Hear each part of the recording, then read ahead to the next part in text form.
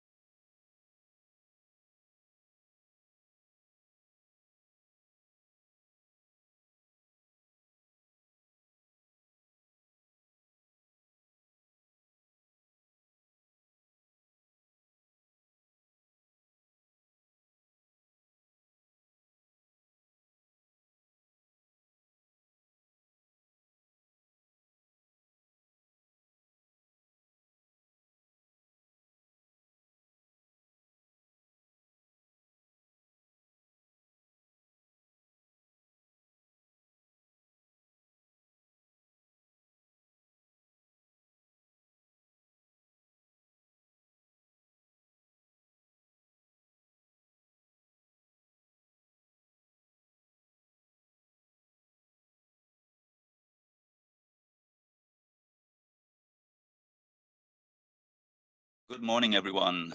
Before we start, I just wanted to show to you, this is the tool we're going to use today. So we will use slido.com. Slido is a platform which allows ask you questions, but will as well be used, and that's most important, for you to ask us questions. In order to connect to Slido, it's very, very easy. You just go on slido.com as written on the left. And for the meeting, you type in hashtag, you see the number there. I just repeated 3256755. I just repeat briefly, 3256755. And you can see here, we already have a small icebreaker question for you to see, to check if this is your first participation to a security research call, Horizon 2020 and Horizon Europe included. So this is just information we leave up to you now, and we will start with the first presentations in 15 minutes. Thank you very much.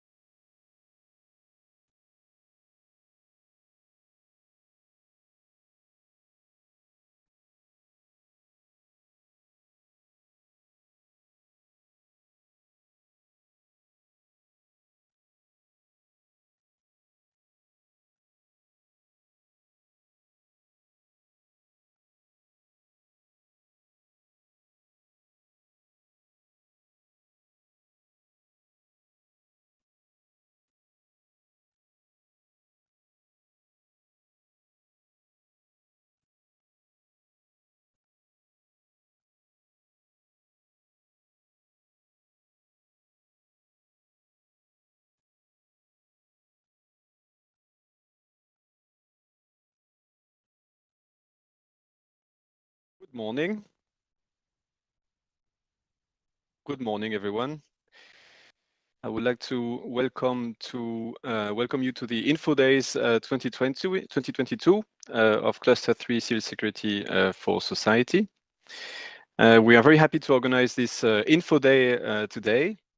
We will be having an intense day, giving you a lot of relevant information for you to be able to prepare offers, proposals in the best conditions. We hope this will be a lively event. We will explain to you how we can interact, and we hope that we will be able to cover all aspects that are relevant for your proposals.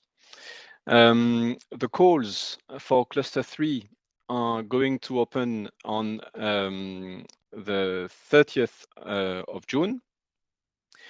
The cybersecurity call will close on 16 November, while the other calls, border management, resilient infrastructures, disaster resilient societies, fighting crime and terrorism, and strengthening security research and innovation, will close on the 23rd of November.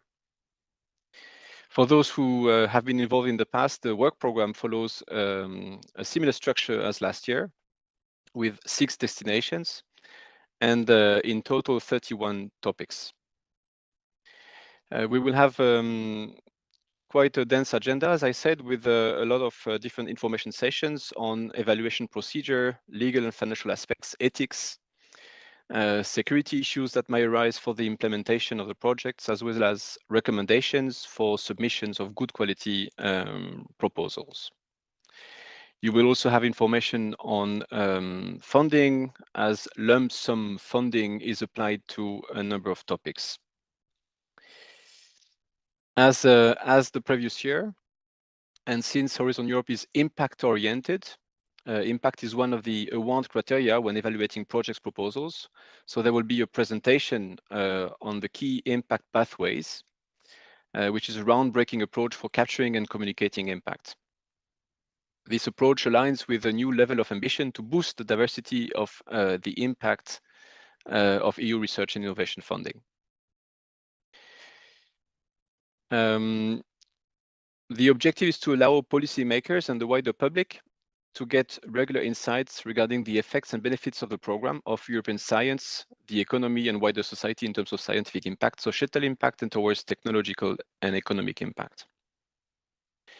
There are also other cross-cutting novelties in this work program, in particular social science and humanities, also called SSH, and gender equality plan. All this will be explained today. I am very happy to also host in this meeting our EU agencies Europol and Frontex, who will soon present you the role of the agencies in supporting the Commission and the Member States in the research agenda setting and contributing for closing the gap between research and practitioners. After the lunch break, there will be presentations on the topics of the 6 destinations, which will further explain what has been written in the topics and some tips of what needs to be avoided and what needs to be done. The event today is live streamed and will be recorded, and we will invite you to use Slido, an app which will be useful for the Q&A parts and allow useful interaction.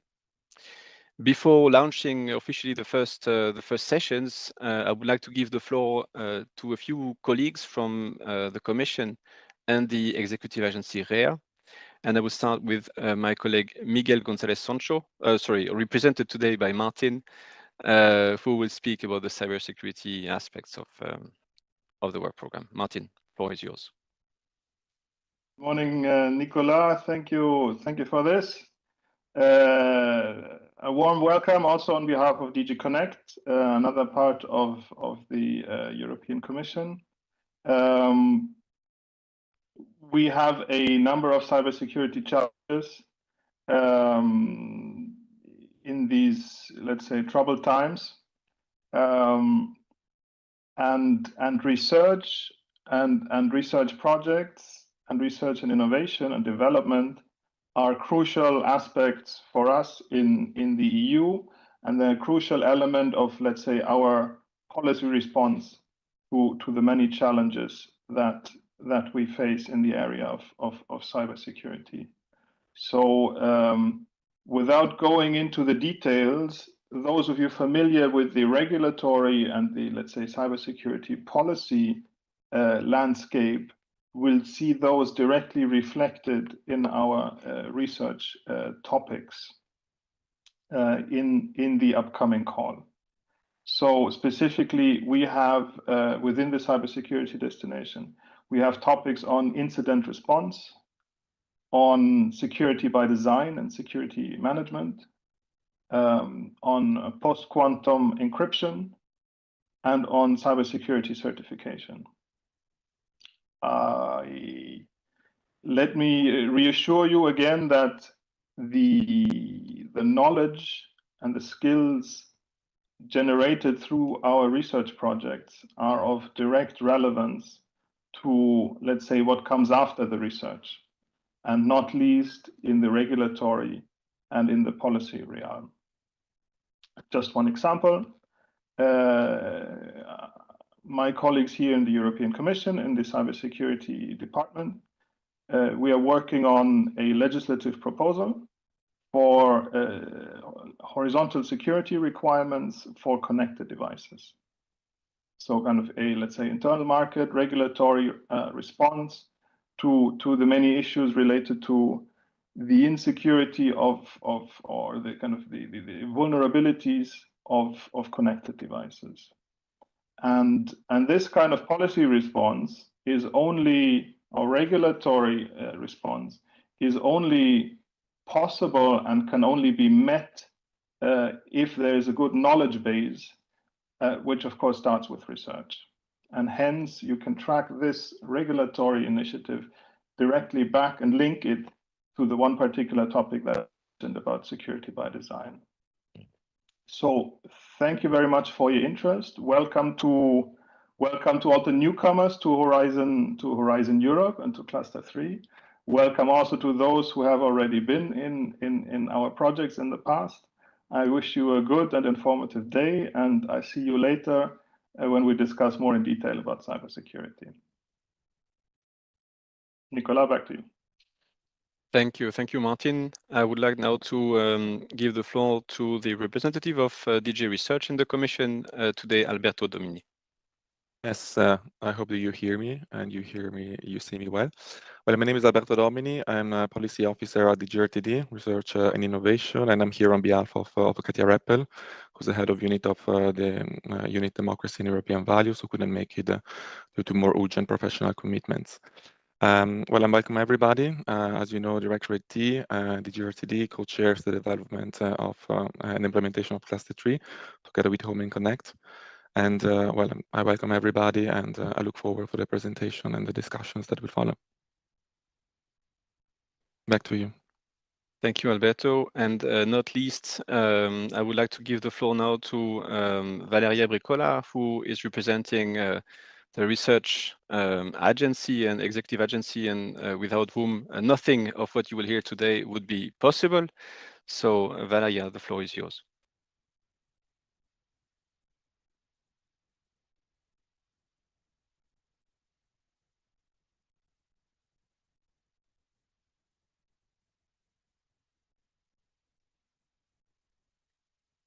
We will be fixing a sound issue in a minute so that Valeria can introduce herself.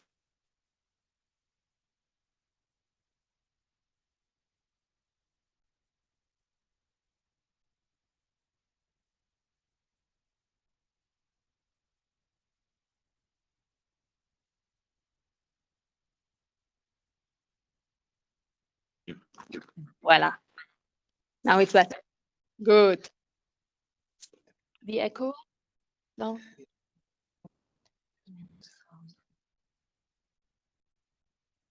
Try now. Okay. There we go.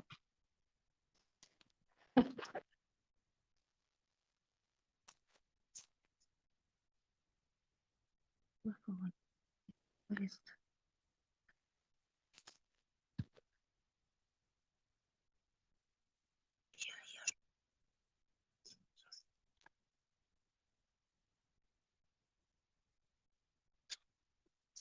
Voila, and now better? Great. So after this small hiccup, we are live. Good morning to everyone from my side as well. I would like to welcome all the potential applicants to the Civil Security for Society call for proposal. My name is Valeria Bricola. I've been working in security for quite some time, and I feel honored this morning to be here with you as newly appointed head of the Unit Security Society of the Research Executive Agency that, as Nicola mentioned, implement part of this work program. I will not repeat what the colleagues of the Commission said before me, and I will not make a summary of the following presentations. You will see they are quite exhaustive and detailed, but allow me nonetheless to put the accent on three main aspects of this work program that I would like to share with you. The first one is that our program is challenge driven. What does this mean? It means that through the output of your project, we want to respond to the needs of the European citizens, to the needs of the practitioners, the real practitioners working on the field. And practitioners is the second keyword, the second aspect that I would like to mention, because their presence in your work is fundamental. This is why the Commission has introduced the obligation in many of the topics of this work program to include them. So pay attention to the additional eligibility criteria that you have detailed there in the work program. So on one hand, we have a work program that is needs-driven. On the other hand, we have the compulsory participation of the practitioners. These two aspects combined will make sure that your work will really make an impact on the European society. And indeed, society is the third aspect that I would like to mention. This program is highly technological. There is a high technological and scientific component, but please do not neglect to involve the civil society in your work. How, for example, through the involvement directly in the consortium that you are forming of civil society organizations, for example, or through the creation of dissemination working groups that can disseminate your work to the public at large. Well, I think that these are the three main points that I wanted to make. A final recommendation, make good use of your national contact points. NCP are excellent. They are doing great work. We met them yesterday, so they are fully ready to help you out in the next few months. So on this, I wish you a very productive, fruitful, and hopefully truly informative information day. Thank you, Valeria. We will now go to a session on the general information on Cluster 3 in Horizon Europe. And I will now hand over to my colleagues Christophe Castex and Christina Longo from REA in the unit in charge of implementing a large part of this work program. So just very briefly, I'd like to inform you that we will be using slido.com today. So you can see here, to connect to slido.com, it's very, very easy. You do type slido.com in your browser, and then you type in the hashtag number you see there on the left. So it's 3256755. And we will use, one second.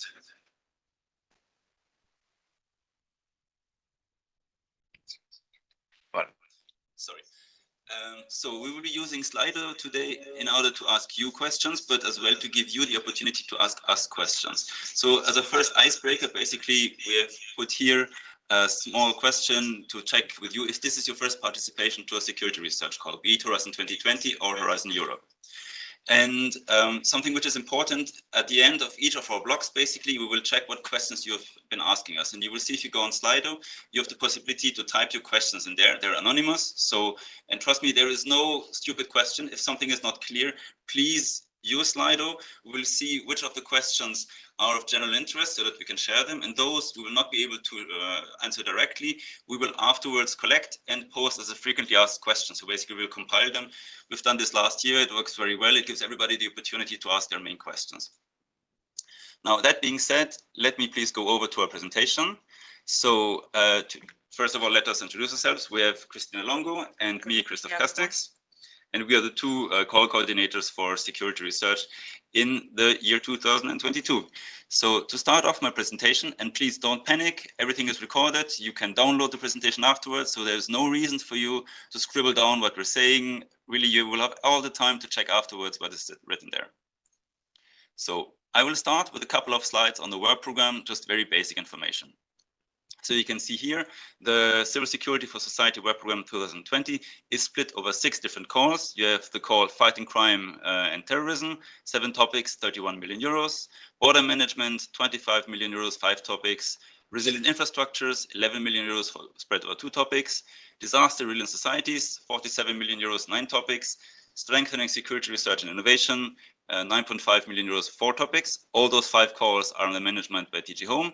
And last but certainly not least, the increased cybersecurity call, which is on the ownership of DG Connect, 67.3 million euros spread over 4 topics. Now, I would just like to highlight a couple of basic principles, knowing I will not read those slides to you because it's just a very basic information on how the work program is structured. You see, so you have scope, you have an expected outcome, you have an expected impact, you have the type of action and the topic budget. And something I would like to highlight there is please do take the time to look at the work program, really read everything which is relevant to the topic, knowing that not everything is directly in the topic text. You need to look as well a little bit in the call conditions. In the call conditions, you will see the budget for each of the topics. You will see if there are joint ranking lists.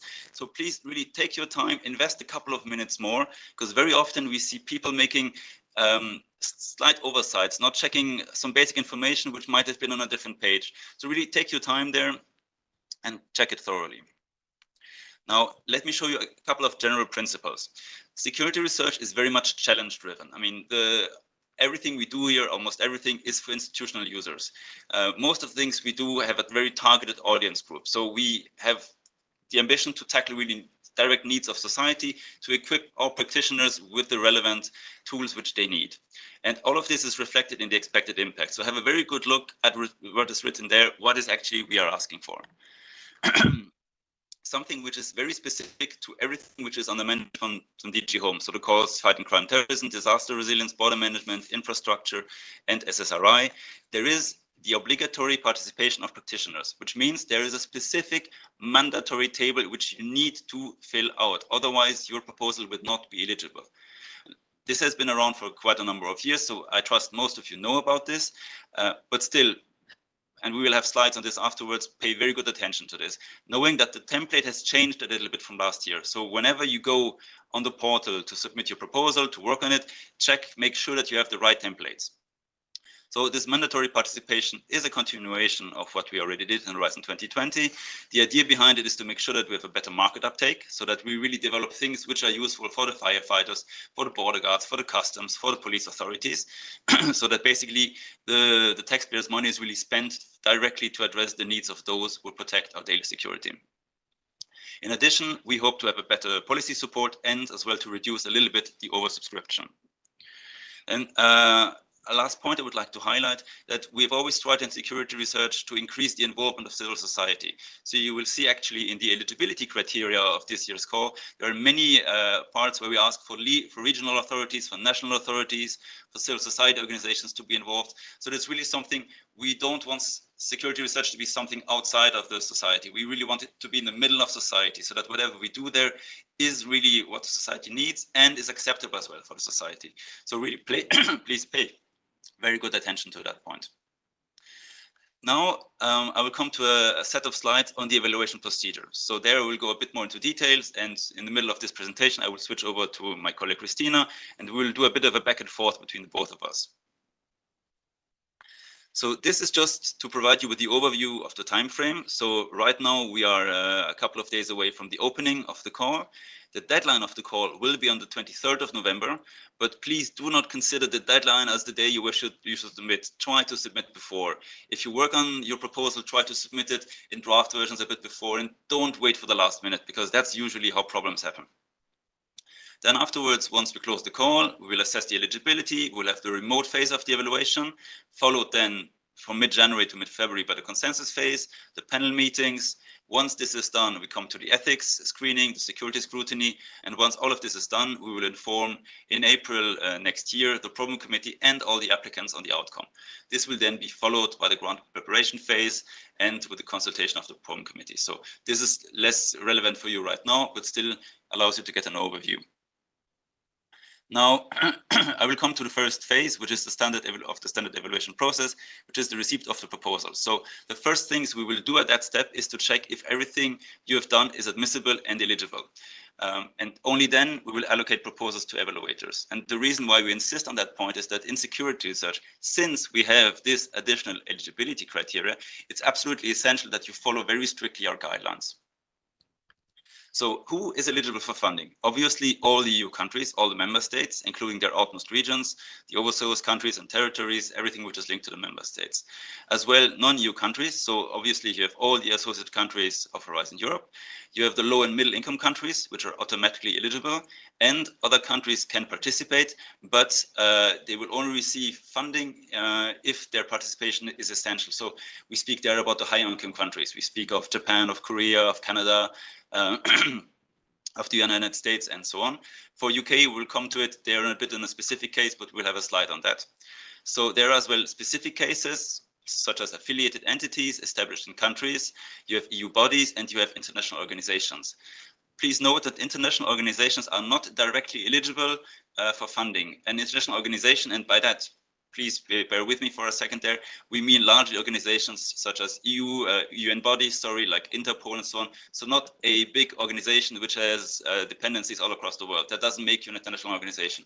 So there, it's very important that an international organization really highlights why they are essential, why they bring in something else which nobody else brings in.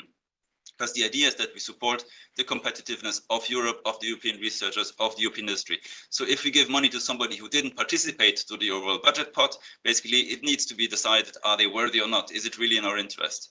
And I would like to highlight there is one specific case in the cybersecurity part where there are some restrictions there, but I will come to that in a later moment.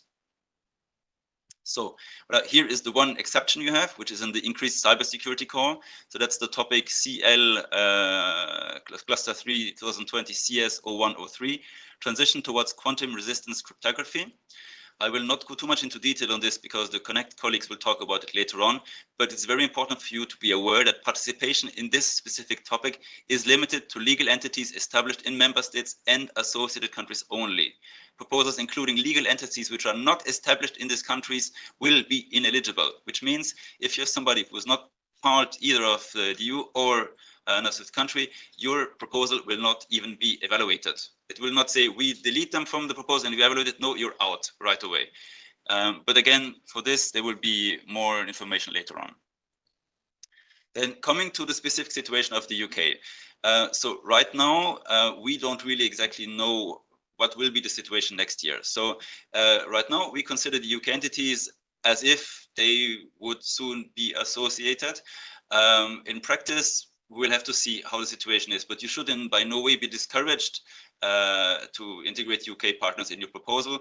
The way it currently works is that the UK government on a rolling basis checks all the calls which have closed, and then they decide if they cover the cost of UK entities, because right now they're not getting money from us because they're not part of Horizon Europe, but the UK government covers them. So check on a regular basis what the UK government is posting on the website of UCRI. There you get all the information, and check regularly as well what is on the portal. So I cannot give you something binding what the situation will be next year. That's really something you need to check on a rolling basis. Now, what activities are eligible for funding? I will not go too much into the slide. Just the main point for us is that activities must focus exclusively on civil applications. I will not go too much in the points we have below because those are largely related to genetics, to embryos and so on. So that's really not our business in security research. Really the main point for us that you really focus exclusively on civil applications. That is the one key point you need to be aware of, but we will have a dedicated slide on this later on anyway. Then coming to the general eligibility questions, so concerning the consortium composition, the very minimum is that at least one independent legal entity established in a member state and at least 2 other independent legal entities, each established in a different member state or associated country, are part of your proposal. That's one thing, that's the standard. Something new, a novelty in 2022 is the gender equality plan. So for any participant, which are public bodies, research organizations, or higher education establishments from member states and associated countries must have a gender equality plan covering minimum process related requirements. This is not something which we check at the admissibility eligibility stage. This will be for a later stage. And don't worry, you will receive a dedicated presentation from the colleagues from DGRTD on how to address this specifically later on. And there is a lot of information as well available online. So really, you can get everything you need there. So don't panic because of this. It's a novelty, but it's not such a huge burden. Now, something I would like to highlight, and which I mentioned before, are the additional eligibility conditions. So the participation of practitioners, as I mentioned before, is mandatory in almost all the DG Home calls, with the exception only of 2 topics in SSRI, so SSRI 01 and 04.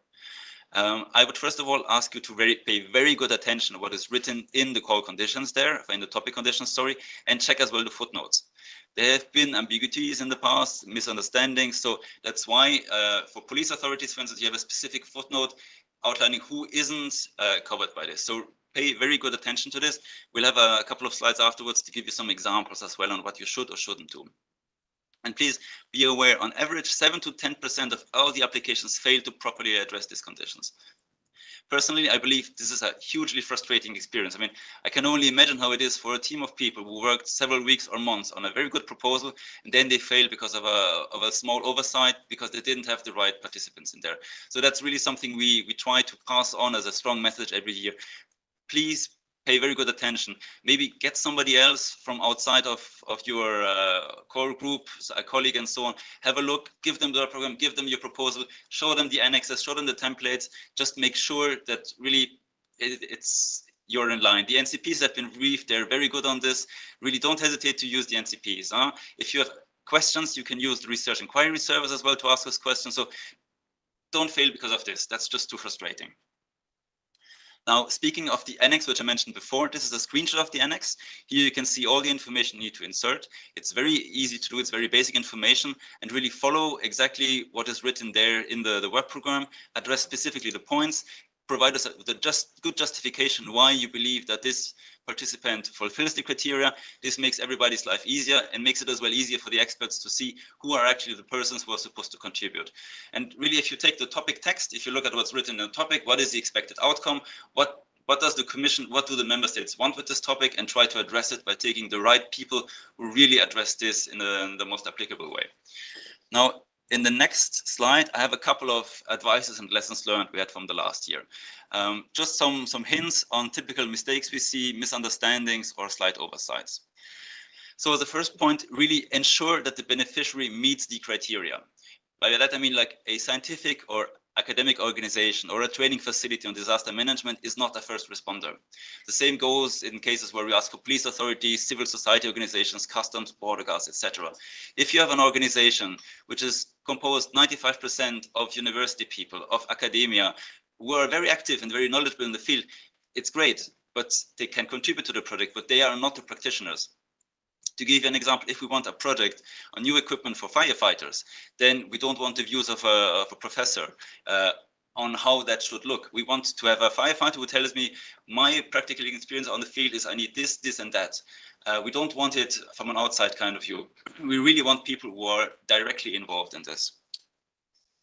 Please ensure as well that the minimum number and types of countries are met and that all categories are covered. So if we say at least 2 authorities and 2 forensic institutes from 3 different member states or associated countries, make sure that you cover all those various fields, that you have the right number of member states and the right number of diverse groups being represented. And that's quite important, because you will see that many topics ask not for one, but for two different types of practitioners. Then please ensure that the right level of beneficiaries is represented. We had quite a few cases in topics where government entities are asked for at a national level. Then please do not come with regional organizations. You can say a regional organization depends obviously from the national ministry and so on. You could always argue like this, the same way as you can say the head of the military is de facto always a civilian. It can be the head of state or the Ministry of Defense, but that's not what we want. If we want a national organization, take a national organization and not a regional one. And then, as a last example here, different departments or services of the same entity cannot fulfill two criteria. So if both law enforcement agencies and first responders are asked, you cannot have one entity that covers both. That's really important. Each entity can only fulfill one criteria, because if we want 4 organizations to be there, we don't want 3 with one covering 2 different sectors. So that's just to give an example on very typical mistakes we have seen in the past. Then admissibility, there are some general admissibility conditions. So the applications must be submitted before the call deadline electronically via the funding and tenders portal. And applications must be complete, readable, accessible, and printable, including a plan for exploitation and dissemination of results, unless provided otherwise in the specific call conditions. And something to highlight there, every year we have a couple of very unfortunate cases where people wait for the last minute, then the Wi-Fi breaks down, they realize that they didn't save the files in the right format, they cannot submit properly. All those little issues. So please avoid this, submit a very good and stable version before, test if the system works, check if you have any issues, check if you've submitted all the templates, check if all the annexes are in line, if everything is in order. As well, the proposal page limit. There has been a reduction in the maximum length. RIAs and IAs, for these type of actions, you have 45 pages, and for CSAs, 30 pages. Be aware of this from the beginning. Don't realize 2 days before you have to submit that you have 10 pages you need to cut. Otherwise, this will be a mess. Now, on the next slide, a couple of points to highlight. This is just a cut and paste from the template to a very large extent. Almost everything is there is written in the text. And the reason why we're showing this is every year people try to circumvent a little bit the rules. We have clear indications on the font size, on how much margins there should be, and so on. And quite often people say, the Gantt chart is not covered by this, so I can make it in font size 4. People can zoom in on the screen. If you do this, the Gantt chart will be ignored. And if a proposal has no Gantt chart, basically you can imagine the dramatic effect this has on its credibility.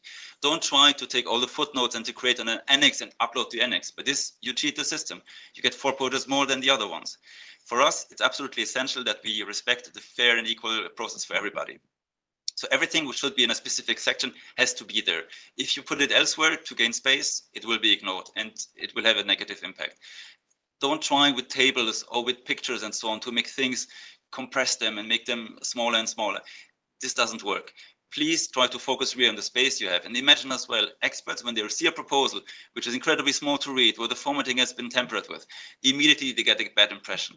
So really, the templates are there. I know it's not necessarily easy. I know we ask for a lot of information, but please follow the instructions. It's very much in your own interest. And voila, this is just to summarize. I'll not go too much into detail here. You have the breakdown on everything you have to follow in terms of the font size, in terms of the font type, where everything has to be, carding headers, footers, and so on. But everything anyway, which I'm showing you here, is in the template, so there's nothing particularly new there. But please just do follow it. It just avoids problems for you. And voila, that being said, now I hand over the floor to my colleague, Christina. Thank you very much, Christoph. So let's go ahead with the evaluation process.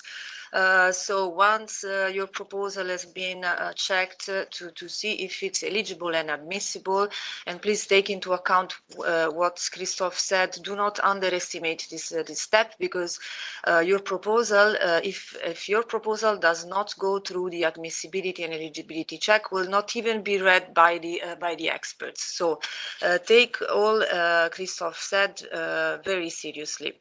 So let's imagine that your proposal has been considered eligible and admissible. The next step in the evaluation process is the allocation of the proposals to the experts. Each proposal will be assessed by at least 3 experts. And then those experts will meet together in a second step this year in January, February, to discuss and to find an agreement, a common position, to decide on every single comment and to define the final score of the proposal. Whatever you receive in the report, every single word has been discussed and agreed by each expert in the room. And the experts are the only one in charge of defining comments and scores. Once the consensus phase is over, every proposal got a final score, there will be a panel. What is the panel?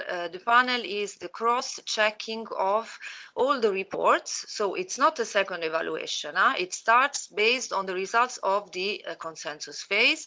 And it is to ensure that there is consistency across the evaluations, because not all the experts will read all the proposals. And we want to be really fair to all the proposals and get the chance to all the experts to read the reports. So once this is done, we have our final ranking. So let's see what the experts do and how they assess your proposal. So most important part is for them is to take into account the 3 criteria that we defined. This is not different from the previous years. So as you can see, the criteria for assessing the proposals are the same: excellence, impact, and quality and efficiency of the implementation. These criteria are not the same for all type of actions. There is a slightly a difference in the excellence criterion. I will show it to you later for different type of action. And this is indicated in the work program. Then for each criterion, we really try to guide the experts to focus on specific aspects to be taken into account. So that we don't miss these aspects in their reports. So for each criterion in the template they use, there are aspects to be taken into account. And very, very important, we always tell the experts not to let's say, evaluate the same aspect twice. So if something is evaluated in terms of methodology, will not be evaluated again and commented again in the impact, even if there is, of course, let's say, a relationship between the two. Even if this aspect is still relevant in impact, it will be judged once, not no more than this. Then, as you know, in Horizon Europe, open science is like mandatory for every application, for every proposal. But we don't have a specific question on this for the experts.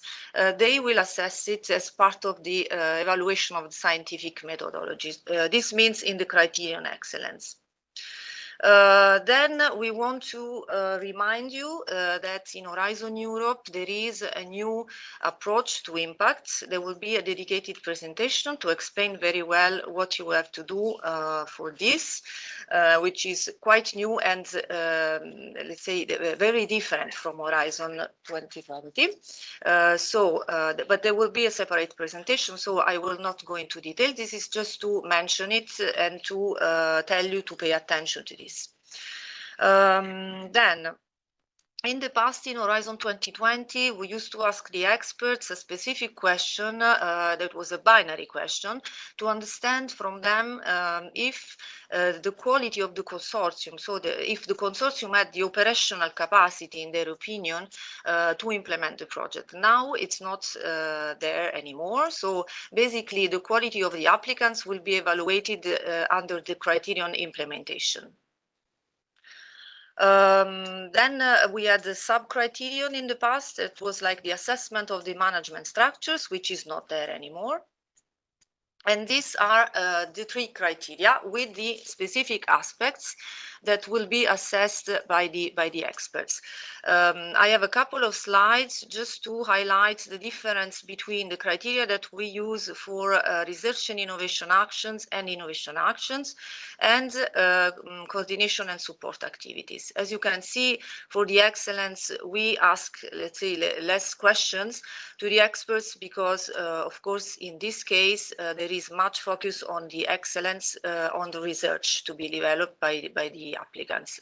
And this is mainly the difference between the two sets of criteria.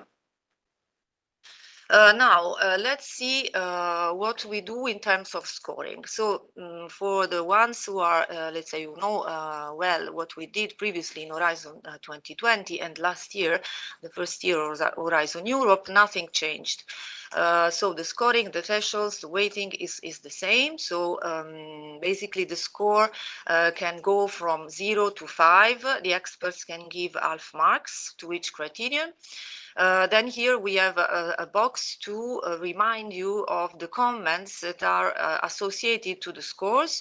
And remember that we always ask the experts first to give the judgment and then from the judgment to derive the score, never the contrary. Then the threshold for the individual criteria is 3, while the overall threshold is 10. Then we have a different weighting just for the innovation actions, where the impact, the criterion impact is given a little bit more importance, let's say, for obvious reasons, given that there are innovation actions. For all the rest, we don't use other way of weighting the criteria. So once this phase is concluded, so imagine the panels are finished, so all the scores and the comments are decided. We have the list of proposals potentially selected for funding and the reserve list in case there is extra budget or something happens during the grant agreement preparation. So we always define a main list and the reserve list. All those proposals placed in the main list and the reserve list, they will go through an ethics review and a security scrutiny. So let's see, for the ethics review, why do we do this? Because we want to be sure that all the activities funded by our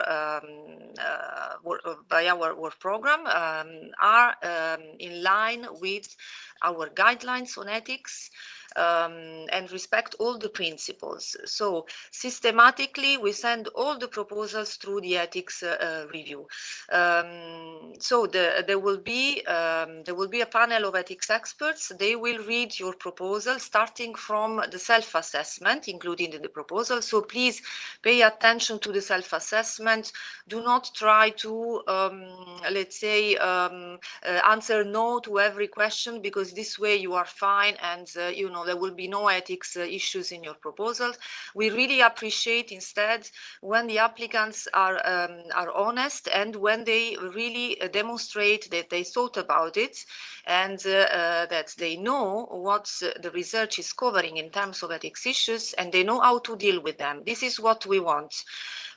So this will be assessed by the ethics experts. So if there is something there that is not well covered, they will define new requirements, but this will be done. This is the difference compared to Horizon 2020, only for complex and serious cases.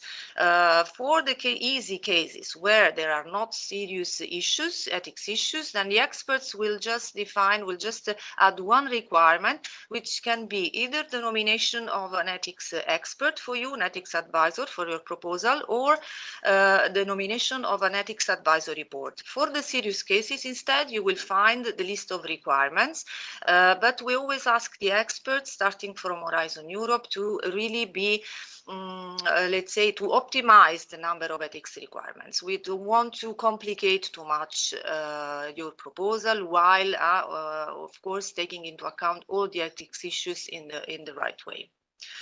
Then when this is done, the proposal will go through the security scrutiny. I guess there will be a dedicated presentation on this, so I will not go too much into detail, but of course the same concept as for the ethics. We want to be sure that what information that needs to be classified is classified. Information that must be only shared within the consortium and with the Commission is dealt with appropriately. So even in this case, the security experts will start the assessment based on your self-assessment. So again, pay attention to this part.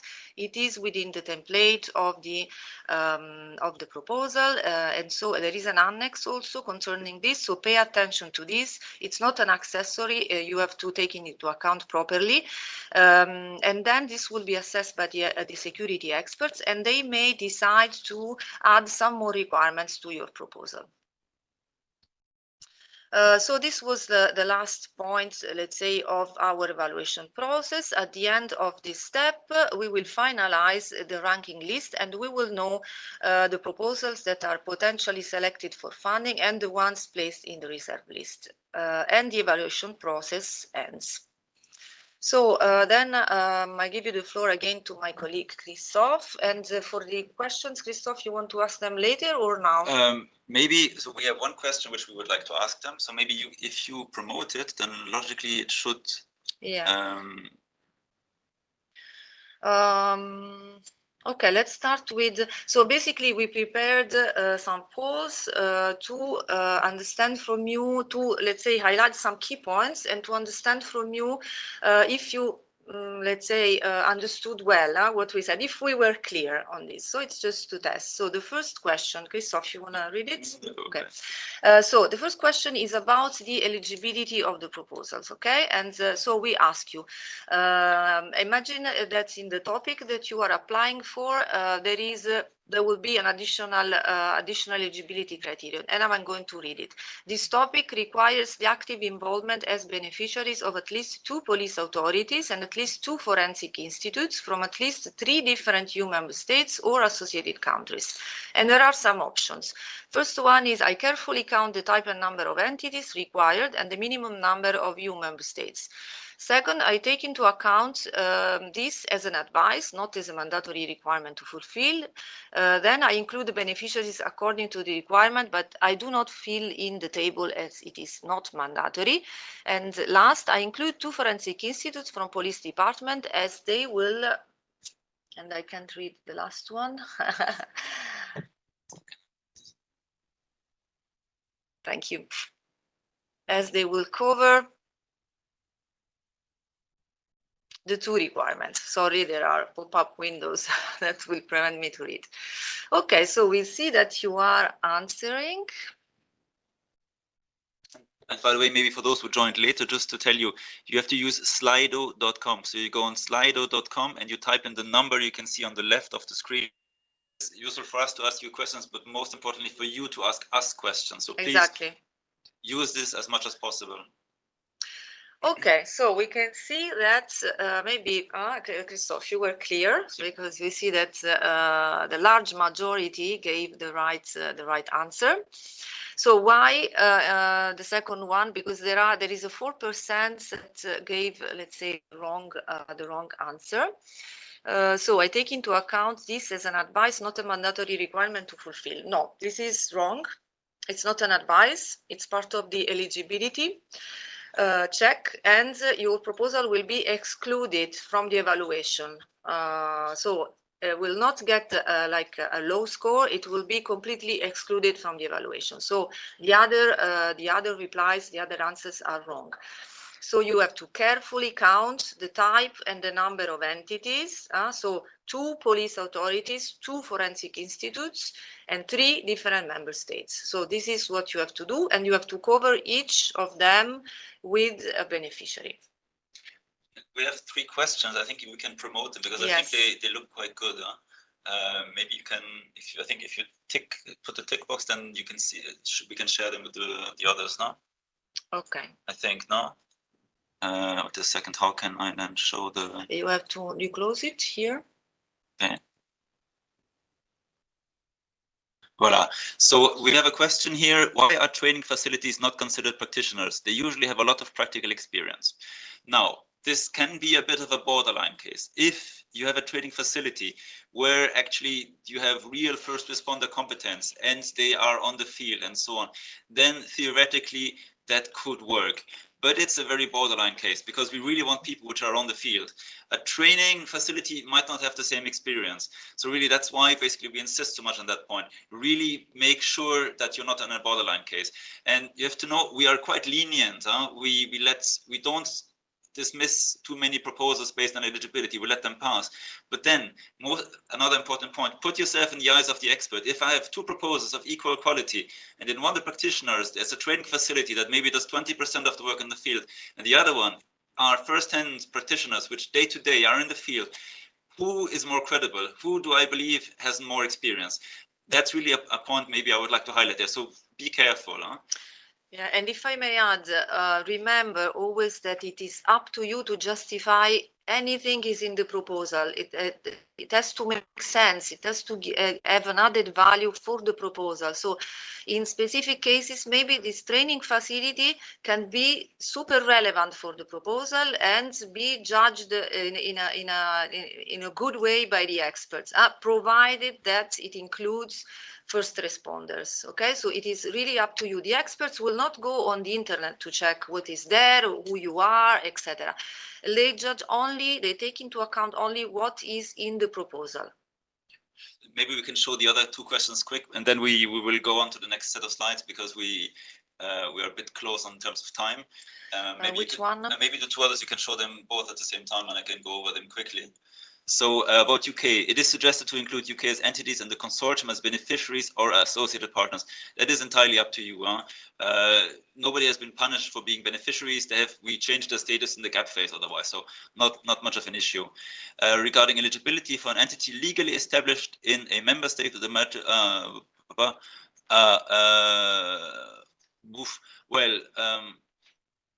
well, a mandatory investment in a practitioner from a US company, I don't see how this would work, to be honest. Well, I mean, that's a very specific case. Maybe if you have a specific question on this, you could send it to us via the EDC and we can have a look, but that's a bit too specific. You have to consult the legal office. That's too specific. So maybe I would suggest maybe go back now to your slides. Voila. So this next set of slides is some cross-cutting aspects. So here I'm just gonna show you a couple of the overarching points, all of which must be considered. So you have the open science across the program, you have the gender dimension in R&I context, social sciences, the pathway to impact, measures to maximize impact, do not significant harm principle, and artificial intelligence. We have slides on each of those points. Some of them are not particularly new. But still worth to highlight. So open science across the program, which means open science is an approach based on open cooperative work and systemic sharing of knowledge and tools as early and widely as possible in the process, including active engagement of society. You need to describe the impact in your proposal, and I will have a specific slides on this in the impact pathways later on, so I'll not go too much into detail on this. Then on the measures to maximize impact, dissemination, exploitation, and communication. Just to highlight, this is often something which is a bit neglected and often then unfortunately punished by the experts because it's not something you should take lightheartedly. It's not something you add at the end. We really try to have the maximum impact on society through our project. So it's really important for you to showcase what the added value is. And dissemination, exploitation, and communication are three very different things. There are very clear guidelines on this. I'm not going to go too much into detail because we don't have that much time, but really follow this closely. And you have to think as well, we need to justify the taxpayers' money we're spending. We need to really clearly showcase why security research is useful. So basically by working on this, you create as well a future job for yourself. Huh? Then on artificial intelligence, there are several aspects to be taken into account, and Christina will come back to this a little bit later on. There are several aspects, so you need to pay due diligence regarding the trustworthiness of the AI-based systems and techniques used or developed in projects. That's one point, but we will come as well to the robustness of AI at a later stage. Now, something which we already had last year, but which is a bit of a change compared to the past. The gender logic has been reversed in comparison to H2020. In H2020, topics which are relevant were flagged. Now it's the other way around. Only some topics are flagged not to be gender relevant. This concerns only those 6 topics here. Everything else is gender relevant. And I would like to highlight this is often a point, again, that applicants neglect. This is always spotted by the experts, and it often has negative impact. So really take this into account, make it really, when you work on your project, take this well into account, explain what you're doing and why you're doing. And if you believe that gender is not relevant for your proposal, it can fly as long as you very well explain it. So it can be that your technology is completely gender agnostic. It makes no difference, but you need to explain this very well. SSH, social sciences and humanities. Here we have the classical logic. So you see all those topics here are flagged to be SSH relevant. There again, you need to showcase how you take this into account, make it clear in your proposal. This will always be commented. For all those topics, there will always be a sentence on SSH. If you don't take it into account well, you will have a negative impact because of it. Then international cooperation. These are just suggestions in a certain sense. There is no specific budget set aside. There is no structural cooperation as it has been in the past, for instance, with Japan. So there is nothing strong in place there with joint calls or joint budgets, but still all those topics which are flagged there highlight international cooperation. So basically it's for you to see where does it make sense, how can I bring in international partners, and how can I justify their presence. And there again, make sure that whoever you get in from an international point of view is bringing in enough if they're from a high income country so they can actually receive funding. So what you need to see there, but you will see in the topic text, there's always a very clear intervention logic for international cooperation. Now, for the lump sum topics, I will not go too much into detail on this because you will have a dedicated presentation afterwards. Main point for this is that for those 6 topics, there is an additional Excel file to download and then to upload. And do not take this lightly. It is a considerably piece of work. You need to insert quite a lot of information in there. So don't leave this for the last minute. And it's absolutely essential that you do this properly. The general idea behind lump sum topics is that during the reporting phase, we will not pay you by going through each of the bills, but we will assess, has the work been done? And then basically we give you the money and we don't look into every single detail. Obviously, there will be audits. So if people get creative in terms of accounting, it will still be spotted. So take this into account, but take it well into account as well that the budgeting you have for each work package is credible and makes sense. Because experts will assess this. So if something is completely overinflated, expert might say, oh, this work package, 20% too much budget, reduce it by 20%, period. And this will not be negotiated because this is the verdict of the experts. So very, very important point for you to be aware of. That would be it from this set of slides. I don't know if there are some questions. Yeah. Maybe we can see. So the first one is this. You can go maybe on Slido. See. Okay, so someone asks, does it make any change if the practitioner is the coordinator or not in terms of acceptance of scoring of the proposals? As we said before, okay, it's not a problem, but it has to make sense in your proposal. As I said before, whatever is in your proposal must be valid, must have a value. So we don't have any specific rule on the fact that the coordinator must be a university or any other type of entities, can be a practitioner, but it has to have an added value or a value. It must be the best choice for your proposal. That's it. Then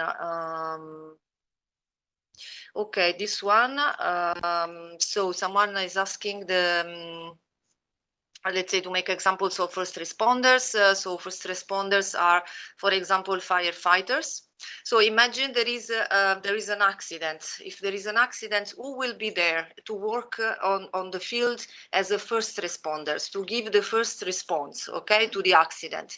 Firefighters, medical teams from the ambulances, for instance, but also police. Police is also first responders if, like they intervene in the scene. So whoever is responding immediately to the crisis. Okay, this is more or less the definition. Then maybe we can use the poll. Let me see if there is something still relevant. Okay.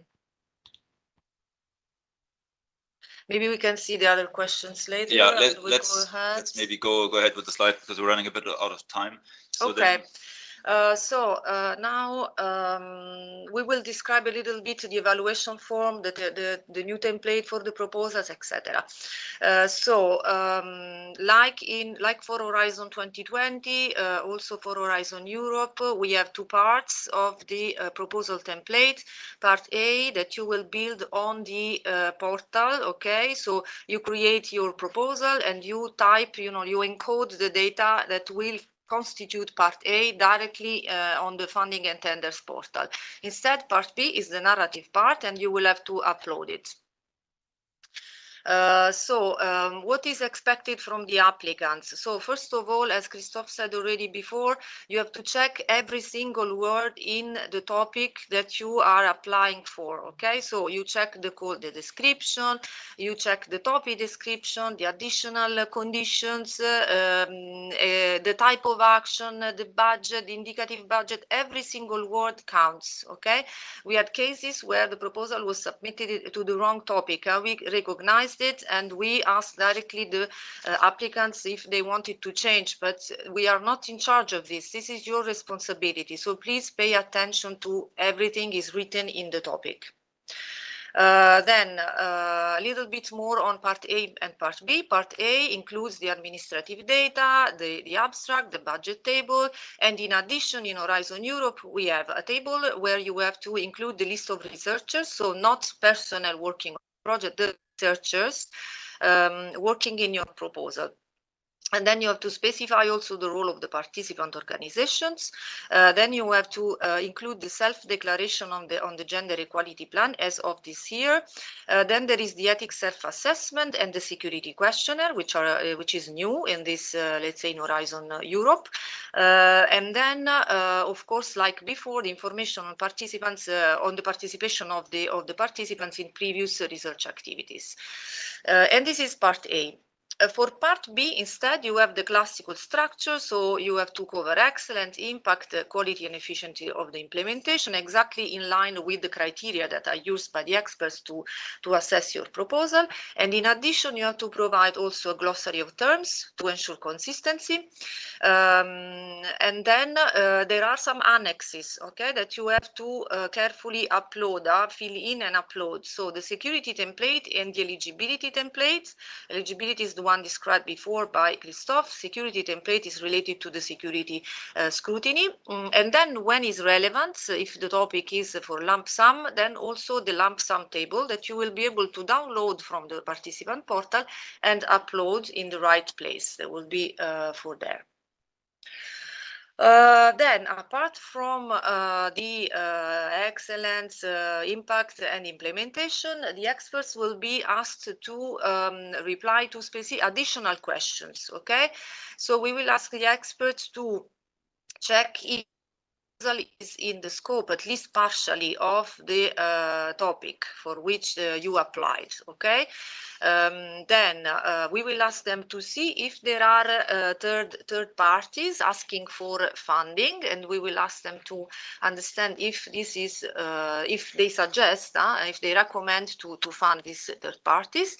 Then we will ask them to check if there are activities that are not eligible for funding, if the proposal has an exclusive focus on civil applications, and then a question about artificial intelligence that I'm going to present soon. So first of all, I will focus here on the most important points for us for security. So first of all, dual use exclusive focus on civil applications. In the past, these aspects were assessed in the ethics review. Now the ethics experts do not take this into account anymore. This is evaluated by the scientific experts that will, throughout the proposal, they will read all the proposal and they will see if there is exclusive focus on civil applications. So it's not mainly focusing on exclusive on civil applications. So you should never, let's say, target military purposes, objectives, or anything that is not civil application. So for dual use, this is not a problem. Okay, there will be a declaration and that's it. It's not a problem if you include dual use technology,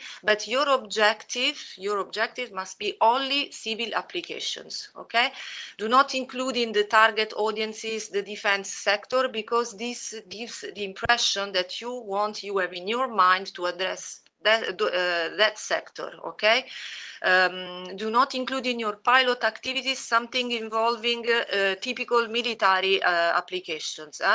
However, it is not a problem to have representatives from the defense sector, but they have to be used for civil applications in the proposal. Then we ask the experts to express their opinion on the request for exceptional funding if there are third countries and international organizations.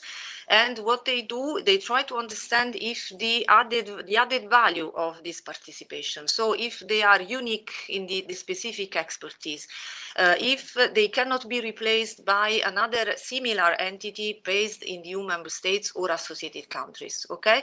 And they are in charge of this. They decide, they suggest if they can get funding or not. Then artificial intelligence, last additional question. So if you include in your proposal elements related to artificial intelligence, machine learning, and so on, you have to spend few words to convince the experts that your solution is robust. Okay, so there should be something mentioning, not like a long chapter, but you have to be convincing with the experts that your solution has technical robustness. If you want to understand more what the European Union means with technical robustness, there are guidelines available on the internet. We can also include them in this presentation later on as a link to read what we mean with this. And few words, but convincing will be sufficient, because if the element is there, they will be requested to give their opinion on the robustness. Not being able to assess this is not a good point for your proposal. Final tips. So very, very briefly, because we repeated this many times already. So check carefully the admissibility, eligibility conditions, especially the additional one. Read carefully the topic description. Every word is important. Then use the proposal templates, follow the instructions, and do not forget the annexes. Do not cheat, do not upload other annexes, including substantial parts of the proposal. This is not acceptable. Then keep in mind the award criteria and what the experts are going to check in terms of aspects. Respect the page limits, describe what you want to achieve and how you want to do it. So everything must have a value in your proposal. You don't have so many pages, and you have to be really be concise but convincing. Okay, then choose the consortium based on your project needs, not just based on friendship. Every single partner must have a clear role and responsibility in the project. Describe carefully the impact. This is a very important point. It's new, it's quite complicated because it's new, so there will be specific presentation on this. And then please submit your proposal before the final deadline, not at the very last moment. So that's it for this part. Maybe we can see some questions or to... Maybe I would, because we're a bit late, so maybe I do the slides for the impact pathways, and then we see how much time we have for questions later, so that we don't impact the other ones later on.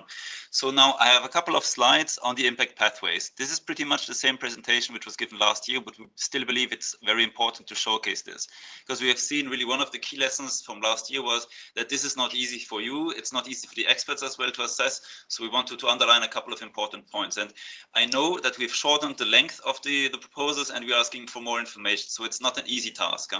So maybe just to highlight what exactly we are looking in when we come to the impact pathway. So there are two aspects. You have the impact logic, so the key impact pathways framework, which is a bit what do you want to achieve, and then the practical implementations, so the project pathway to impact. So how do you want to get there? And in this flowchart, you see a little bit the logic which is behind all of this. So the idea is impact design. So what do we want to achieve from the side of the commissions? What are the ambitions of the various clusters, the destinations, and the missions? Then how do you, at implementation stage, then afterwards in the work programs, how do we translate this into the topics? How do we specifically say what we want to achieve? Then it's for you in the impact tracking and evaluation to see how do you actually want in your products to implement this. So really the idea is that this fits into each other on a rolling basis. And maybe on this slide to highlight some very, very essential aspects you need to account. So first of all, it needs to be credible. If you need to really clearly say how do you want to achieve the expected outcomes and how do you want to meet what is asked for in the work program. and the likely scale and significance of the contributions due to the product. So the idea is really, how can you clearly demonstrate in your proposal what you want to achieve, how this is really helping to the larger overarching goals, and they're trying to be as concrete, as precise as possible. If you have figures, if you have percentages, really clearly make this obvious, and don't be over ambitious. It has to make sense. If an expert sees something which is clearly not feasible in the amount of time or with the money being made available, you will be punished for it. So really, it has to be use common sense to some extent as well, and try to be as clear as possible. And as well, the suitability and the quality of the measures to maximize the expected outcomes and impacts will be very much assessed. And there you need, again, to look into dissemination, exploitation, and communication activities. So you really need to make it clear. And that's why we come back to the point we highlighted before. If you want your impact to be credible, you need to have a good dissemination plan, a good communication plan. You need to make sure that what you want to do will reach the target groups, that you will communicate it to the citizen as well, that it really makes sense. That's really the most important point.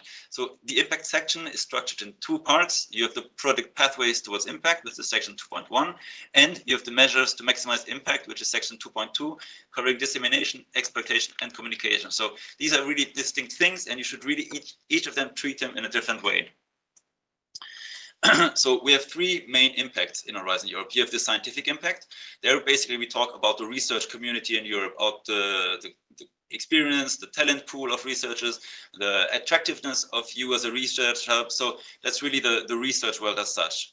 Then we have the societal impact, which is more about what do we want to achieve in terms of policy, how do we want to make, in our case, for instance, our European society more secure, how do we want to protect ourselves against possible threats, how do we want to involve society more, how we want to integrate society in our projects, how do we want to tackle the sustainable development goals, all these aspects. And then obviously you have the economic impact, which is how do we support the competitiveness, how do we make sure that Europe doesn't fall behind, how do we make sure that Europe stays a hub of innovation. So these are the three main points. There are other more detailed slides on this, which I'm not going to show now because we don't have that much time, but for each of those impacts, you have sub-points which detail it a bit more. But everything on this you can find easily online. The presentation I'm showing to you is a standard presentation of TGRTD. There's a lot there's a lot on YouTube as well, so you can find a lot of information and help there.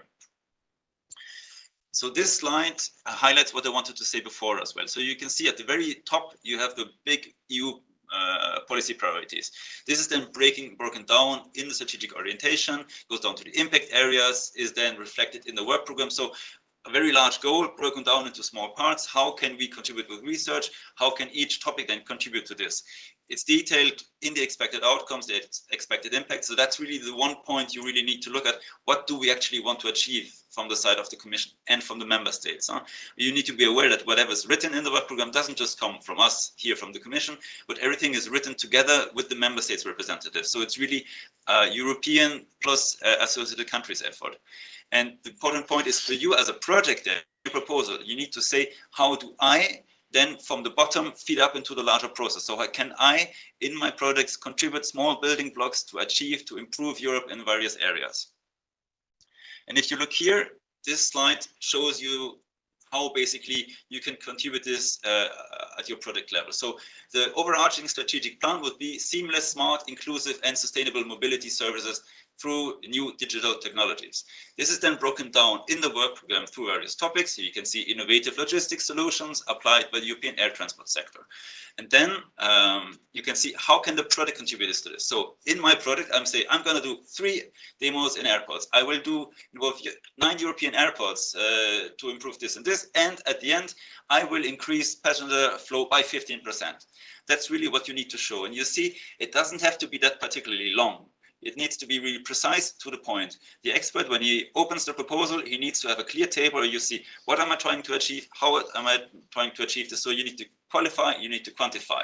That's really important, because we have seen people who make very fancy tables, but there is absolutely nothing concrete in it. It needs to be clear, it needs to be tangible. So the expert, when he looks at it, in a minute, he can see exactly what this is about. And then here, basically, you have a breakdown of what I was saying before on the measures to maximize impact. I'm not going to do too much into detail because most of this has been said before, but you have, again, everything related to dissemination, exploitation, communication. What are the differences? Who do you need to address? Who do you need to target? How can you actually really show what I'm doing meets the needs? How can I make publicity for me? How can I make sure that there's an uptake for this afterwards? So it's really, you need to make all of this a key essential part. And if you follow the structure, if you follow each of those points there and see how your product can feed into this, then you should be good. But really take this very much into account and focus on what is written in the work program. Especially for security research, you will see that almost in every topic you have a clear link to a policy initiative, be it from DG Home, be it from DG Taxi, from DG Move, from DG Echo, from DG Mare. There are many policy priorities which are very clearly outlined. So really, if you focus on this, there's enough. You don't need to go way beyond what is already written there. So that's it indeed. So now we can maybe switch over. Yeah, to very quickly. If you go on Slido. Okay, so first question, do proposals on the reserve list ever get funded, and if so, how often? It happens, not so frequently, but it happens. I can give you an example. In the past, a proposal didn't pass the ethics review, and it was an example, so some more funds were available, and the Commission decided to fund another proposal. In some cases, something can go wrong during the grant agreement preparation, and or let's say more budget can be available, but this is not really, let's say, very frequent. Then another question, is it necessary to include letters of support or similar for a proposal? No, it's not necessary. If you want to include them, you can, but really it is not requested by us. Then would you recommend to foresee the involvement of ethics experts in proposal project? In this point, I would say that you should involve an ethics expert from the beginning to check your research and to identify if there are ethics issues, first of all. And then this expert will tell you it's better to have an ethics advisory board, it's better to have an ethics expert advisor for the project, or he can just, let's say, take into account, prepare section 4 on ethics very well, and this will go through the ethics review quickly and with no more requirements. So yes, from the beginning, to read the proposal. Then someone is complaining that we are not quick enough with the questions. Sorry. Then maybe you want to do this, Christoph? The part A for the table of researchers, that's asked for everybody. And it's very important, by the way, because maybe we said this in the past, but we didn't highlight it too much today. In case of absolutely identical scores, actually the gender balance among the researchers is the tiebreaker. So there it's absolutely essential that you take this very well into account. So you need to fill it out and you need to make sure that you have a 50-50 balance in terms of gender balance among the researchers only. So we don't want 80% women, 20% men, we want 50-50. The closer you get there in terms of equal scores, the higher chance is to get funded. So take this into account and take it into account in the beginning. Don't realize 2 days before the deadline, oh, damn, I have only 2 women on my proposal. That's not how it should work. And in any case, this will not be appreciated by the experts. Okay, then someone is asking to display the slide related to minimum eligibility criterion, but this is really on the portal for the minimum eligibility criteria, and for the additional eligibility criterion, you have to read the topics because they change topic by topic. So there is not one slide on this. It was just an example. Example. And all the slides we showed today are available. You can, first of all, the live stream is recorded and will be posted, and the slides will be made available. So if you missed something, no panic, everything will be available to you. And the last one, this is also interesting. Background experience in defense can be really relevant. Is that also to avoid? No. As I said before, it's not to avoid. You have to avoid to include in your objectives defense, let's say military applications. Okay, then if you want to involve someone with defense background, okay, it's not a problem, but he has to work for the project to address only civil applications in the proposal. Maybe you can promote this one here as well. So the security templates, if you go on the funding and tender portal, you will see there's a zip file you have to download, and the security section template is there. So it's very, very easy to find. You just need to click there. And if you need the guidance papers are online as well. So if you go on Horizon Europe, security scrutiny, in order to make a self-assessment, everything is there, and there's a lot of stuff available. Then where can we find the presentations of this meeting? But we will post them afterwards on this website, and we will disseminate them as well to the NCP. So there will be many ways to receive them, but we will post them as well online. So it will be easy for you to find them. Then where do I find ethics experts? Where you find all the experts? I mean, how it's the same kind of a selection process. So we don't have, we can't suggest any names, let's say, but I guess that it will be like finding any other kind of experts. Then maybe we can use the policy sticker too. Yes, if we have time. Yeah, we have like a couple of polls for you. Okay. Go ahead, Christophe. So we prepared 2 polls as well for you now, which we can use since we have a little bit of time left. So how do I implement the formatting conditions? So I use the recommended font size as indicated in the proposal template. However, this does not apply for the font size included in pictures. Second possible answer, I remove all the footnotes and references and add them to a separate annex into the proposal so that I can save space. Or I ask a colleague to read the proposal to cross-check if it is legible, including headers, footers, endnotes, captions, and formulas. And let's see if nobody is tempted by that. Okay, we get some replies. It's true as well. It was a lot of information for you today. Yeah, so we have to compress a lot of information. So apologies if sometimes it was a bit much, but we have a lot of information for you today. So well. Voila, so the font size in the pictures is as well covered. So the only right answer is actually to ask somebody to cross-check. So don't think that pictures are not part of this. Huh?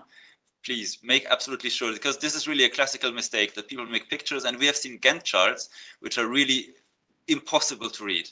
If it's like, if you make a Gantt chart in A4 and then you summarize it to a table which is that big, nobody can read it. So and it really doesn't add to the credibility of your proposal. So make sure, pay somebody a coffee or a bottle of wine or something to have a good look, just to make sure. And really, I can tell you, many experts, many of them have come from an academic background, many are experienced. If they have opened a proposal which is already like ugly to read because people have cheated with the font size, with the spacing, and so on, immediately you get a bad impression. If pictures are incredibly hard to read, it doesn't make a good impression. Just don't try to be too creative on this. Voilà. Okay. So there is still confusion on this. Yeah. On this. See. But really, in the past we've had quite a few cases as well where people got creative with annexes. Just don't do it. It hurts your proposal. You should be able to compress the information in the amount of time and amount of space which is available. Okay, then last poll.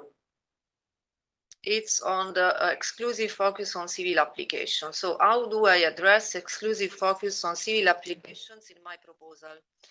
So I clearly indicate that the main focus of my research is on civil applications. I exclude any entities working mainly in the defense sector. I clearly indicate that my objectives and activities address exclusively civilian applications, including target audiences of dissemination exploitation activities, or I exclude dual-use technology from my research. So here I repeated at least 3 times this concept. So I know it's complex, but really we want to be fair also to the representatives of the defense sector. If in that case they use their knowledge, but for civilian applications, they can be part of the consortium. So we do not exclude per se the defense representatives.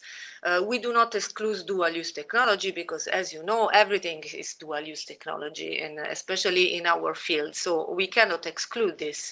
But the dual-use technology must be used for civil applications. So the key word in this case is exclusively. So that's why the second reply is not good, because I clearly indicate the main focus. No, it's not the main focus, it must be the only focus that you have. So the correct answer is the other one, including also target audiences or dissemination and exploitation activities. Okay, maybe we can check if there's a last question from the audience, which Voilà. No, there's nothing particularly new there. So great. And so we all thank you very, very much for your time. And we suggest then to break. We are a little bit early now, actually, but we will anyway reconvene as stated in the planning at 10 past 11 for the set of legal and financial aspects, which will include as well the lump sum. So thank you very much. Take the time now for a coffee break, and see you back in 14 minutes.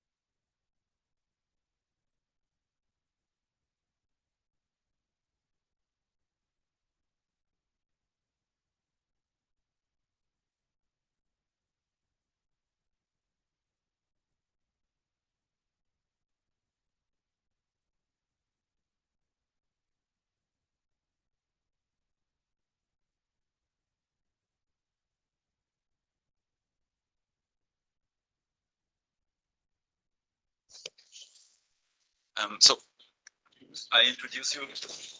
Hello, everybody. So we are back now, and the next presentation on legal aspects will start with our colleague Juan Pedro, who will give you the details on legal aspects. Then there will be our colleague Noor Batal Bertens on financial aspects, and then it will be Benedict on lump sums. Thank you very much. Thank you, Christoph. Good morning, everyone. My name is Juan Pedro Castro. I work in Unit C2, Safeguarding a Secure Society in REA, in the Research Executive Agency. I'm going to speak to you about legal aspects within the context of Horizon Europe and some of the things you have to pay attention. This will be just a bit of a quick and basic introduction. So I will speak about the gap. I will give you an overview of the legal aspects we have to look at when we're dealing with the gap. Then some aspects of the model grant agreement and the innovation that it has brought. Also the registration and validation of beneficiaries, how the participants register works, and how it helps us when registering proposals and signing gaps, and also the validation, how the validation works, and finally a little overview on the third parties that we have right now and how they relate to the main beneficiaries. Now, the gap is divided, as it was previously introduced by my colleagues, by a submission phase. Then there's the deadline, proposal evaluation, and after the proposal evaluation, we enter into the grant agreement preparation phase. That's a time when there are lots of exchanges between the services and the consortium, mainly with the coordinator, when some small details from each proposal have to be fine-tuned and adapted. Some things that were not clear at the proposal time, they need to be specified, and of course all the checks have to be carried out before the grant signature and the start of the project itself. We have a maximum of 8 months between the proposal evaluation and the grant agreement preparation, and this is a time that is that cannot be in principle extended, so we are bound by it. Now, the model grant agreement, this is a template, the legal template that we use when we sign a grant in the context of these calls.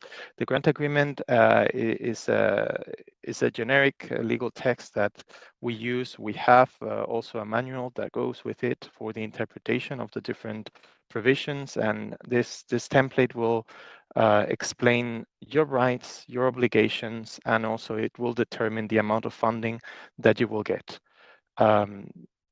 When we talk about your rights, we are talking about the right to receive the funding foreseen at the time of the grant agreement proposal and the evaluation.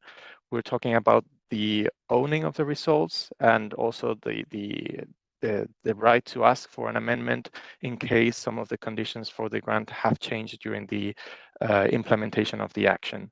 When we talk about your obligations, it means that you have to implement what you have promised in the proposal. You have to submit reports and keep on communication, keep on going with the communication with the project officer at the agency, and you have to display, for instance, the EU emblem during all the action.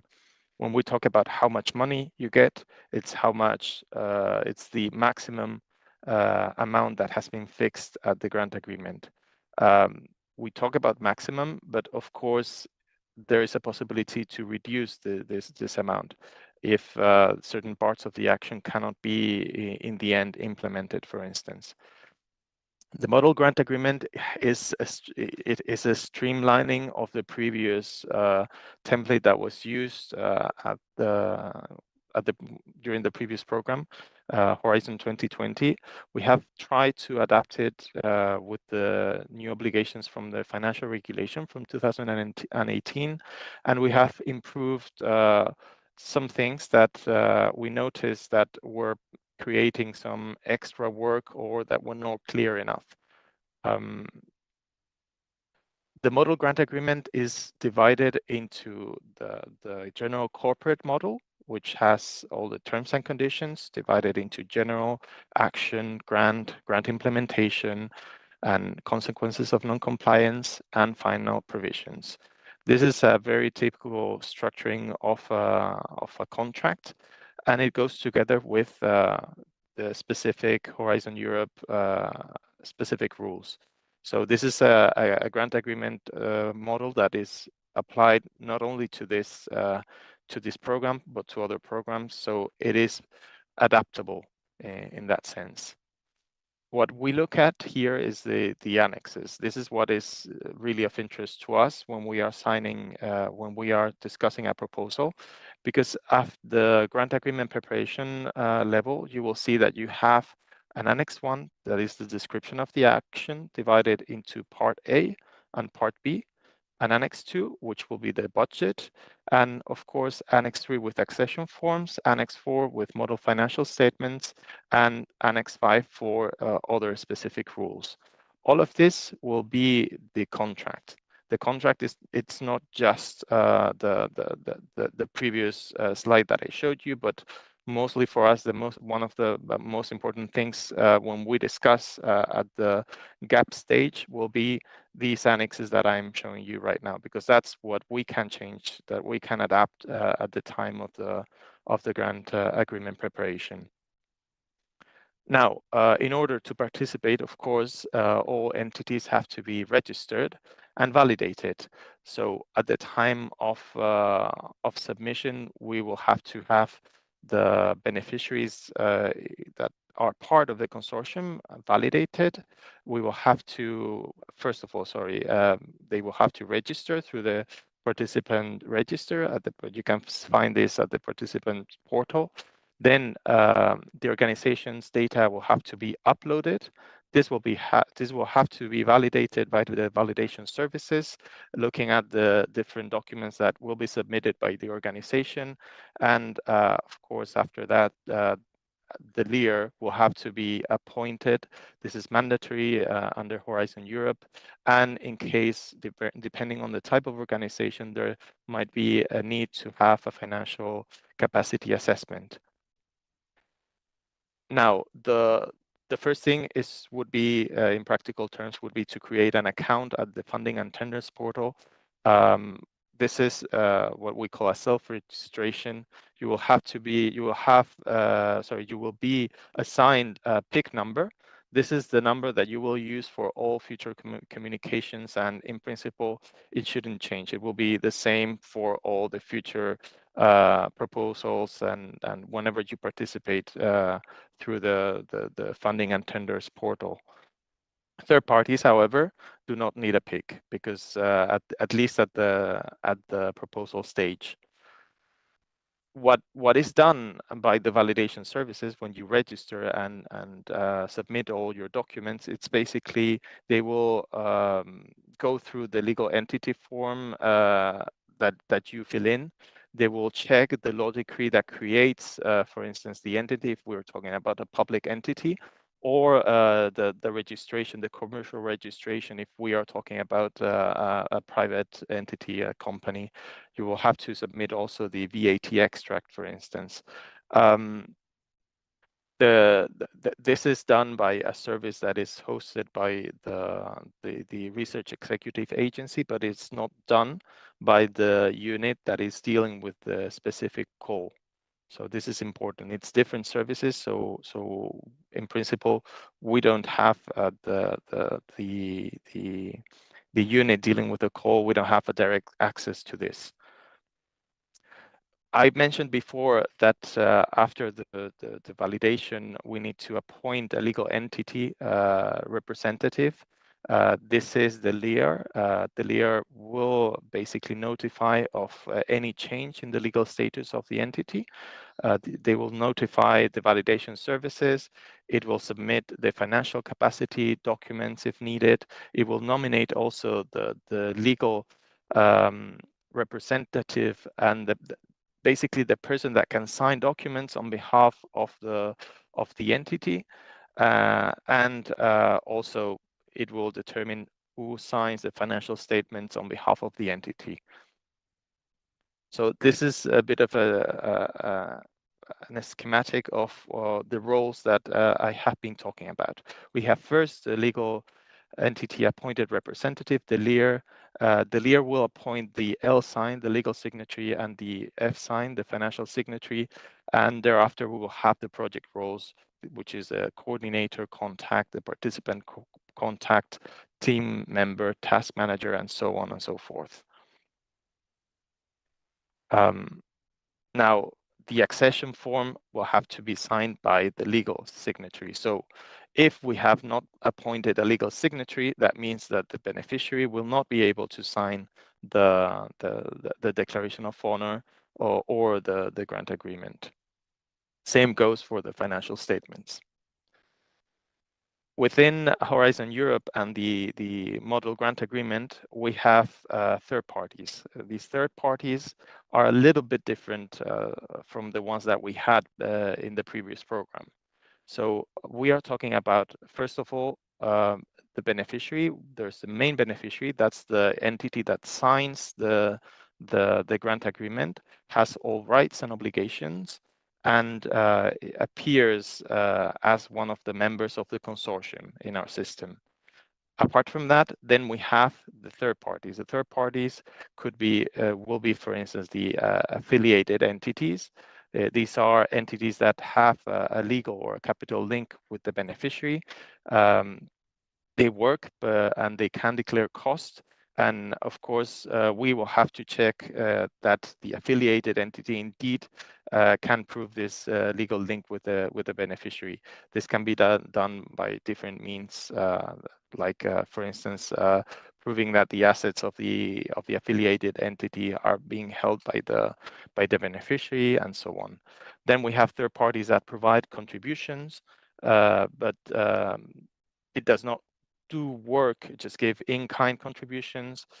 We have also subcontractors. The subcontractors will, of course, have to respect the rules that we have on best value for money, and also they will have to declare that there is no conflict of interest, and of course they will be reimbursed in the context of the grant.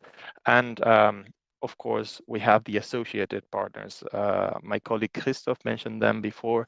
These are partners that in principle do not receive funding directly from us, but they do part of the work. So they have the possibility to look for some funding outside of the context of our funding program.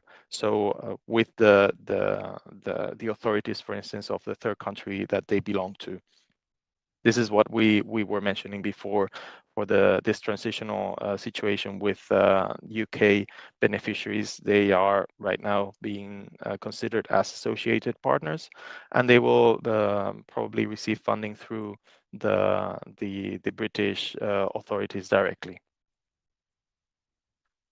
Now I will give the word to my colleague Noor Batal. Mertens, she will present to you all the financial aspects of the Horizon Europe program. Thank you very much, Juan Pedro. Hello, everyone. My name is Noor. Today, I'm here as financial officer. I work at REA Unit C2. Today, I will talk about shortly about the financial aspects of Horizon Europe. Mainly the types of action and funding rates, grant amount, estimated budget. Then we will go in detail a bit with the budget categories, payments, and lastly, controls and audits. First of all, we have different types of action and their funding rates. there is research and innovation action, for which research is the main activity. The funding rate is up to 100% of the eligible costs. Then innovation action, it is funded up to 70%, except for the non-profit or public organizations. Those can be granted 100% of the eligible costs. And there's coordination and support actions funding rate. It is also up to 100%. Then when we go to the grant amount, it is fixed in the grant agreement. It can never be increased, even if the eligible costs are higher than the initially planned. Please be aware, the maximum grant amount is not the final grant amount. The final grant amount depends on the application of the funding rates, and it will be deducted by the revenues, ineligible costs, errors, irregularities, fraud, or breach of obligations. Here, I take the opportunity to remind you that you can always go back to the model grant agreement if you have any doubts. For example, what is eligible or ineligible costs, or the no profit rule for what is considered as revenues, and more. And the budget. At the moment of the proposal, you have to describe the action and explain how the money will be used. For each beneficiary, there is an estimation of costs per category. There are 5 categories in the Annex 2. There you need to foresee for personal costs, subcontracting costs, purchase costs, other cost categories, and indirect costs. There are also 3 types of costs, which are actual costs, unit costs, and flat rates. Those can be used depending on the cost categories. Per beneficiary, you will get a total estimated eligible cost on which you can apply the funding rate. It is either 70% or 100% to get the maximum EU contribution.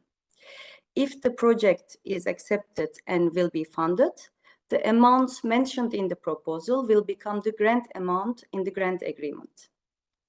So we have the budget in the Annex 2, and while the explanation of the action takes place in the description of action, you need to reflect this financial information in the Annex 1.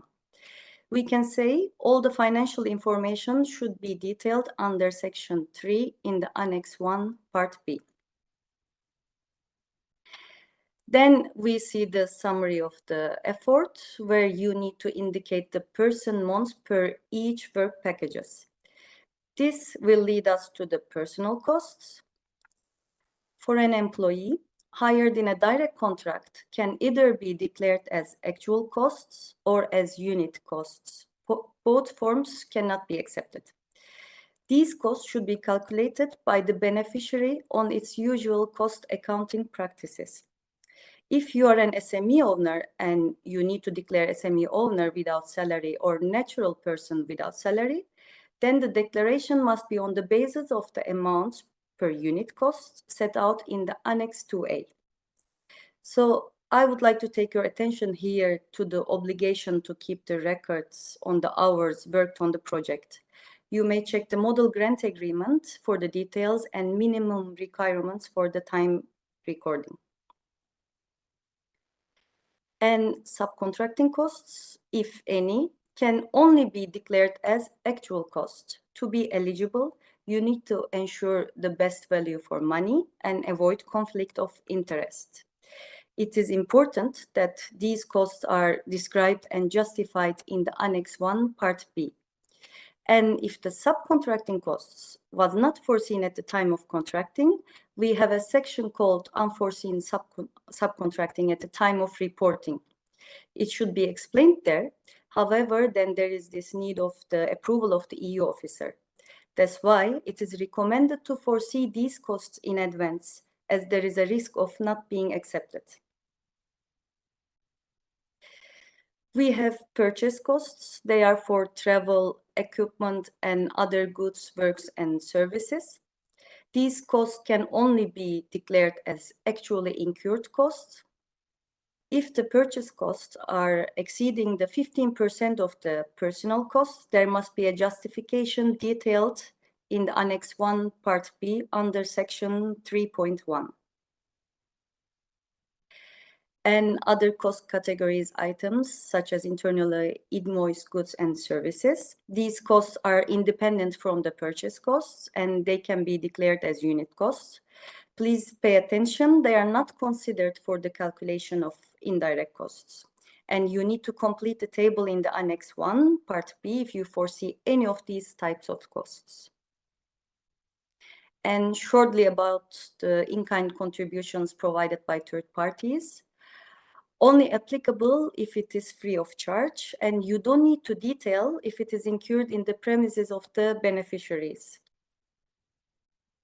Then we move to the payments.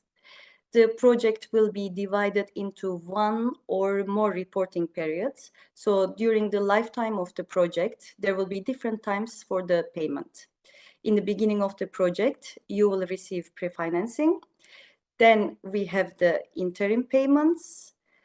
It can be one or more according to the interim periods of the project. And at the end, there will be the payment of the balance. It is called also the final payment.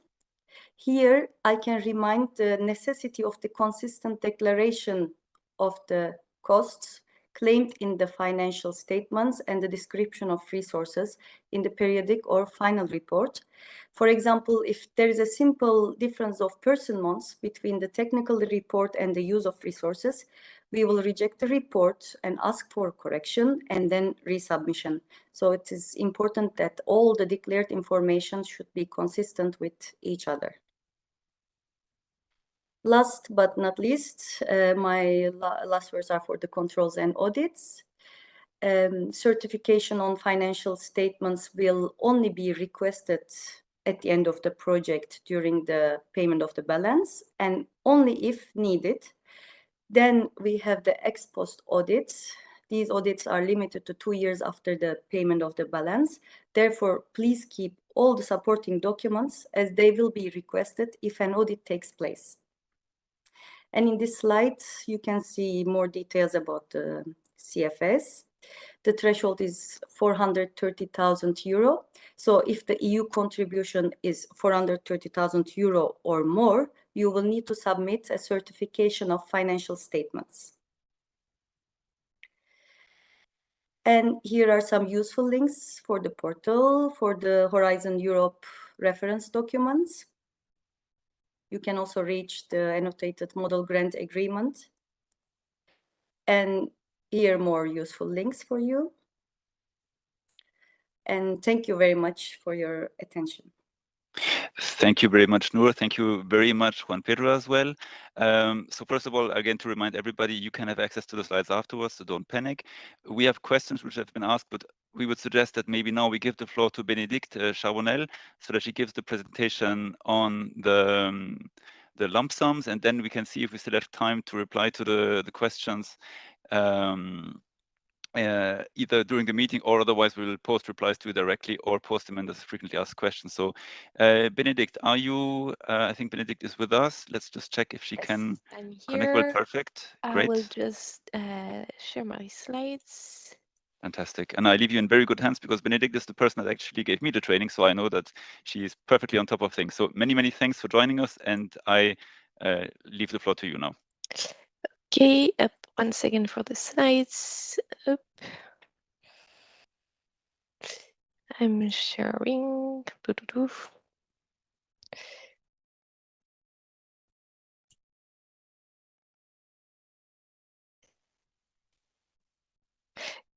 Do you see the slides and do you see them in full screen?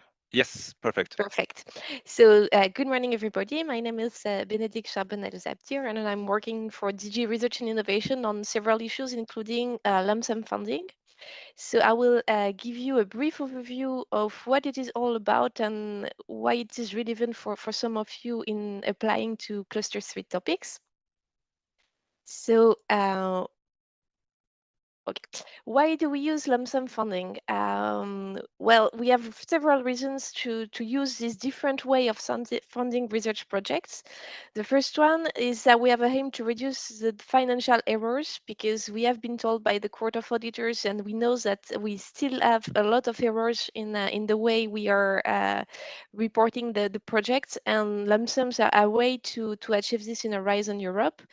But probably most importantly for you, lump sums also have a significant potential for simplification, because when we use lump sum funding, we don't report on actual costs and resources spent during the project. So it's easier for the beneficiaries, because we skip this part linked to the reporting of actual costs. And for those of you that have limited experience, that can be of significant help. So that's a bit the rationale beyond.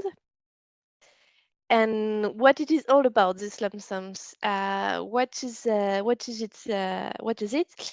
The good point is that when we use lump sum funding, we have a lot of things that are similar as when we use the standard approach with actual costs. It means that the proposals are evaluated against the same criteria. The pre-financing and the payment scheme are working the same way as for any other project. The only difference is that we focus at the reporting on the completion of work packages. And here is a key concept when we use lump sum, because when we have a lump sum grant, we fix the amount of the lump sum in the grant agreement, and we fix a lump sum share, so a subdivision of this big amount of the lump sum for each work package. And once the work package is completed, we will pay it. And this is all what we do with the reporting. We check if the work package is completed, and if it is, we pay. Of course, something really important is that the payment doesn't depend on the successful outcome. Like, we know that we are in the framework of research, and you might have objectives that will not be reached at the end of the project, because that's the way research it is. So we don't ask you to be successful, but we ask you to complete the activities you will have described in your proposal, the activities that will be in your grant. And of course, it's always possible to deviate from this, to introduce amendments, to modify the work packages. And there is no intention or no basis for judging the performance of the lump sum grants more strictly than the performance of any other grants. So if you are applying for a topic that will use lump sum, don't panic. It doesn't mean that there is more required from you. It's just a different way about paying your project. So we have tested this lump sum in the past under Horizon 2020. We have conducted a study. The European Parliament also conducted a study. And we have, like, the first funding shows that this is working, and the applicants and beneficiaries have reported that it really reduced the administrative burden on them, and that it enabled to shift the focus from financial controls to the content of the projects. So globally, that's a system that is working, but we know that we need to inform you about what it is and how it works. So that's the objective of my presentation today. So before I'm entering into the details on how to write your proposal, the first important question for you is how to know if the topic for which I'm applying is using lump sum or not. Well, in cluster 3 in 2022, we have 6 topics using lump sums. So if I'm correct, it's 1 under the fighting crime and terrorism, 2 under the resilient infrastructures, and 3 under the support to security, research and innovation. And you will see if the topics you are interested in is using lump sum, just going to the funding entitlements portal, identifying the topic you're interested in. And here you will see 2 things. On the top of the screen, you have information about the topics, like the name of the topic, the code of this topic, and you have also information about the type of MGA, the type of model grant agreement. And here, if the topic is using lump sum, it should be written that the model grant agreement used for the topic is the lump sum one. And a bit below on the page, you have a section called the topic conditions. And here, under the legal and financial setup of the grant, you will also have information that this topic is using lump sum funding. So if this is the case, this topic is using lump sum funding, and you will have to write your proposal having this in mind. What are the consequences for you? So the good thing is that you will have to use the standard Horizon Europe application form, the part B, the narrative parts. That's going to be exactly the same as any other project. You will have to present the objectives and the methodology of your project the same way as usual. And you will have to address all the sections about impact the same way as any other project. Of course, you will have to describe in detail the activities covered by each work package, but that's also something standard. This is what you do when you write a proposal for any kind of topic under Horizon Europe. But there is also one difference, and the difference is that you need to define and justify the amount of the lump sum for your project. So you will be requested to say how much you want to implement your project. And you don't only need to tell us, I want 3 million for this project, you need to give us a bit more detail so that we can assess if it is indeed matching with the activities you want to implement. And therefore, you will have to provide a detailed budget table with cost estimations. These cost estimations must cover the different cost categories. These are the cost categories that were presented to you just before by Noor. This personnel cost, the other direct cost, and so on and so forth. And for each beneficiary and affiliated entity, if you have in your project, and for each work package, you will have to give us estimations of the costs you think are required for implementing your activities. Of course, this cost must be an approximation of your actual costs. We know that they are not going to be exact to the euro as a cost that you have really incurred is, but it needs to be an approximation, and they need, of course, to match with the activities you want to implement. This will be used to generate a breakdown of the lump share per work package and per participant. For giving us this detailed budget table with cost estimation, you will have to use an Excel file. This Excel file, you will be able to download it from the online submission system. In this zip file you already heard about, you will also find a file called detailed budget table. You need to, well, download it, fill in it, and upload it back to the online submission system as an annex to the part B of your application form. Something maybe still about writing a proposal. I told you that the payments are depending on the completion of work packages. So you might want, if you are afraid that you will not have enough cash flow to implement your activities, to split some work packages, especially if you have work packages that are lasting for the entire duration of your activities. That's typically the case of the project management, or if you have something about dissemination or about communication, but that can also be some scientific work packages of your program. If you think you will need more cash flow, knowing that you will, of course, receive a pre-financing, you might want to split these work packages along the future reporting period you will have in your project. This will enable you to be paid, to complete the work package, and to be paid at the moment of the first reporting periods. This is something we will also brief the expert about, so that they are not surprised if there is a bit more work packages in your proposal. But of course, it still needs to make sense. We are not aiming to have proposal divided in a really small activities, and each of these activity being a work package. Regarding the evaluation of your lump sum proposal, here again, a lot of things are standard. We use the same evaluation criteria: excellence, impact, and implementation. The evaluation is conducted by independent experts as usual. The only difference is that the expert will also assess this cost estimation against the proposed activity, and this is part of the implementation criterion. The expert will ensure that your cost estimation are reasonable and not excessive, and they will evaluate whether these resources are allowing you to complete the activities you have described in your proposal. If the experts find that some costs are overestimated, they can make concrete recommendation on the budget. This will be recorded in the evaluation summary report, and it could lead to a modified lump sum amount in the grant agreement. If you present a budget estimation that is clearly overestimated or clearly underestimated, or that doesn't make any sense in comparison to the activities you are describing in your proposal, that could also lead to a decreased score under the implementation criterion.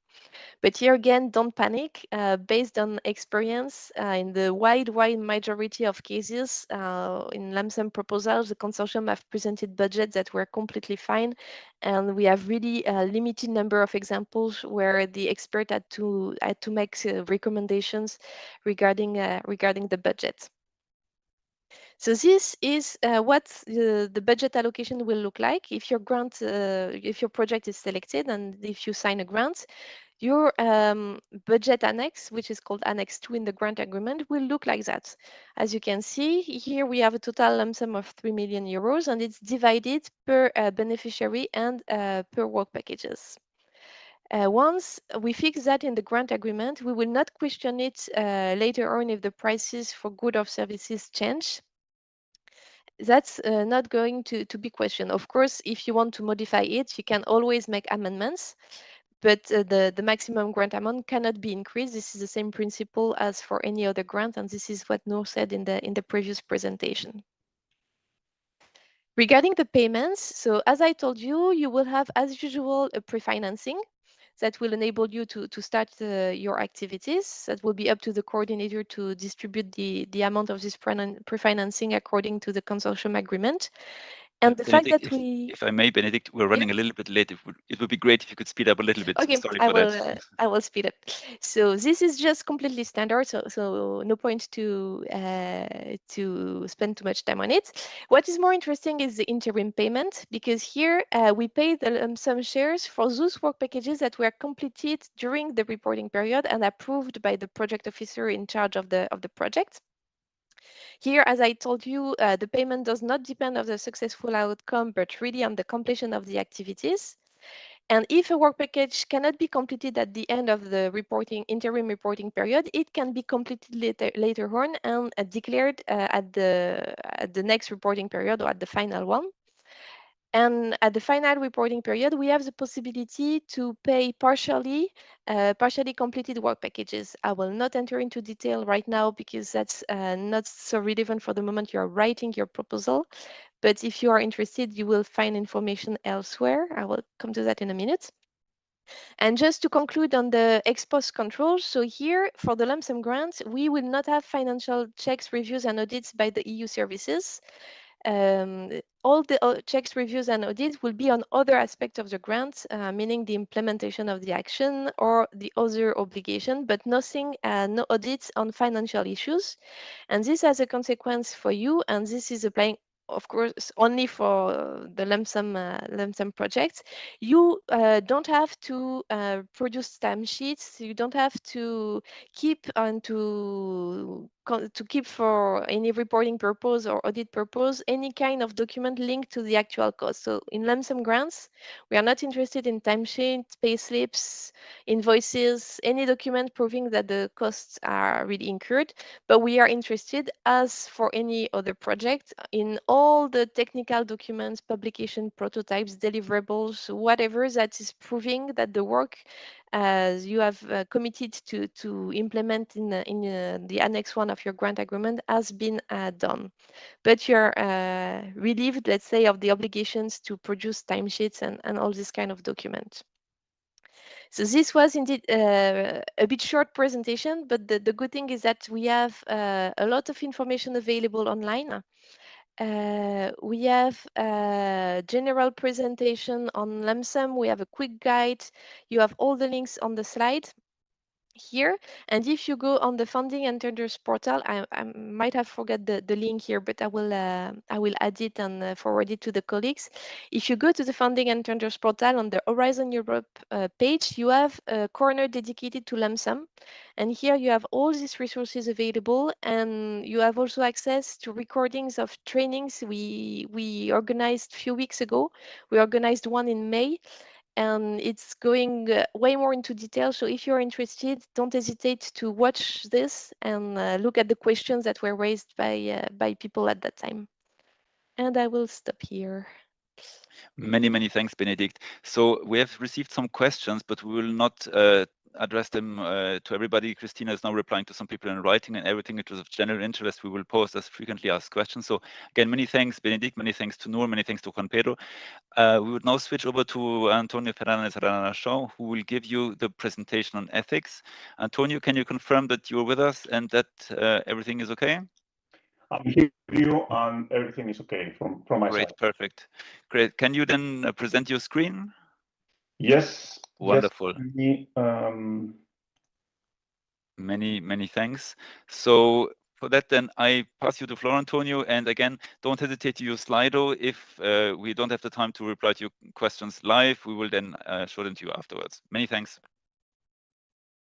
Okay.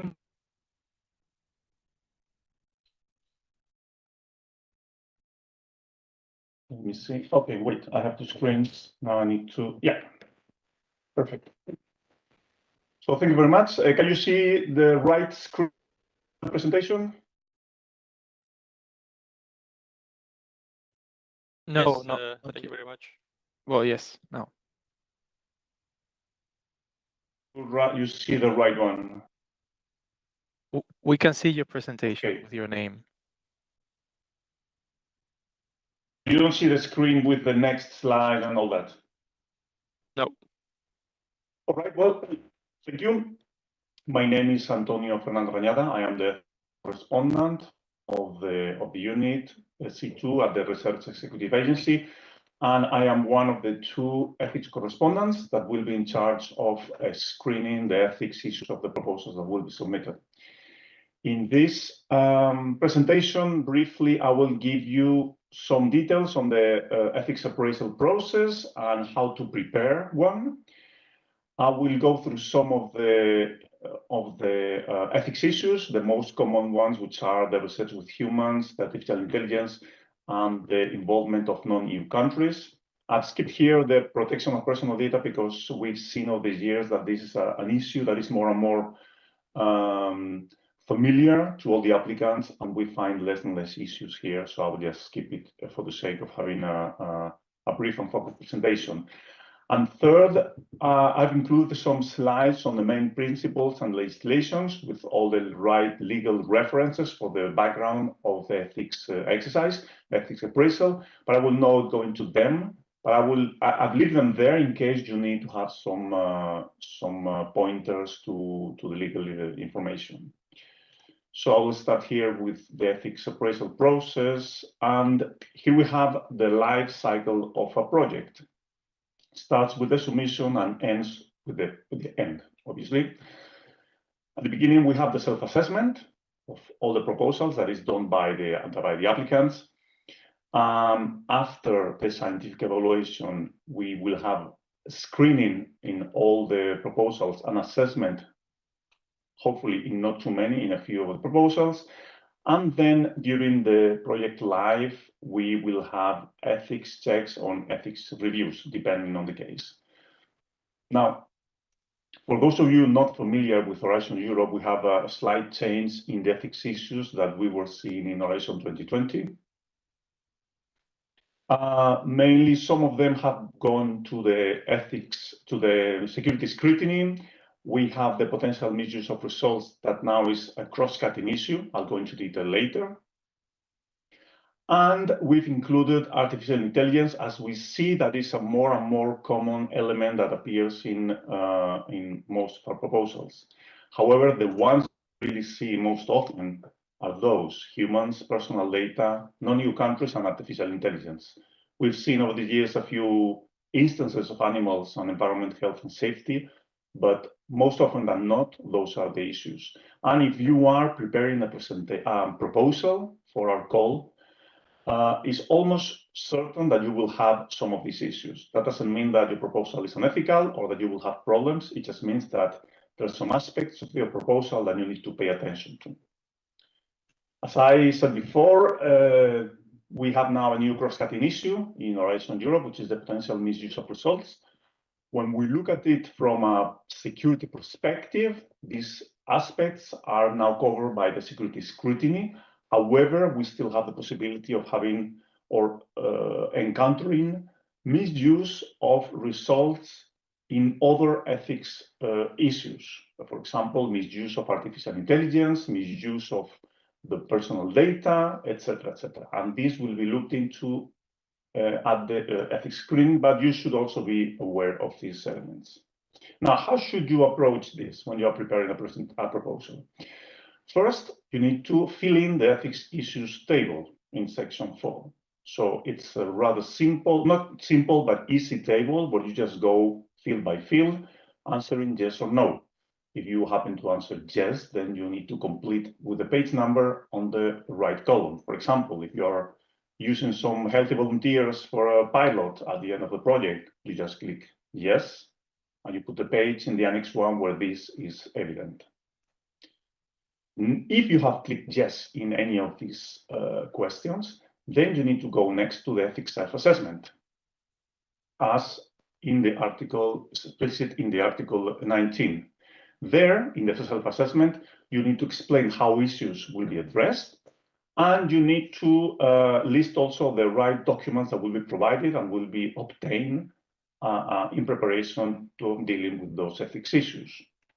As we see here, this is an example. For example, in the participation of humans, you just click yes or no. In case you click yes for volunteers for non-medical studies, which is a rather common occurrence in many of the proposals, when you know that you need to provide in the proposal the details on the recruitment, inclusion, exclusion criteria, etc., you also need to detail the unexpected findings policy. And you know that you will have to request copies of ethics approvals, and you'll need to prepare informed consent and information sheets. So everything's there. If you follow this table step by step, you'll be already in a very good situation when it comes to the ethics screening. Now, what do we do when we receive the proposals? Well, first of all, we will not carry out an ethics screening in all the proposals, only in those proposals that have been retained for funding, plus a few more on the reserve list. In the ethics screening, this is a flagging exercise, and this exercise will flag whether there are serious issues or not, and whether an ethics, and if there are not ethics issues, it might be enough to request an independent ethics advisor, or that an ethics check is carried out at a certain point in the proposal. However, if the experts find serious and complex ethics issues, an ethics assessment will be carried out right after. Now, what is it that we call serious or complex ethics issues? Well, we have, in general, the research has the potential to violate fundamental rights, has the potential to result in significant harm, physical or psychological, to researchers and to the members of the public or the participants. It's an area of research which is very debatable, but that doesn't affect us. This is mostly for the research of human genome and stem cells. And there are serious doubts regarding the capacity of the researchers on carrying out the research and knowing what they're doing from an ethics point of view. I'll give you an examples later on this. The thing is that once this chart, which looks very complicated, is actually quite, it's not so complicated. Let me just explain you. Everything explains here, starts here on the left. We expect that most proposals will not raise serious and complex issues, or at least more than half of them. And in that case, they will be cleared. And the experts will only need to decide whether an ethics advisory board is appointed, or an ethics check will be necessary during the project. So therefore, there will be a simple report prepared with those three important elements. However, if there are serious or complex ethics issues, and I'll give you some examples, maybe biometrics, maybe there's an artificial intelligence who is managing personal data, maybe there's some activities and there are some toxic chemicals might be used. In those cases, those proposals will go to an assessment, and there will be a series of ethics requirements. Serious ethics requirements will be issued. However, we expect that the case will be the opposite, and we will have a clear proposals in the ethics screening. And in that case, you should receive a rather simple report with the issues that have been encountered, and the recommendation that could be for an ethics advisor, or in another case for an ethics check. Now, when the proposals go for the assessment, there will be a more thorough analysis, and 5 external experts will take a look at the proposal. The thesis of these experts will be chosen to match the different aspects of the proposal, and it will use the full ethics issues table, and it will issue ethics requirements on top of having the authority to request an ethics check or the appointment on an ethics advisor or ethics board. And the outcome. Can I ask you to speed up a little bit? We're running late. I'm sorry for this. It's not your fault. Sorry. I will give you some quick pointers on 3 of the most common issues. When we have the participation of humans, these research participants, as soon as they are recruited, they are observed, they are engaged to carry out certain activities, they are considered research participants. And in those cases, there's some key principles that you need to respect. And in these cases, the informed consent and the confidentiality are the keys of carrying this out properly. So informed consent is your best friend. Always have an informed consent, and then you will be on the safe side of problems. Then you always consider the possibility of having potential harm to human participants, physical or psychological. Always consider the incidental findings. You might encounter situations, unexpected situations during the research, so know what to do beforehand. And this is very important when you're gathering and harvesting data from the internet and social media. Just be sure whether the data is really, really public or not. All data that is on the internet is not really public, and it is not possible to use it for any purpose that you may think of. So just check this beforehand. There's some further reading. Artificial intelligence, I will just say something very, very important that we've noticed. In the last evaluation, we have an exponential increase of the cases of proposals using artificial intelligence, but very few were given sufficient information for the experts to understand exactly what were the issues at stake. So always try to explain in the ethics section how you're going to use the artificial intelligence and what data the artificial intelligence is going to be fed to. It's not the same as I will show you here. This is let's say, the sensitivity scale of artificial intelligence. In some cases, like in the left, we have the artificial intelligence collects some physical data, and there's no harm possible to anyone. On the other case, I'm giving an example of a topic that we had last year. We have an artificial intelligence that is collecting personal data from victims of domestic violence. In this case, it's extremely sensitive. And in both cases, the experts need to have full details on how this is going to work to understand, to assess the sensitivity.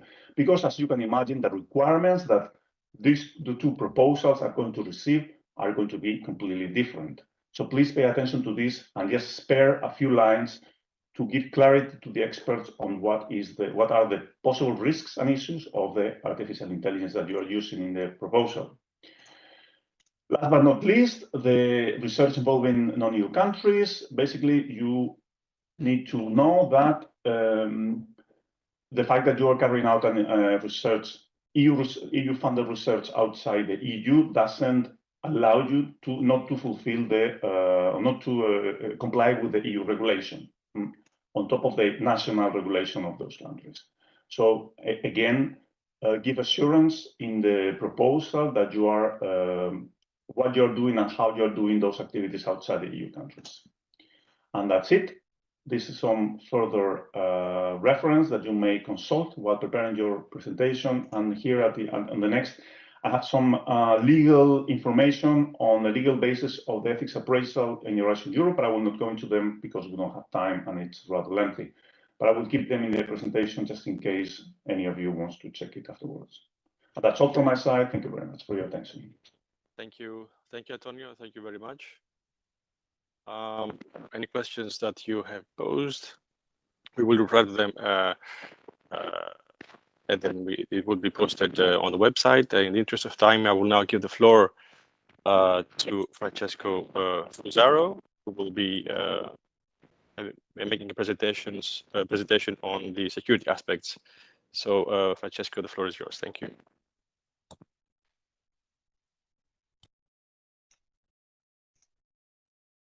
Good morning, everyone. So I hope someone will be nodding because I'll ask the typical question if you see my slideshow. I see no one nodding right now. Yes, great, fantastic. So apologies. So again, slides. I will try to go fast through that. What I will present today is a security appraisal. So it's what basically we do from the funding agent side and the commission side. But before getting there, what it's on your hand, what was at application stage. So the presentation has an overview where it explains a little bit the legal basis, why we do that, what is our legal scope, the security self-assessment, and so this is when the ball is on your side, and then the security review is that what we will be doing, and then the reference documents. So the most important part, it will be, so when if there is a moment in which you will listen to me, it will be the one of the self-assessment. Because I start with the legal basis, which is important, but this is just to say, I'm not going to read the article, but if you go in Horizon 2020, in Horizon Europe, Article 20, it says why security is important and what are we going to do that, and how we're going to do ensure that any action funded under Horizon Europe reflects and is security aware. And this is how our activity has been then declined. Has been developed along the lines of this article. So the first element of the article is that applicants have to, it might be requested to applicants to have a self-assessment.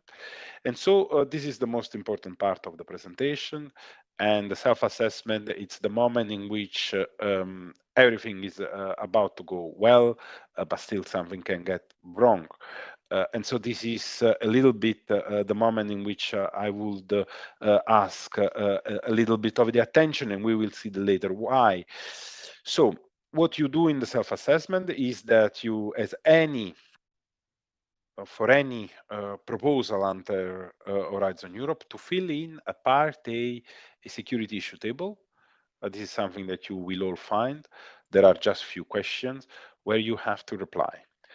Then these questions have to reflect also what it happens in the Part B. And then for the specific cluster we are in, you have to know that most of the topics, just few from DRS and SSRI are not flagged as security sensitive, but most of the topics are security sensitive. And so for all these topics, you will also have to add at application stage, so in the submission, before the submission, a security section. So I repeat, there is a Part A where there is question on security, and this goes for all the proposal, for all the security sensitive topic, which is the majority in this call. There is also a security section. Both documents ask some questions, and this will be useful for us to see how you have taken care of security aspects. Now, the security issue table, so it's we are in Part A, asks 3 questions. They are here. Does the activity involve any information requiring protection against unauthorized disclosure? We are here in the area of classified information.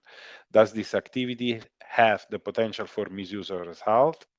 Does this activity involve information and or material subject to national security restriction? Are there any other security restriction that should be taken into consideration? So you will see later also graphically how this work looks like in part A, but we also here provide, I think you will have the slide, I'm sure you will have the slide, how to fill in this part. And this is how the question look like. We are in part A, so it's a way in which you reply. Sometimes I'm sure all the people preparing proposal are very attentive to this. Sometimes part A might be under view as overlooked as an element that they were just administrative elements, but these, the replies given to this, have to reflect what is it in part B. So if we say that, if we see that in a, we are in a security sensitive topic, for example, that the replies are all no, no, no, but then we see that in the part B, description goes in another direction, that is making the life more difficult for us. So please ensure that you take care of this part A. Now, however, so the part A, as I said, it's for all the proposal. These other element of self-assessment, the security section, is only for the topics that are flagged as security sensitive, which, as I said, are the majority of the topics. And so in this section, there are asked additional information about sensitive information for security reasons, the classified information, so there is a security aspect letter, a security classification guide, indicate the classified background table, so well, if you have access to classified information for the project, and the classified foreground table, as well as to see if you already see the needs of a project security officer that will help in the management of the classified information, or a security advisory board that, along with the project, will help to assess if deliverables are security sensitive. Also for this, there is a guide on how, and here there is a link on how to fill it in. Now, this is also where you will be able to find it, and the security section is about 7 pages. And so this is how this comes to you. And of course, as I said, part A has to align to the description of a part B of the work that you'll be doing, as well as for all the topics for which security section is needed in addition to part B, the information have to align. So now we go, and this was the very most important part of this presentation. Now we go in the security review. So the ball is not anymore in your hands, it is in our hand. So it comes to the funding agency, or it comes to the European Commission. How? So this is the moment of the security review. So only proposal above, this is also the case, I have heard of ethics, only proposal above threshold and consider it for funding undergo security review. The workflow, how we work, it will depend very much if you have your topic is security sensitive or not. So, and we will see how. What is the objective on our side? And identify the security concern, verify that you have been properly addressed them, assess if there are classified information and if they will be used or produced, and proposing a recommendation in order to address what we consider security concern. Now, how we do that? So the first 2 bullet points are of interest for those ones that have proposal in topics that are not security sensitive. So we do a pre-screening, so it means that after the evaluation, during or soon after the evaluation, there is someone in the funding agencies that looks at your proposal and might signal to us, to the DG Home, if there are, in their opinion, there are security issues, and then if so, this comes to DG Home for a security screening, where we assess if also we agree that there are security issues. And if we think so, this goes into a security scrutiny. Now, if your topic it was security flagged, the proposal that is above threshold and could be funded goes directly into security scrutiny. This security scrutiny, there is European Commission and is helped by national security experts.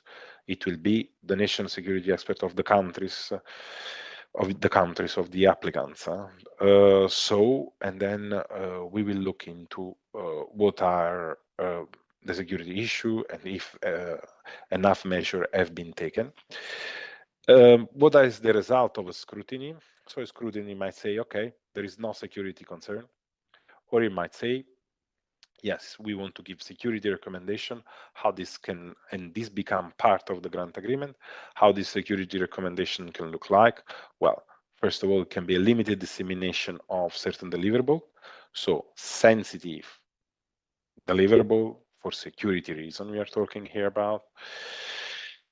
Classification of deliverables or the creation, if you haven't thought about that, of a security advisory board and the appointment of a project security officer. So these are elements that can come from us as a recommendation, but also it can be, there is a room if a proposal for the scrutiny to say that the proposal is too sensitive to be funded.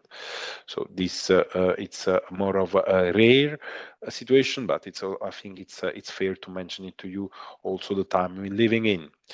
So the last two slides are guidance. The first one, it's more of a, indeed of a guidance and a link that can be useful for you for filling in the application. This is the most important part. And then the second one are more of the legal documents. This is all for me, and thank you very much for your attention. Thank you, Francesco, very much. Thank you for this very interesting presentation. Without wasting any more time, we'll move on now to the gender equality plans. As specified earlier today, this is a novelty in this work program, so I would urge you to pay attention to this. And the floor to our colleague from RTD, Anne Pepin. Thank you. Thank you. Thanks a lot. Do you hear me okay? Yeah. Yeah? Okay. And we can see you. Now I'm trying to share. Oh, is this working? Do you see my presentation? Yes. Oh, I don't know. Okay, sorry, this is moving around. Okay, you do see my presentation, right? Yes, you have to just to, yes. Do you still see it? Yes, you should change. It seems okay? Full yes, screen. it's good. Now it's okay, thanks. Now you see it full screen? Yes, correct. Okay, great. Thanks a lot. So good afternoon. It's already afternoon.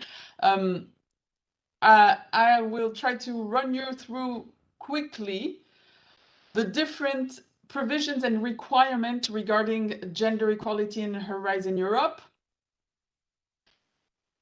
It's actually strengthened with respect to Horizon 2020, enshrined in the legal basis. It's a strengthened cross-cutting priority in this new framework program, and this addresses 3 different levels. As an eligibility criterion, having a gender equality plan for certain categories of legal entity applying. I will detail this. That's one level. Another level is for all research and innovation actions, and co-funds. The integration of the gender dimension into the content of research and innovation project is an award criterion. And then the third level is regarding gender balance in research teams. This is a ranking criterion for proposal with the same score. And I detail that a little bit. So the first one, gender equality plans. This is a requirement starting with calls with deadline this year and onwards for public bodies, research organization and higher education establishments, be they private or public, that are in a member state or an associated countries. They need to have a gender equality plan that fulfills a set of mandatory requirements. And this is something that the legal entity appointed representative is in charge of indicating in a dedicated questionnaire that is to be found on the participant register. It's a self-declaration. We do not ask you to upload your gender equality plan. And if you have an equivalent document that is not called a gender equality plan, but that fulfills the requirements that I'll detail in the next slide, this is okay. It doesn't apply to non-associated third countries, and it does not apply at this stage to private for-profit entities, so SMEs, or NGOs or civil society organizations. What you need to have in place in your gender equality plan, which is a document and a program of actions that address issues of gender inequalities in your organization, is that it be a public document, available on your public website and signed by your top management, known in your institution. You need to have dedicated resources, human resources, and/or financial resources.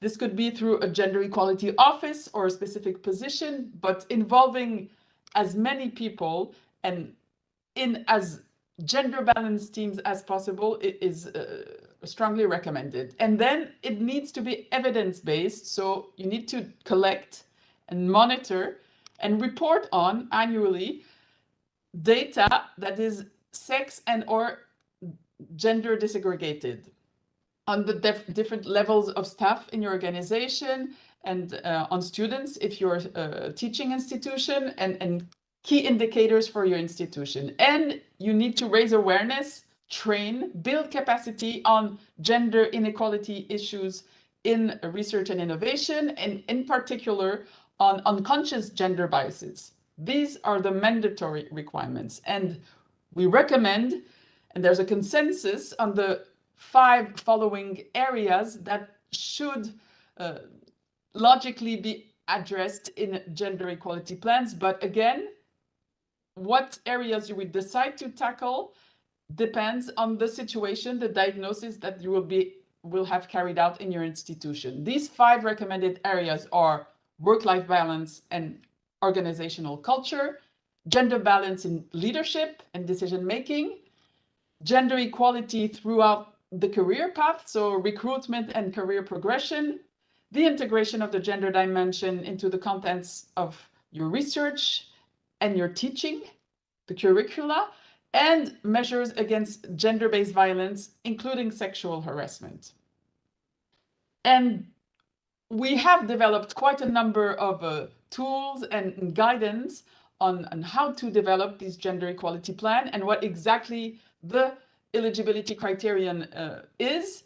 And very recently, last week, we organized a dedicated webinar. You have the link here, you will get the slides, and you can follow that webinar if you want more detailed information. There was a very extensive FAQ session, and maybe you will also find questions replies to questions that you may have. There are tools such as the Gender Equality in Academia and Research tool that was co-developed in 2016 by RDG and the European Institute for Gender Equality, and that has recently been updated with a specific section on this Horizon Europe eligibility criterion.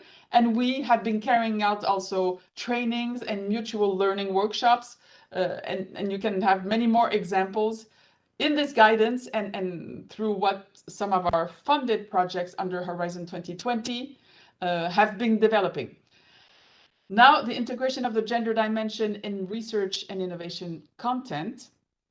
Like I said, this is a requirement as part of the methodology that should be implemented in projects funded under the RIA, IA, and the COFOUND project. And this entails, that's under the excellence criterion, basically looking at biological attributes and sociocultural attributes related to what is considered female and what is considered male, and the norms, the relations, and the identities that are related to this, potential differences between women and men, female and male animals, depending on what your field of research is, but also thinking about making sure that your project will benefit to the whole of society and contributing to gender equality. So this is what is covered by the integration of the gender dimension in content. It is not related to who carries out the research. It's not about gender balance in your research team. It's really whoever carries out the research paying attention to these aspects. And for this, we have developed also quite a lot of material that can inspire you. This report on gendered innovations 2, how inclusive analysis contributes to research and innovation, released in 2020, provides many case studies and methodologies on sex analysis, gender analysis, intersectional analysis, so looking at social categories and potential grounds for discrimination that are intersecting with sex and or gender. So there are also policy recommendations for issues that should be taken into account for the different clusters in Horizon Europe, including Cluster 3. So please look at this documentation. There's also detailed information and resources in the Horizon Program Guide on the section on gender equality and inclusiveness, more in some of our projects. And if you have not seen it, Nature has recently published last month an editorial announcing that they are now requesting that the Nature journals address sex and gender in research. So authors submitting their manuscript should make sure that this is covered. And they refer to the new Horizon Europe award criterion that I just described. And finally, gender balance in research team. This comes as the third ranking criterion for Execo proposal, and evaluators will be looking at the balance in the gender balance among personnel that are named in the researchers table and that carry out, that are primarily responsible for carrying out the research and or the innovation actions. And one final novelty in Horizon Europe is that researchers can self-declare their gender identity now along 3 categories: women, men, and non-binary. Just a comment on the ranking criterion on gender balance. It doesn't take into account the non-binary category at this stage, because for now, the percentage of researchers that self-declare being non-binary is less than 1%. So it's not yet taken into account. It's really a balance between the women and men population at this stage. And I will stop here with just some resources and a link to our policy webpage, which is regularly updated, and you will find more information, fact sheets, links to videos, links to the webinar I just mentioned. So I will stop here and will be happy to answer any question you may have, but I'll leave the floor to Beatrice now. Yes, thank you, Anne. Thank you very much. Just a reminder, you can pose all your questions on Slido. If we don't have time to answer them, this will be addressed, and we will do our best to address them as soon as possible after today's event. So thank you for this, to colleagues for posting this once again. So now we move on to Beatrice Lucaroni from DG RTD again to talk about social sciences, humanities, and we'll tell you how to address and best tackle this. Thank you very much. Beatrice, the floor is yours. Thank you very much. Welcome to this very short session on social sciences and humanities and how to tackle them in the topics of cluster 3. First of all, let me say that sciences, social sciences and humanities include several disciplines. As you can see, I'm not sure you see it in this word cloud. You see it? Yes, but you should switch in the full screen. That's it. Here we go. Thank you. So it's groupings of 13 disciplines. They are cross-cutting across all research and innovation areas, and the socio-economic impact that they bring, I think, is equally important as innovation and scientific and technological breakthroughs. In principle, in the call text of each and every flag topic for social sciences and humanities, so SSH, in short, there is a standard sentence related to the SSH integration under the scope section. And here you see the standard sentence highlighted in this yellow box. Once the topic is flagged for SSH, this has, of course, an impact on the work of the applicants, so potentially yourselves, to prepare the proposal, and, of course, on the work of the experts that will evaluate the proposal.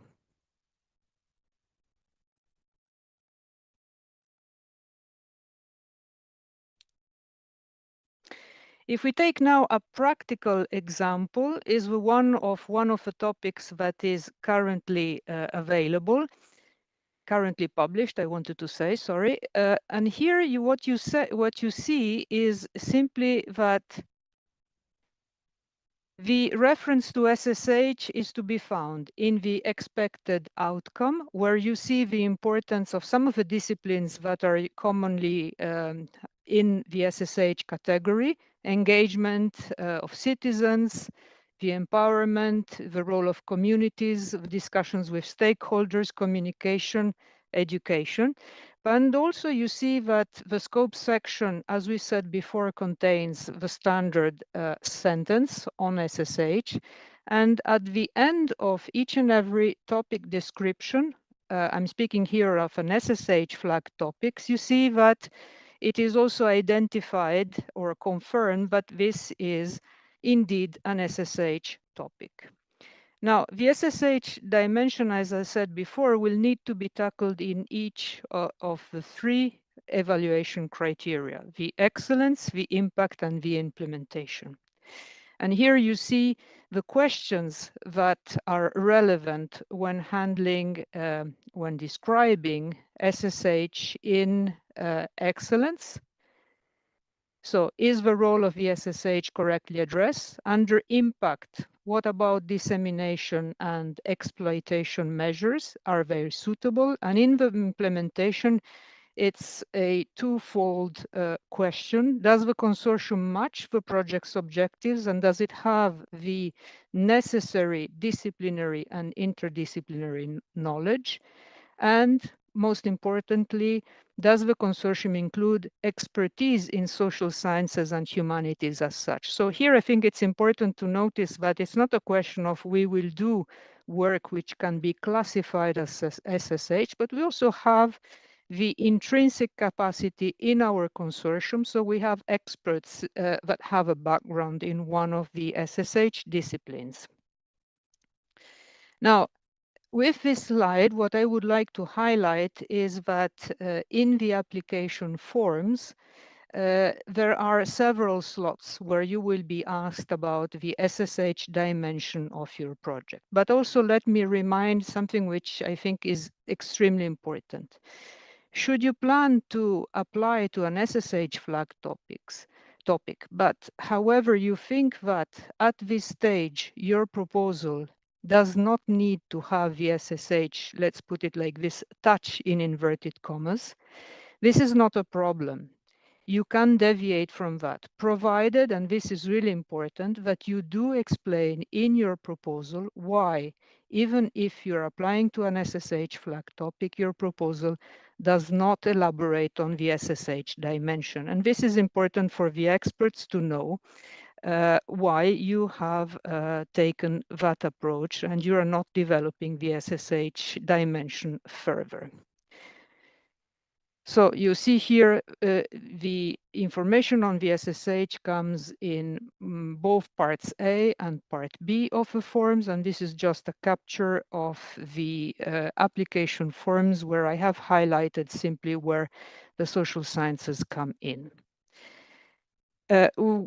Finally, I would invite you to have a look at the general briefing for the experts. This is the first link that is displayed there. It's important as a potential applicant to familiarize yourselves with the questions that will be asked during the evaluation of your proposal. The second link relates to a SSH-specific briefing where we go more in depth in the 3 criteria and how SSH will be handled. So this is to say that similar to what my previous colleague said, this criterion SSH is an award criterion as well. And in the final link, the SSH monitoring report, you will also see the studies that the Commission has done on the progression of the SSH across the framework program. This refers to data of the previous framework program, and you will also find some interesting case studies and projects that have been chosen as best practices example. And with that, I would like to thank you for your attention and wish you good luck with your application. Thank you very much, Beatrice. Very enlightening. And I hope that this was clear to the participants. Again, if you have any questions, please do post them on slido.com. Here you see again the link. And then we will do our best to reply as soon as possible. I don't see any new questions coming in. So taking this into account, perhaps moving on to the next presenters. Thank you very much to both Beatrice and to Anne. Now we have with us 2 of our Justice Home Affairs agencies. They're here to inform you about the role in the work program. So if I may give the floor now first to Europol and to Valentina Zuri, if she's here.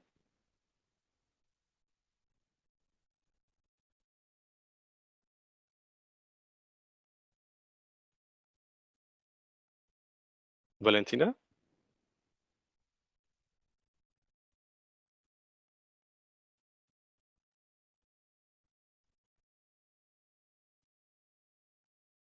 We may have some connection issues. Then let's see if our colleagues from Frontex are here. Derek Saunders, perhaps? Yes, hello. Hello, Derek. Good to have you with us. Thank you. The pleasure is all mine. So until we fix the connection issues with Valentina, may we ask you to take the floor? Yes. Can you hear me now? Okay. Yes. Thank you, Derek. Sorry, something happened. Absolutely, it's fine. It's these things happen. Valentina, then the floor is yours. Please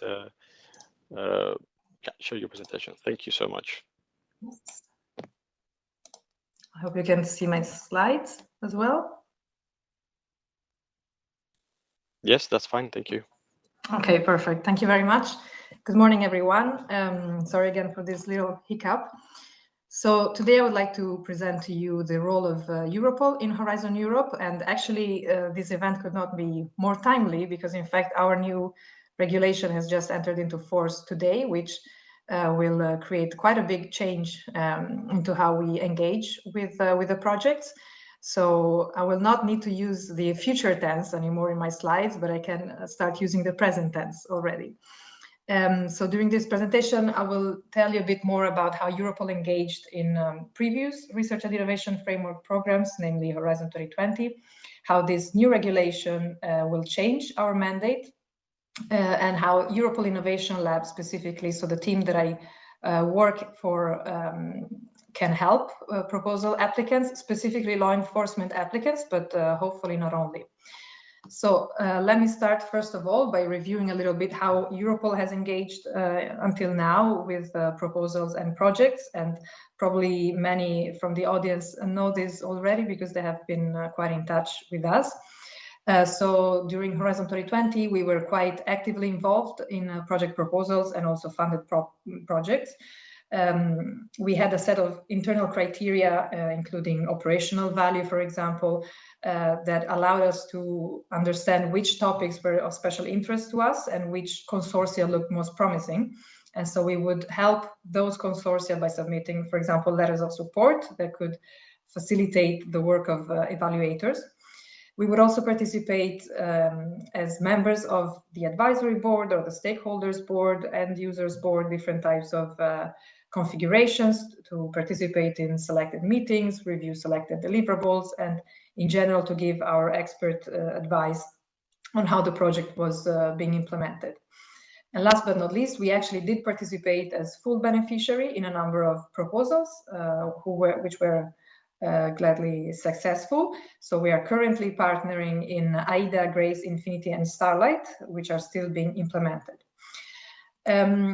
Just this year, however, the Council has adopted a new regulation that is amending our own regulation. So here you can see it was expected to be enforced by the end of June 2022, and in fact, just today, it has entered into force. This regulation changes quite a few of Europol's activities, but most importantly for today, it is giving Europol a new mandate to support the Commission, as you can read here, in identifying key research themes, drawing up and implementing the Union framework programs for research and innovation, of course, the ones that are relevant to our objectives. So in my next slide, I wanted to make quite clear how our role is going to change. So differently from Horizon 2020, we will not participate as full partners in project proposals anymore. And we will not be supporting any specific proposals, for example, with letters of support or by providing any other type of advice, because instead we will be supporting the Commission in the research agenda setting. So we are creating now internally a prioritization process, both with internal colleagues. We have an internal network called the TechWatch Forum, made up of experts in different fields, and that we consult regularly to understand what the latest trends, threats, and future opportunities are. But we also, of course, have several communities of law enforcement that we work with, and I will talk to you about this a little bit later in my presentation, to understand what the next priorities for research and innovation should be when it comes to internal security. Of course, our main goal is to close the gap between the research part and the practitioners. Once the projects have been selected and funded, of course, we will also try to monitor their progress. We will be interested in learning more about how their promises are being implemented, how their plans are being implemented, and as much as possible, we will give advice to those funded projects, again, based on our own expertise and knowledge. The Europol Innovation Lab, again, which is the team that I work for, is the most important team at Europol when it comes to research and innovation and when it comes to EU-funded research and innovation specifically. It was launched quite recently, in fact, only at the end of 2019, based on a decision of the Justice and Home Affairs Council. Europol was mandated, in fact, to create this team to help the law enforcement community make the most of new and emerging technologies, to address, of course, the operational needs, and of course, in full respect of fundamental rights. So we have three main objectives. The first one is to avoid duplications as much as possible, to pool resources. We know that innovation happens in Europe in different member states, but we also know that very often member states face similar challenges or the same challenges. So what we want to avoid is a situation where different agencies are working on exactly the same solution, facing exactly the same challenge, and so duplicating, so to speak, their work. So we want to make sure that cooperation is there, that we bring those people together, and that we avoid duplicating the work too much. We also cooperate not only with law enforcement, but with academia, research organizations, and the private sector as well, so that we take advantage or we leverage the expertise and the skills that are available in Europe. Our second objective is to monitor any new technological developments. We do this through our observatory function, which among others carries out foresight workshops where we try to look into the future. We want to have, to adopt as much as possible a sort of anticipatory mentality. So we want to be ready for the future. We want to understand the impacts, the threats, but also the opportunities that new technologies offer to law enforcement. And last but not least, we want to enable law enforcement agencies to actually develop, to co-create innovative solutions themselves. Of course, in the field of internal security and for the benefit of the wider law enforcement community in Europe.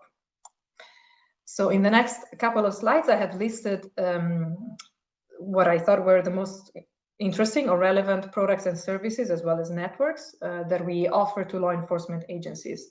Most of these points that I'm going to present here are available only for law enforcement authorities. So for the law enforcement that is listening into this presentation, please do get in touch, reach out to us so that we can grant you access to all of these, so that you can start profiting and making the most of what we can offer. But also for the non-law enforcement partners, so academia, research organization, private companies out there, please know that these products and services exist. So do rely on your law enforcement partners when you're submitting when you're preparing your project proposals, so that you are aware of this and that you still exploit all of these services. So starting with the two networks, the Europol Innovation Lab offers the secretariat of these two networks, European Clearing Board and the EU Innovation Hub for Internal Security. The European Clearing Board, or EUCB, is a network of law enforcement agencies from the 27 EU member states and the 4 Schengen associated countries. These officers meet on a regular basis to exchange experiences, for example, how they have solved a specific challenge that they were facing and how other members can learn from those experiences, presenting ongoing innovative projects, development projects especially, but they also get together to actually co-create solutions, new tools, new innovative tools and methods as well. The most important channel that they have to do this is what we call core groups. And you can think of core groups, in fact, as small projects, which are temporary in nature, which gather a small amount of member states, focusing on very specific technologies. The second network is the EU Innovation Hub for Internal Security. This is also a network, but in this case, we have the innovation labs of the EU Justice and Home Affairs agencies involved.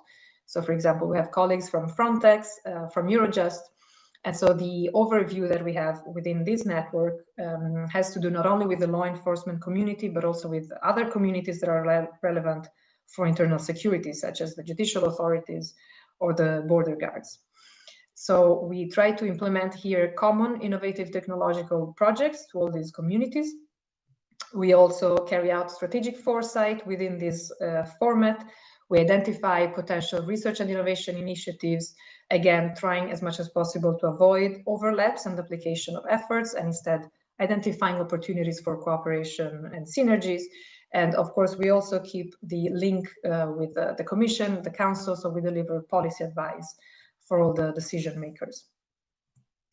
Going a little bit more into concrete products and services, and again, these are mostly available for law enforcement, but it's good, I think, for everyone to be aware that they exist. I will give just a few words about each of these. So the Tool Wiki is an online repository of information. So this is not a place where you can download tools.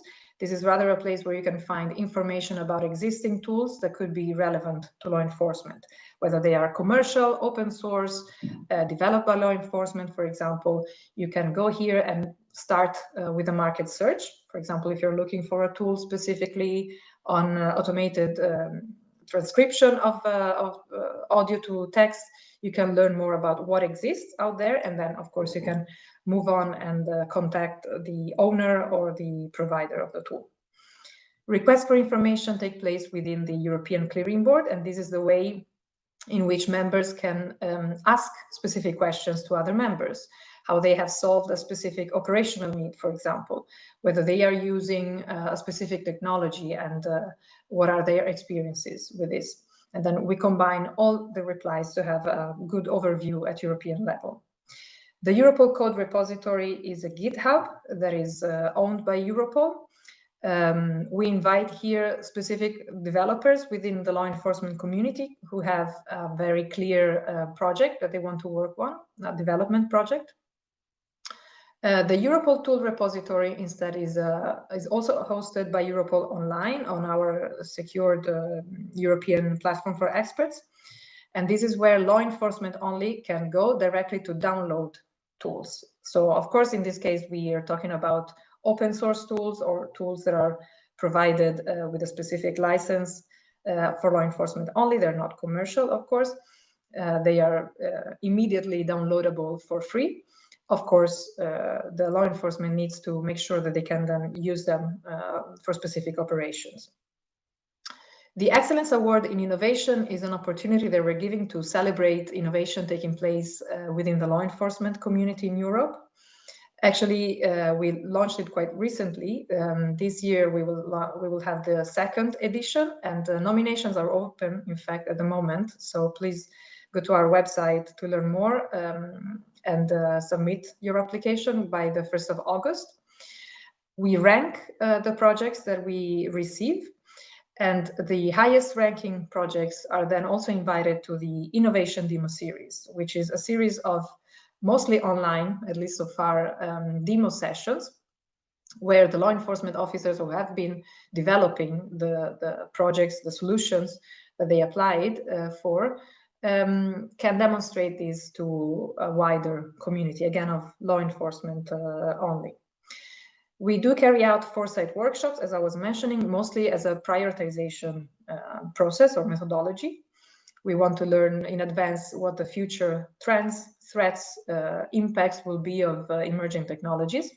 And then based on these workshops, for example, the European Clearing Board core groups have developed their own work plans or have decided on what to focus on for the next couple of years.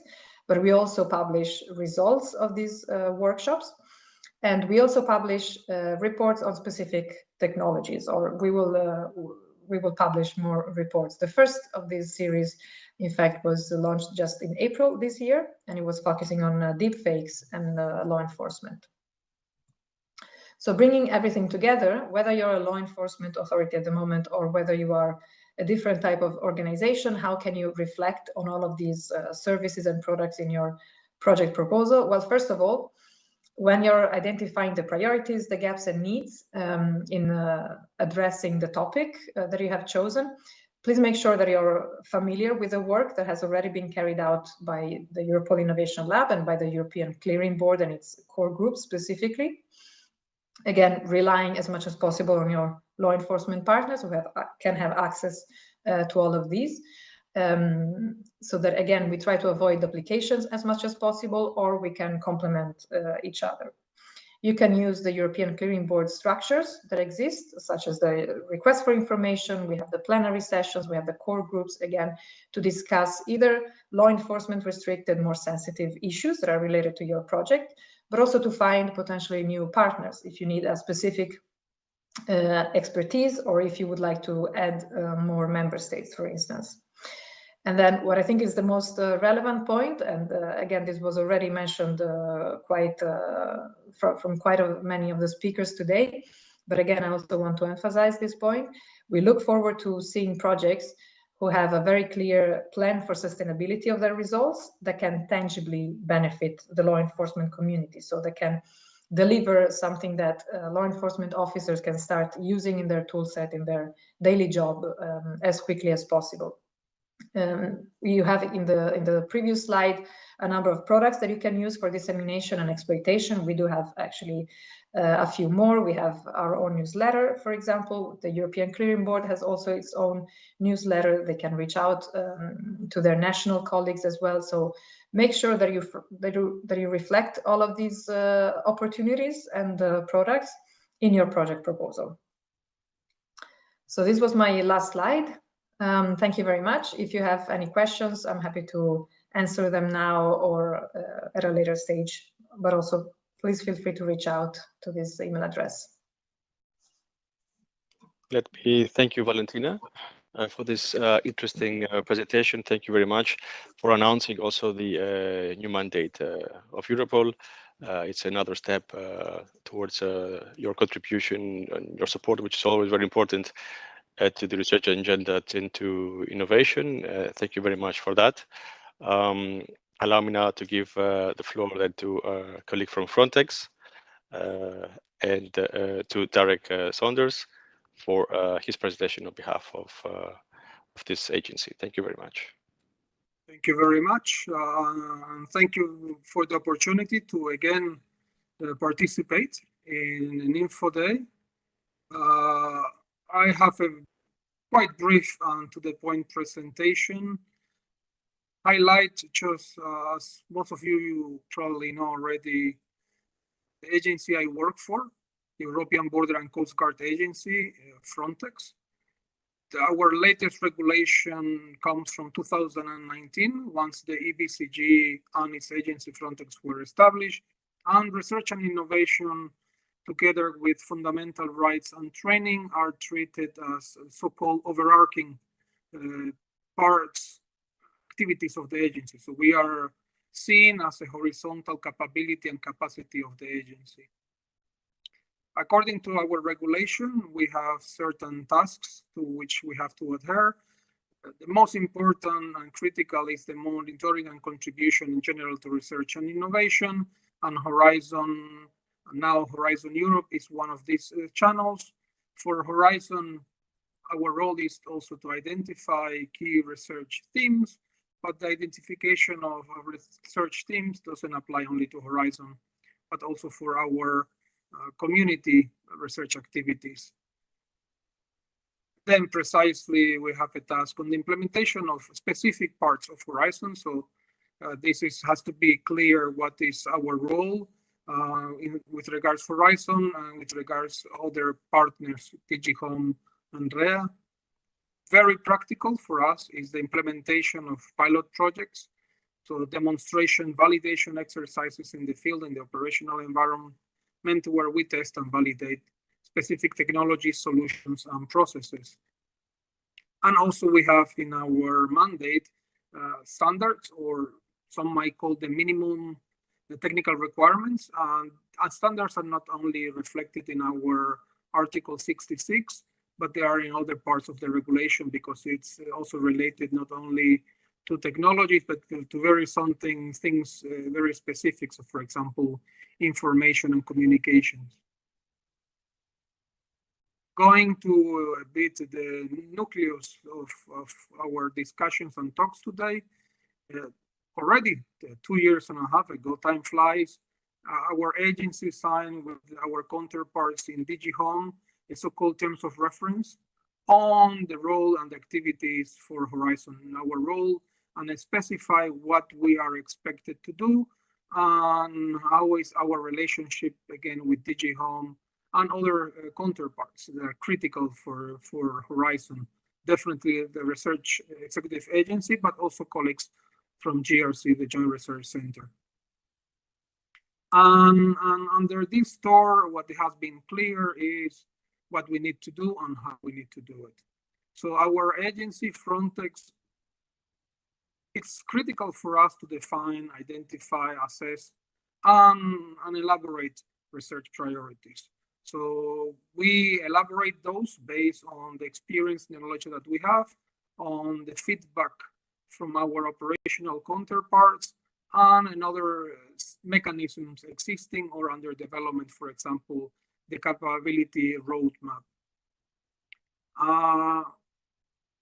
The next stage is what we would call the support to the evaluation. So we identify a so-called pre-pool of experts that is shared with colleagues from DG Home and REA, and some of those experts, if selected, participate in the evaluations. Our goal is always to participate in the evaluation of all the proposals, so we can give our operational overview feedback for the evaluations, And due to this fact that we participate as experts in the evaluations, until the given proposal is not selected and a grant is not signed, we don't have any relationship, conversations and discussions with consortia or would-be consortia. So we want to be unbiased and treat all the would-be participants or consortium members in the same way. So any questions that you might have in the days to come until the selection is made, they need to be done through the appropriate general Horizon channels. And the questions and answers will be, for example, in the frequently asked questions, yes. So anything that comes to us until, again, the proposal is selected, we are escalating and sending it back for DG Home to handle. And so everyone sees the questions and sees the answers. Once specific projects have been selected, the specific proposals have been selected, then we jump in the more active part. So we call it the monitoring, but monitoring it's related to all the border management projects.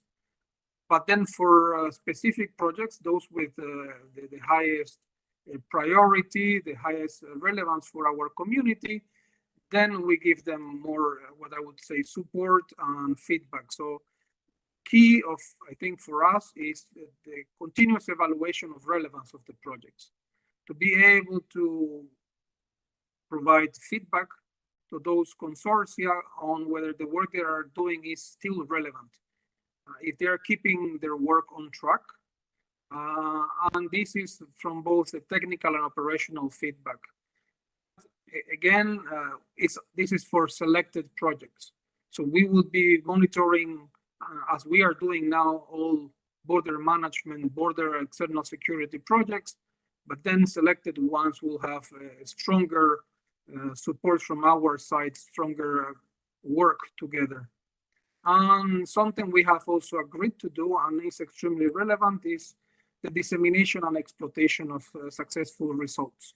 So it's very important that the community and our partners see how effective the Horizon program is and what can be achieved, and then to uptake the results of the most successful projects. In the part of dissemination is we have in our website a dedicated subsection on EU research, and in there we list the projects that we are monitoring and supporting, but also we shared some releases on activities, demonstrations, key results of selected projects, selected activities. A bit then on what we are expecting, and we're going to see this here. There are 5 topics, and I will not go definitely into any details because those will be provided later on today. But what I wanted to highlight is how we see each other with regards to those topics and the future projects. And the first topic is related to underwater detection. So I would say it's under the umbrella of 2 areas. So on one side, surveillance and monitoring, and on the other is the law enforcement component of the agency.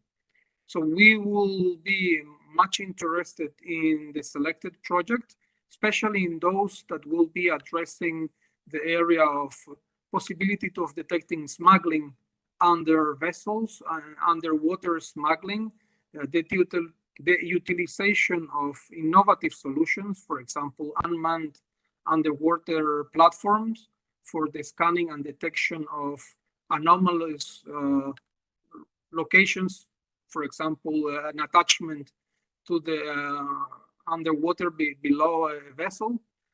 So again, our key interest will be in those components related to the smuggling, the counter smuggling. Probably, based on the call, there could be some proposals aiming at more infrastructure, critical infrastructure protection. We would be then still interested to see what solutions and technologies, but then to that, in that regard, we would probably go into more the monitoring mode rather than an interaction mode. A topic that is completely to the maximum of our interest, which we'll be strongly supporting, is the enhancement for combating the frauds for identification and travel documents. This is the classic border checks topic, and this is an area that has been, is, and will be a top priority for the agency and our research and innovation work.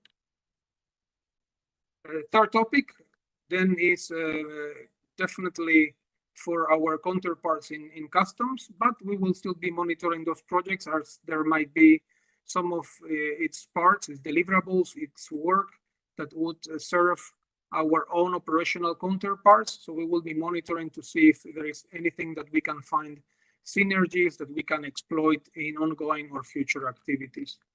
And something we find, I would say, quite brilliant is the two open topics. Open topics are an opportunity for those to respond and offer your proposals for innovative solutions for new emerging technologies that could address issues, gaps, operational requirements that have not been precisely or in general listed in previous topics from, let's say, 21 or this year. So all of those consortia or entities that had what they thought was a brilliant idea to address some of the border management issues and could not apply, here is there is not a better opportunity that the open topics, both the research and innovation action and the innovation action, and we will be definitely monitoring and supporting the most innovative ones. And then in a way of a summary of our experiences and what we could share, I think this is the most important from our side. Based on a few years of working together with the different EU counterparts and participating in evaluations, these are our key thoughts. Please carefully assess the topic description. You've heard this before, we are repeating it again. Once a proposal, even a brilliant proposal, is not addressing correctly the topic, it becomes irrelevant. It's not responding to the call. It's not good. So please go through the topic description a few times to try to understand also what the community had in mind. Clearly describe the expected results, the outcomes. So what do you want to deliver, achieve? So it's going a bit beyond and trying to be practical. It's not generalizing, not using the wide, for example, improvement, further improvement, continuation of enhanced capabilities. But what does it mean? What does it mean enhanced? What does it mean improved? If you're addressing a border management topic, you should have, as expected, the right participants in the consortium, and it's extremely important to have the appropriate EBCG authorities, the European Border and Coast Guard authorities. Utilize to the maximum the national horizon points of contact to identify those authorities, to engage with them, and to attract them. Very important also, plan uptake of the research results. There should be an idea of what you are delivering in research or your research and innovation activities. What should be the next step? How you should be utilizing, how you think it would be utilized in the operational environment for the users. Something, if I was to highlight anything in this whole slide, this is for me the most important, the practical demonstration, testing and validation. This is the moment where users, the operational stakeholders, the one deciding if they want to utilize tools, if they want to continue development, research, innovation, this is the moment when they say yeah or nay. Our community is a law enforcement operational community.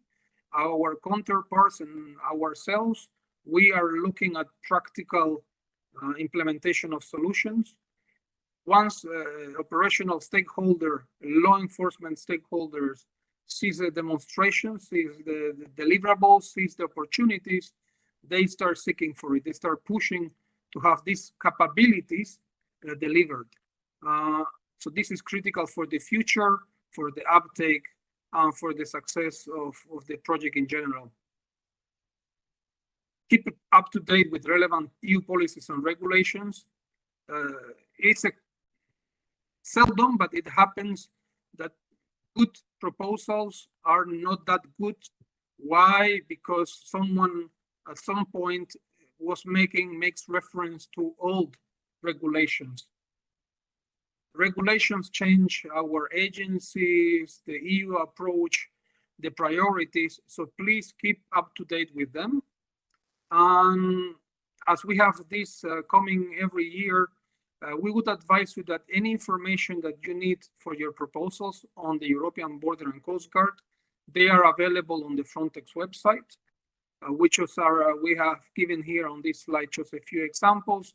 If there's anything else you need, go through the frequently asked questions, ask for any further information, and we will disseminate it publicly to all parties.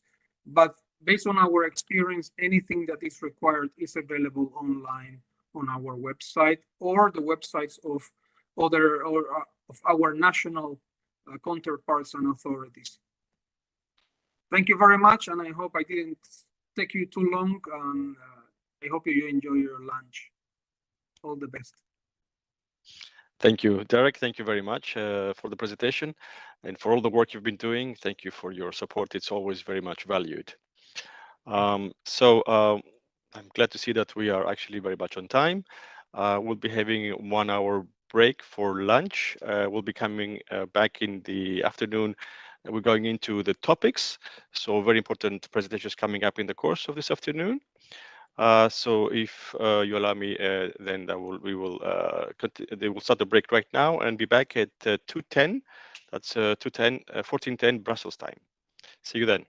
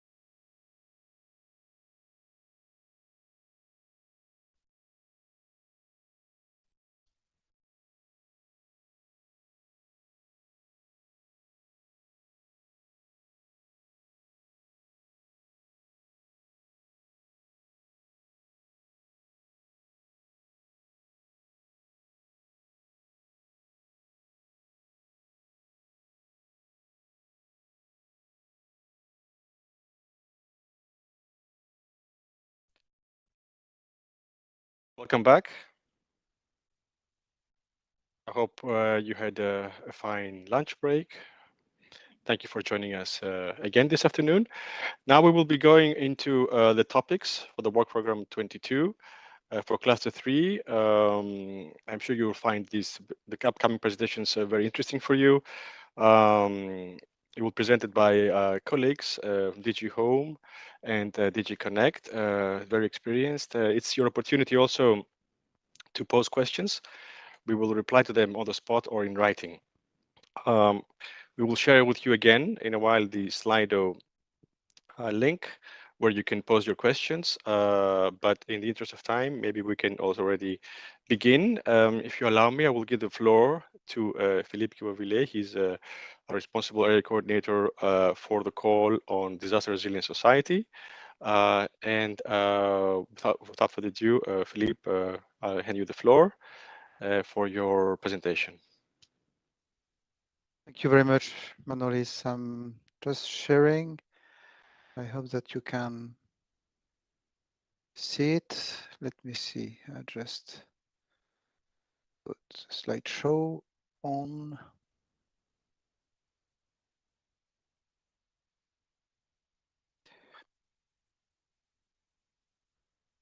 Okay, so in principle, it should be all right. Yes, fine. Thank you, Philippe. Okay. Thank you. So welcome all. Well, thank you very much, Manolis, for giving me the floor. So I'm Philippe Guivavillé, and in the cluster 3, I'm in charge of the disaster resilient society part of the program. So I will make a kind of a quick journey in the different topics of the call 2022, and will be very happy to respond to any questions that you might have. So first of all, I would like to give actually, don't be afraid about the text. It's an extract of the introduction of the DRS destination that you will find in the work program.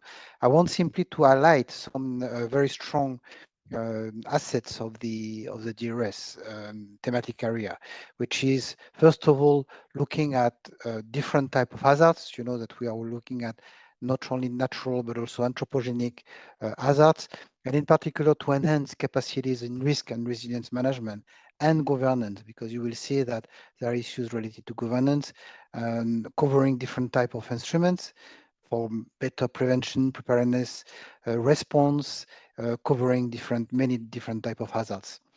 Then, well, we are also looking at a strong intersectorial cooperation that is really ensuring that different actors like policymakers, practitioners, scientists, SME industry, public administration, non-NGOs, civil society organizations are working together, because disaster risk management is about merging different type of actors and ensuring that they are working properly together. So it's also obviously related to the implementation of international policy initiatives. And well, here I mentioned the Sendai Framework for Disaster Risk Reduction that you certainly know, which is an umbrella at UN level, which is not directly legally binding, but it has been signed by all member states, and it is actually implemented through the Union Civil Protection Mechanism, which is a very, very strong reference in many, if not all, DRS topics. We have also different type of parallel the legislations, which I will describe a little bit later. So we have also a component on international cooperation. In some of the topics, you will see I will highlight that, and in particular, there is one topic which is targeted to gaps that have been identified by the so-called International Forum to Advance First Responder Innovation, IFAFRI, which is a forum composed of a number of member states and non-EU member states like Canada, US, Japan, Australia, and so on, and other networks for example, the UN ESTAG, which is called the ESTAG European Science and Technology Advisory Group. So we want to really extend this to support the work of these networks. We are aiming for approaches which are of integrated nature, that is bridging different policies area and bringing different disciplines and in a transboundary joint efforts, that is really managing I would say shifting from the managing of disasters to the managing of risks and then enhance resilience needs. There is a mention, as you will see in some of the proposal of the topics, about the Community of European Research and Innovation for Security, CERIS, which is actually involving a lot of different projects which are gathering in different type of meetings, and we are encouraging proposals to have a link with CERIS, but it's absolutely not mandatory. But you will understand with new projects coming into this circle that it is a win-win when we are establishing this dialogue. About impacts, well, we are aiming for improved understanding, improved knowledge and situational awareness of different type of disasters faced by citizens, empowering them to act and thus raising the resilience of European society. We want, as I said, more efficient cross-sectorial discipline, cross-border coordination of a disaster risk management cycle. We also wish to have an impulse on standardization, increasing the knowledge that is needed in the area of crisis management and cyber, and really looking at the gaps, technological gaps that are facing first and second responders in all operational phases, which are related to any kind of disasters. So with this, I will I like to have a visual of the different, I would say, the scenario, the holistic vision of the area. And I would like to just stress that we are really aiming to bring actors and disciplines from upstream, that is really research, to downstream practitioners, and involving many different kind of actors in the meantime. So we have to deal with different type of policies, as I just mentioned, from UN to national, which are related to civil protection, environmental threats, while transboundary, for example, chemical accidents. I don't mention them all because you will need to look at them, but there are also, it's not only the UN ISDR that is not this UN disaster risk reduction, the Sendai framework for action, but you have also UNICE, which is involved in, for example, Seveso type of accidents. So you have many different policies that needs to be bridged together to make it work and make that the Union civil protection mechanism is well implemented, as well as the Sendai framework for action. So we have this kind of very strong policy umbrella, and in the European Union, we are different parent legislation that are covering natural hazards and man-made risks, and in particular the EU adaptation strategy and cross-border stress to health and non-intentional and intentional risk. And regarding climate, weather, extreme events, you will have different type of policies that are ruled by DG Environment. For example, Water Framework Directive related to drought, flood directive for any kind of floods, marine strategy for coastal storms and pollution, and as well cross-border stress to health that is being looked at by DG Santé and DG ERA, which is another DG. Directive Seveso 3, which is also ruled by DG Environment, but it's another type of, another unit, another directorate, and intentional threats that are being looked at by DG Home, in particular via the Siberian Action Plan, protection of critical infrastructure, and protection of public spaces. So I would say that when you are entering into these topics, you need to be aware of this complex legislative framework, and at least make a reference to it when you are actually justifying your actions in support of policies. It's quite important because the evaluation will be also based on this, I would say, added value to policies. Then we have actually a clear legacy in many different research and innovation, even from FP7, which are closed since some years, but in Horizon 2020 and the starting Horizon Europe program. And we would like to see a critical mass synergies in different sub-thematic areas, for example, prevention of response to flash floods or whatever, to really to have actually a synergy being built among not only research, but also capacity building and education. It is starting in the context of series, but we are really valuing this synergy building. We have also a number of networks of practitioners, networks that are gathering information related to their own sectors and which are playing the role in a way of mediators, or I would say facilitators among research, market aspects, SMEs, and policy aspects. So all these components are also quite important to cover the different DRS areas, which are societal resilience, integrity, disaster, risk management, standardization, and technologies for first and second responders. So the first topic that I would like to give you a few words, well, it's quite wordy, but I will highlight actually some of the key components of the topics, of each topics.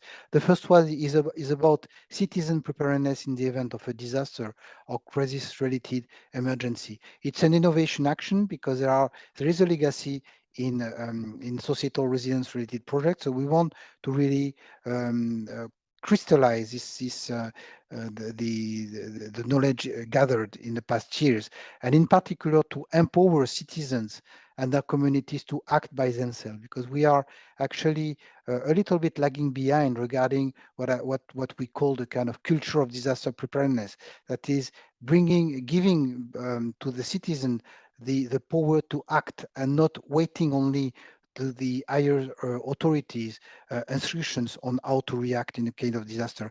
We see that it makes a big difference if people are made aware of the risk. So it involves actually sharing best practices, guidelines to exploit local resources. So we need to have a better knowledge network, tools that will be developed with practitioners and local decision makers. We need to look at efficient means for communication, and again, organizational collaborative processes. For example, it may cover early warning systems, communication chains, roles, tasks, and so on. We need to have improved forecasts and strategies. So and to communicate this to the different public representatives with proper messages, so that they are sufficiently credible to be taken up. Demonstration exercises involving citizens, training and educational institutions, local decision maker, which is also quite crucial, really to try to raise awareness by involving citizens in demonstrations. And in a way, this will lead, hopefully, to a better culture of disaster preparedness and have an impact, we hope, on effective education systems in the European Union.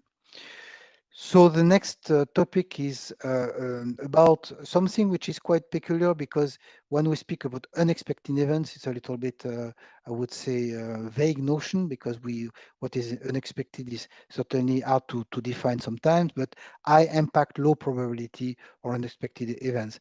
Well, we have seen this in Belgium, Germany, and Luxembourg last year.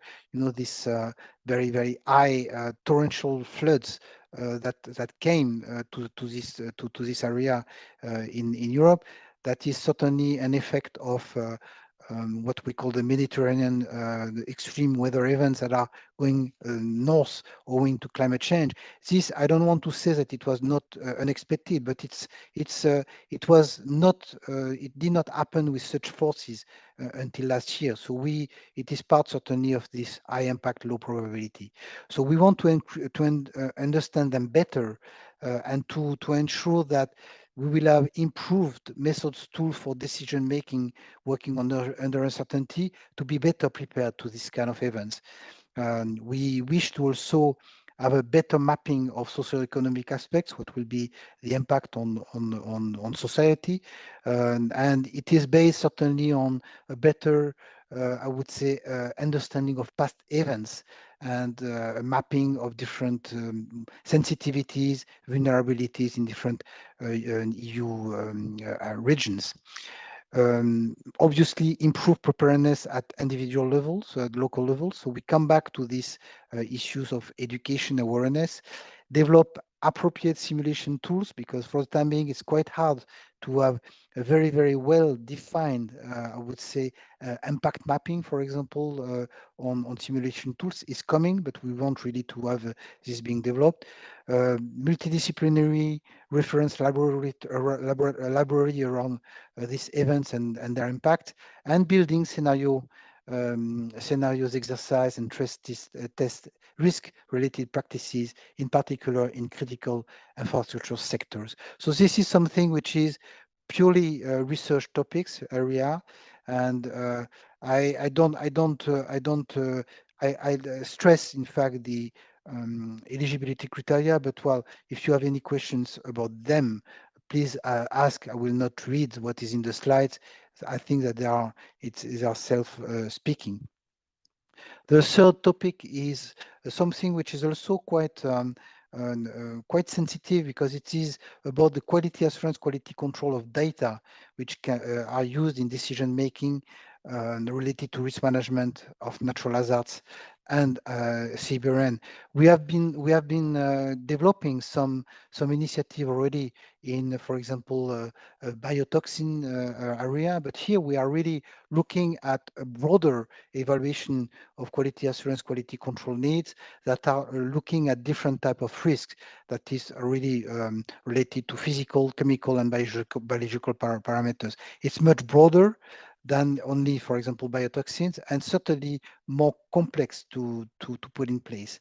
So based on experience, organized intercomparison, demonstration, and so on, we would like to have possibilities to evaluate the comparability of data produced worldwide. That is, if for a certain type of disaster, the data which will be produced in even from early warning to monitoring of the risk, are they of sufficient accuracy, sufficient quality to be able to compare them worldwide and take, I would say, comparable decisions. It's quite crucial in particular for cross-border events. Production of reference materials when it's needed, in particular in the chemical sector, for checking laboratory and methods performance, and having a stronger evidence-based decision making. I would like to stress that this is quite crucial, because in the past we have seen wrong decisions being taken on wrong data. So we have to understand that observation data are feeding, for example, models that are being developed, but models that are developed are as good as the data. If they are based on wrong data, they will produce wrong data, wrong decision-making evidence. The fourth topic is about, again, we come back to societal resilience. It's about the better understanding of citizens' behavioral and psychological reactions in the event of a disaster or crisis situation. It's a research and innovation action, because it's a topic which is quite innovative, quite new for us, and we want to move from, I would say, qualitative experience to quantitative analysis of the behavior of the different groups affected by different type of disasters. And we wish to see how it's possible to examine how this type of analysis could be integrated into preparedness plan and processes to include different features like cultural, historical, ethical perspectives.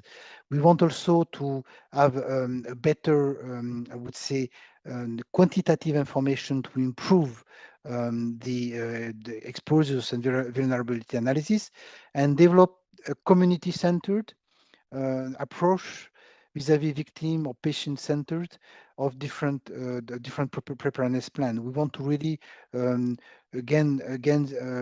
ensure that different actors will be working together in view of improving the emergency response capacity and threats in the light of threat of system collapses. We want to have specific measures being developed to better address the needs and requirements of most vulnerable groups, and analyze the nature and scope of mental health issues of affected population and of first responders, which may arise during or following disasters.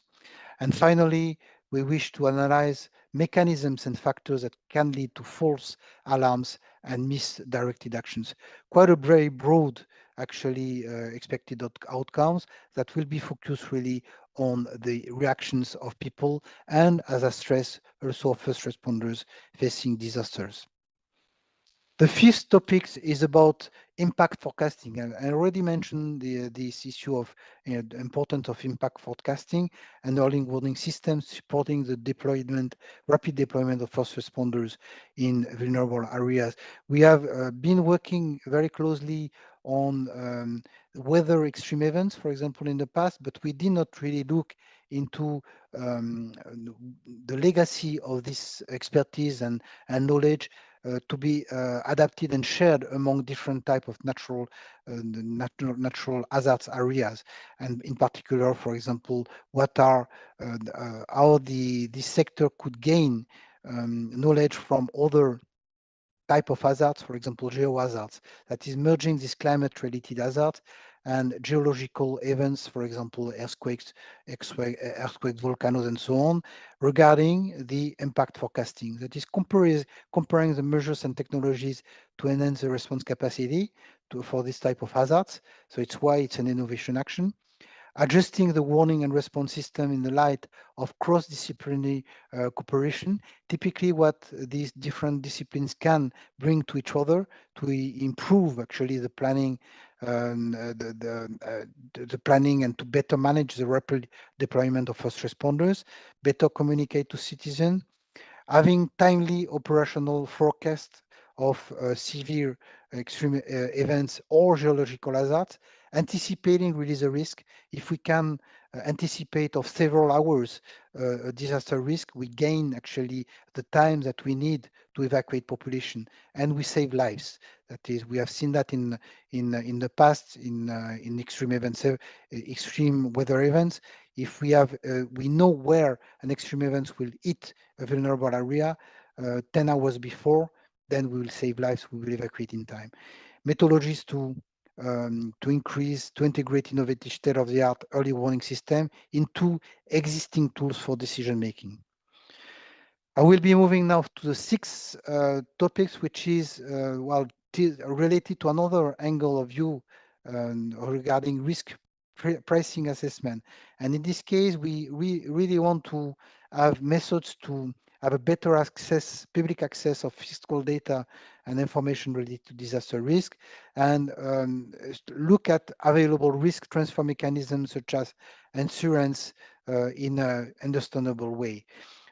We are looking maybe if it's really we need really to have standards or guidance, at least maybe not EN standards, but we'll see. Maybe there is a justification for international standards, but I'll see at least guidance on how to monetize and account intangible values from climate adaptation and disaster risk reduction measures.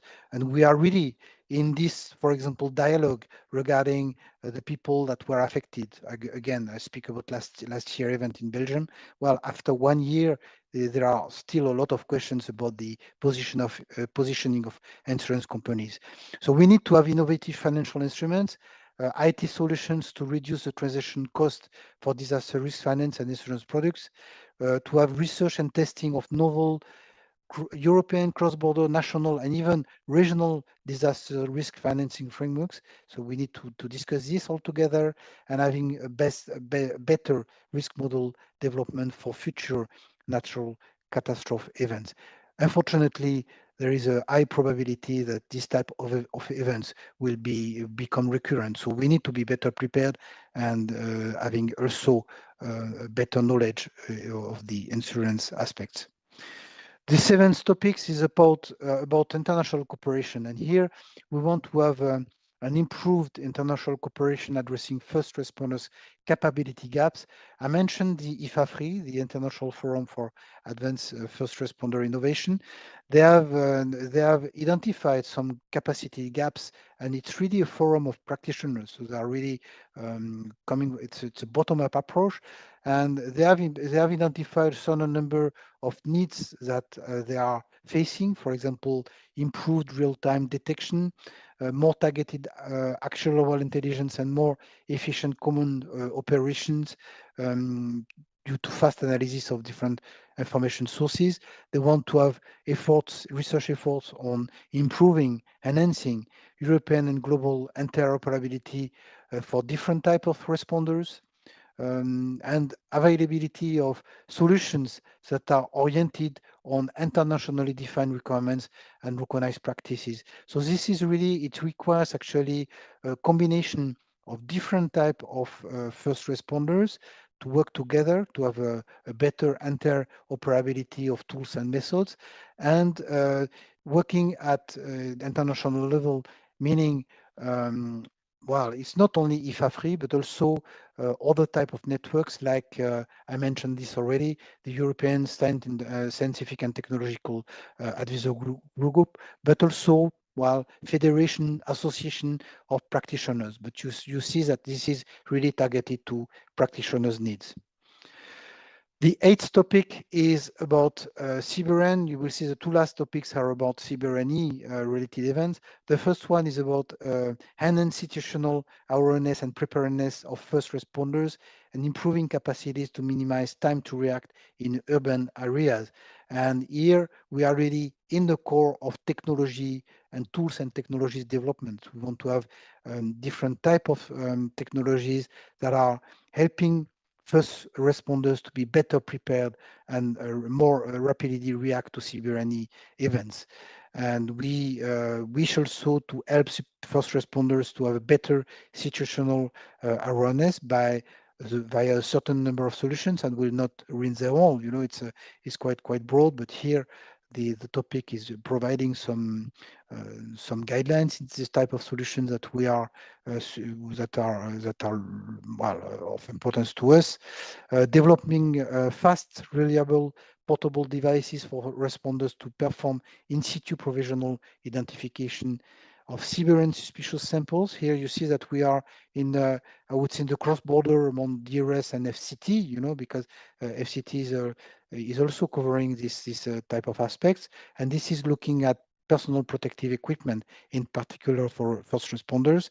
And finally, solutions that are integrated in different commercial and experimental sensor platforms. And this is why it is an innovation action. So there is a clear legacy of projects, knowledge that have been gathered in the last years that should be crystallized in this innovation action. And finally, the ninth topics is about enhanced capacities of first responders, more efficient rescue operations, and this includes the contamination of infrastructure in the case of a CBRN event. And we should here to have a better analysis on specific requirements of operating under CBRN conditions. And it's not only, I would say, the firefighters, it can be also search and rescue staff, medical care, shelter, flood rescue, and so on. That is, what if there is a CBRN event, which is also combined with a natural event? Well, for example, people who are dealing with flood risk are not necessarily well trained for CBRN conditions. So we want really to have innovation technologies, operating procedure being developed for emergency management, for staffs, any kind of first responders that might need to work under CBRNE threats. And this includes victim triage procedures, and it's again a legacy of what has been happening in the past. So it's why it's an innovation action, medical care, and so on.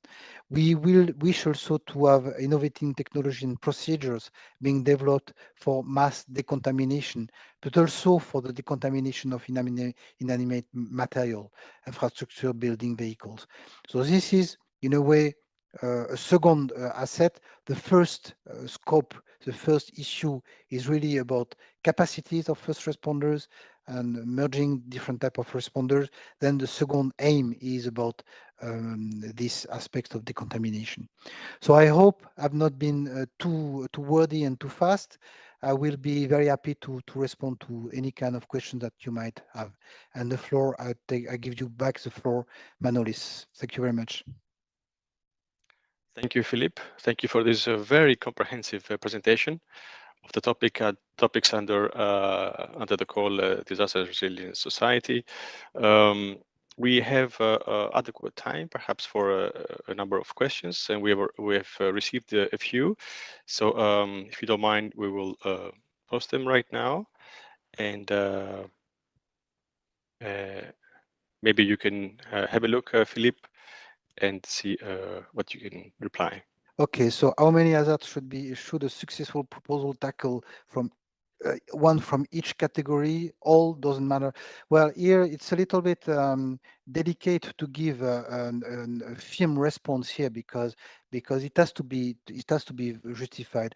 What I would say is that obviously, if you would consider only one type of disaster, it would not be enough because we want really to have an improvement of the situation, a holistic vision that cover different type of disasters and different regional circumstances.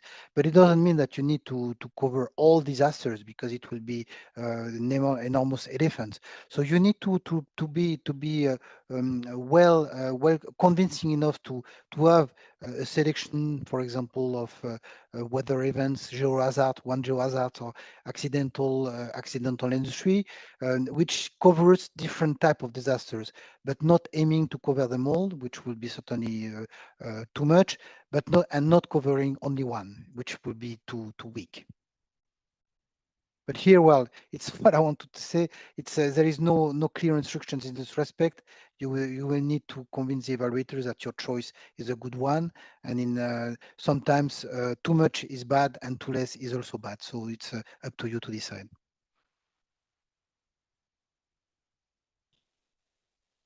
Thank you, Philippe. One more question. Yeah. What do you foresee if you would be an appropriate final outcome of the project? Report, website, software package. In fact, well, report website. We are really. Reports are not read actually, and websites are many. It's rather a platform, maybe a software package, but it's again it's very difficult to give clear instructions here regarding the type of tools because we will need to find ways of communicating what will be the outcomes of the project, maybe in the form of interactive tools. For example, it can be videos as well. You know, you are not mentioning videos here. Report, you will have to write report. Website, you will write a report. It's really, you are the experts. I will not tell you. If I would have the response, I would not need to have a topics on that, you know. So you are the experts, and you will need to surprise me with your innovative solutions. Don't ask me to define them for you.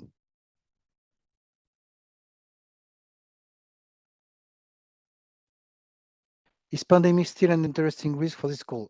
It's quite an interesting question. You know, don't you think that what we have learned in the past years is something checked? I don't think so. You know, the fact that we had to face a pandemics and that we are still actually in the middle of this pandemic because it's not over does not mean that the risk is checked. We may expect that it will come back. So obviously, pandemic risks are part of this call.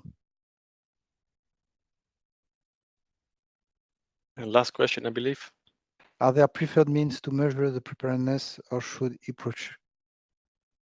Well, you know, I have Norman ancestors, you know, so and in Normandy we say perhaps yes, perhaps not. And I will respond this because you are the experts. In fact, I will not tell you what are the preferred means to measure preparedness. You have to tell that to me. And maybe different topics, different projects will provide different type of measures that might be complementary, might provide a new type of innovation.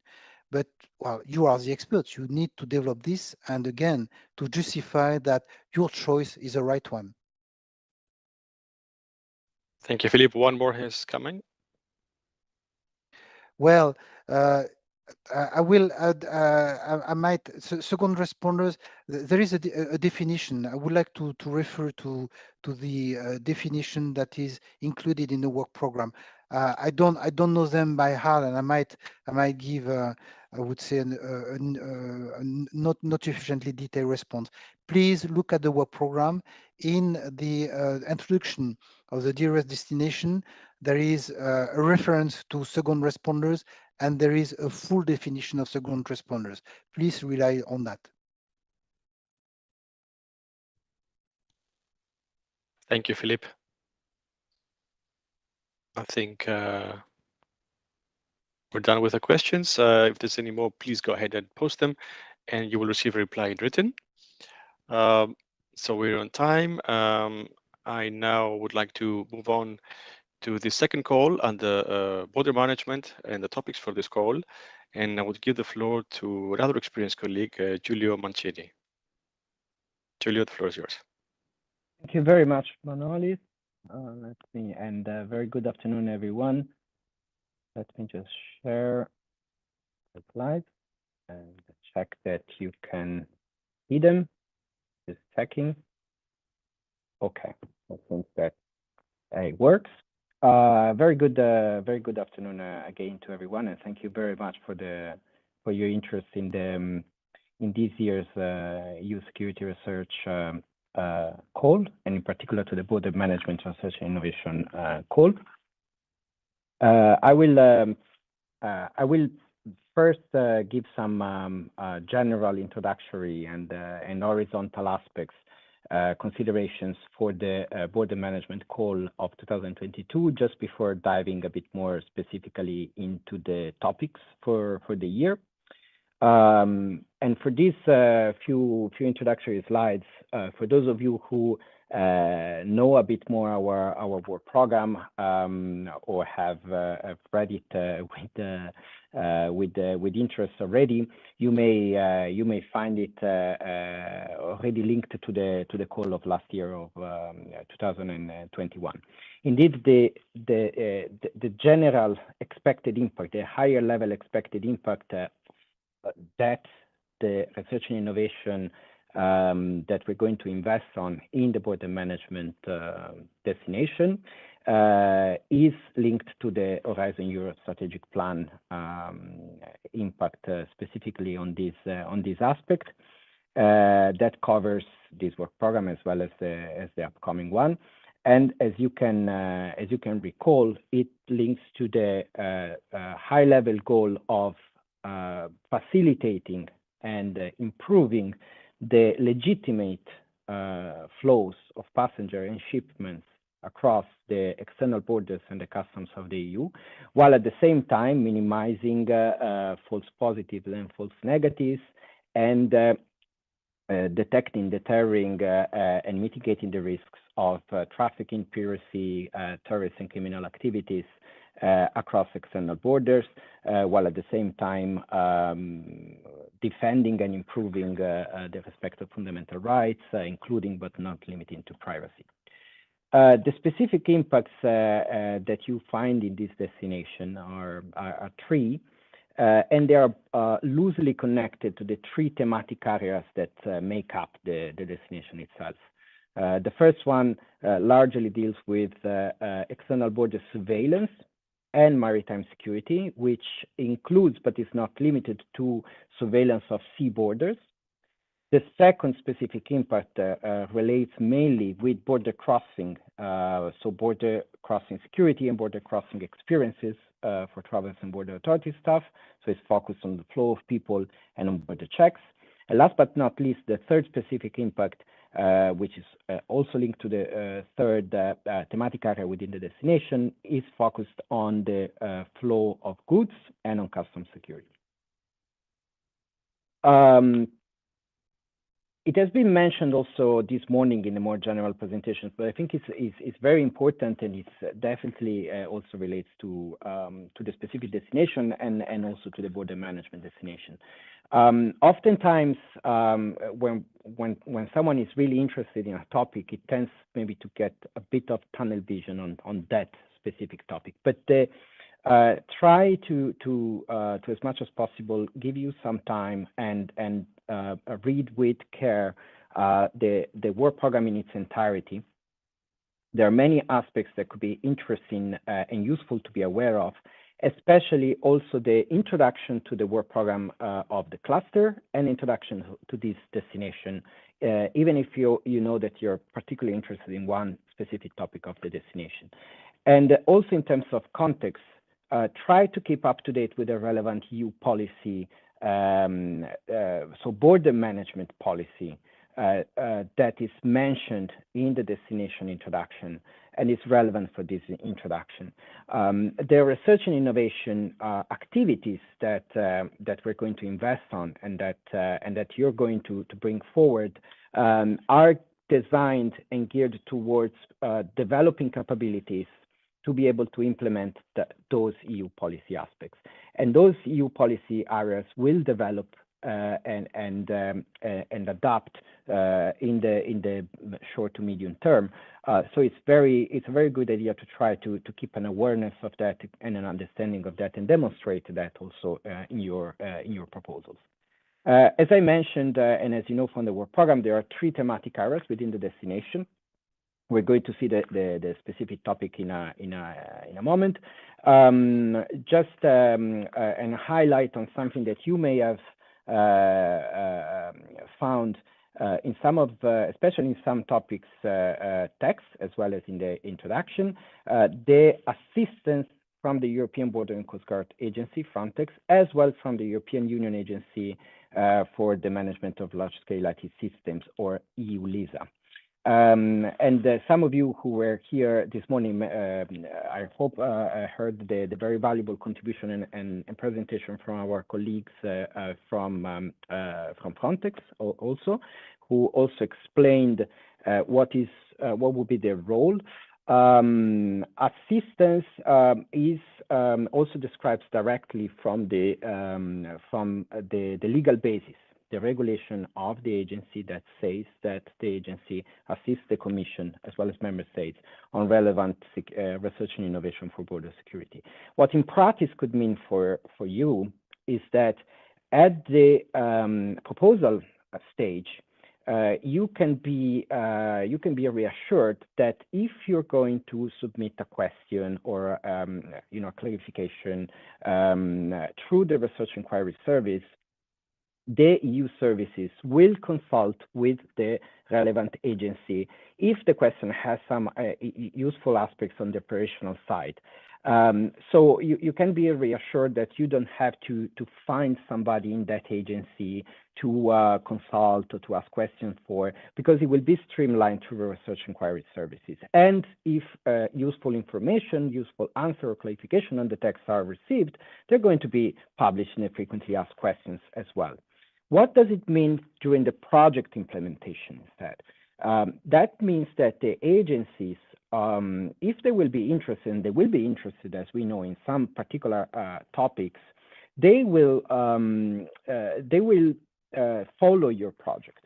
They will be interested in that. They may get in touch with you through the Commission and the Research Executive Agency or directly. They will also help you promoting and understand what you're doing with your research and innovation. So that's trying to explain what it means in practice. The last general slide, things to keep in mind that apply to all the topics. We expect in the research new technologies or knowledge or systems on border management are developed or studied, that the research integrates research on the protection of human rights, how this technology or system could improve or anyway assure the respect of fundamental rights and values. From a more technical point of view, how we can ensure or what could be the challenges for the compatibility with both legacy systems and prospective systems, in particular EU prospective systems on border management. You know very well this is for all areas. We seek the active involvement of security practitioners and users, as well as that you demonstrate an awareness and a willingness to cooperate with relevant EU chaired or funded initiative, as well as other relevant actions or projects, so to not to overlap or duplicate things. And I think we touched among other points, something to keep an eye on. Demonstrate how you're going to build on relevant predecessor projects. You know quite well that there is often a stream and history of EU investment on research and innovation to develop certain capabilities that may have contributed to develop certain technologies that now is going to be pushed forward for more performance threshold or for further innovation.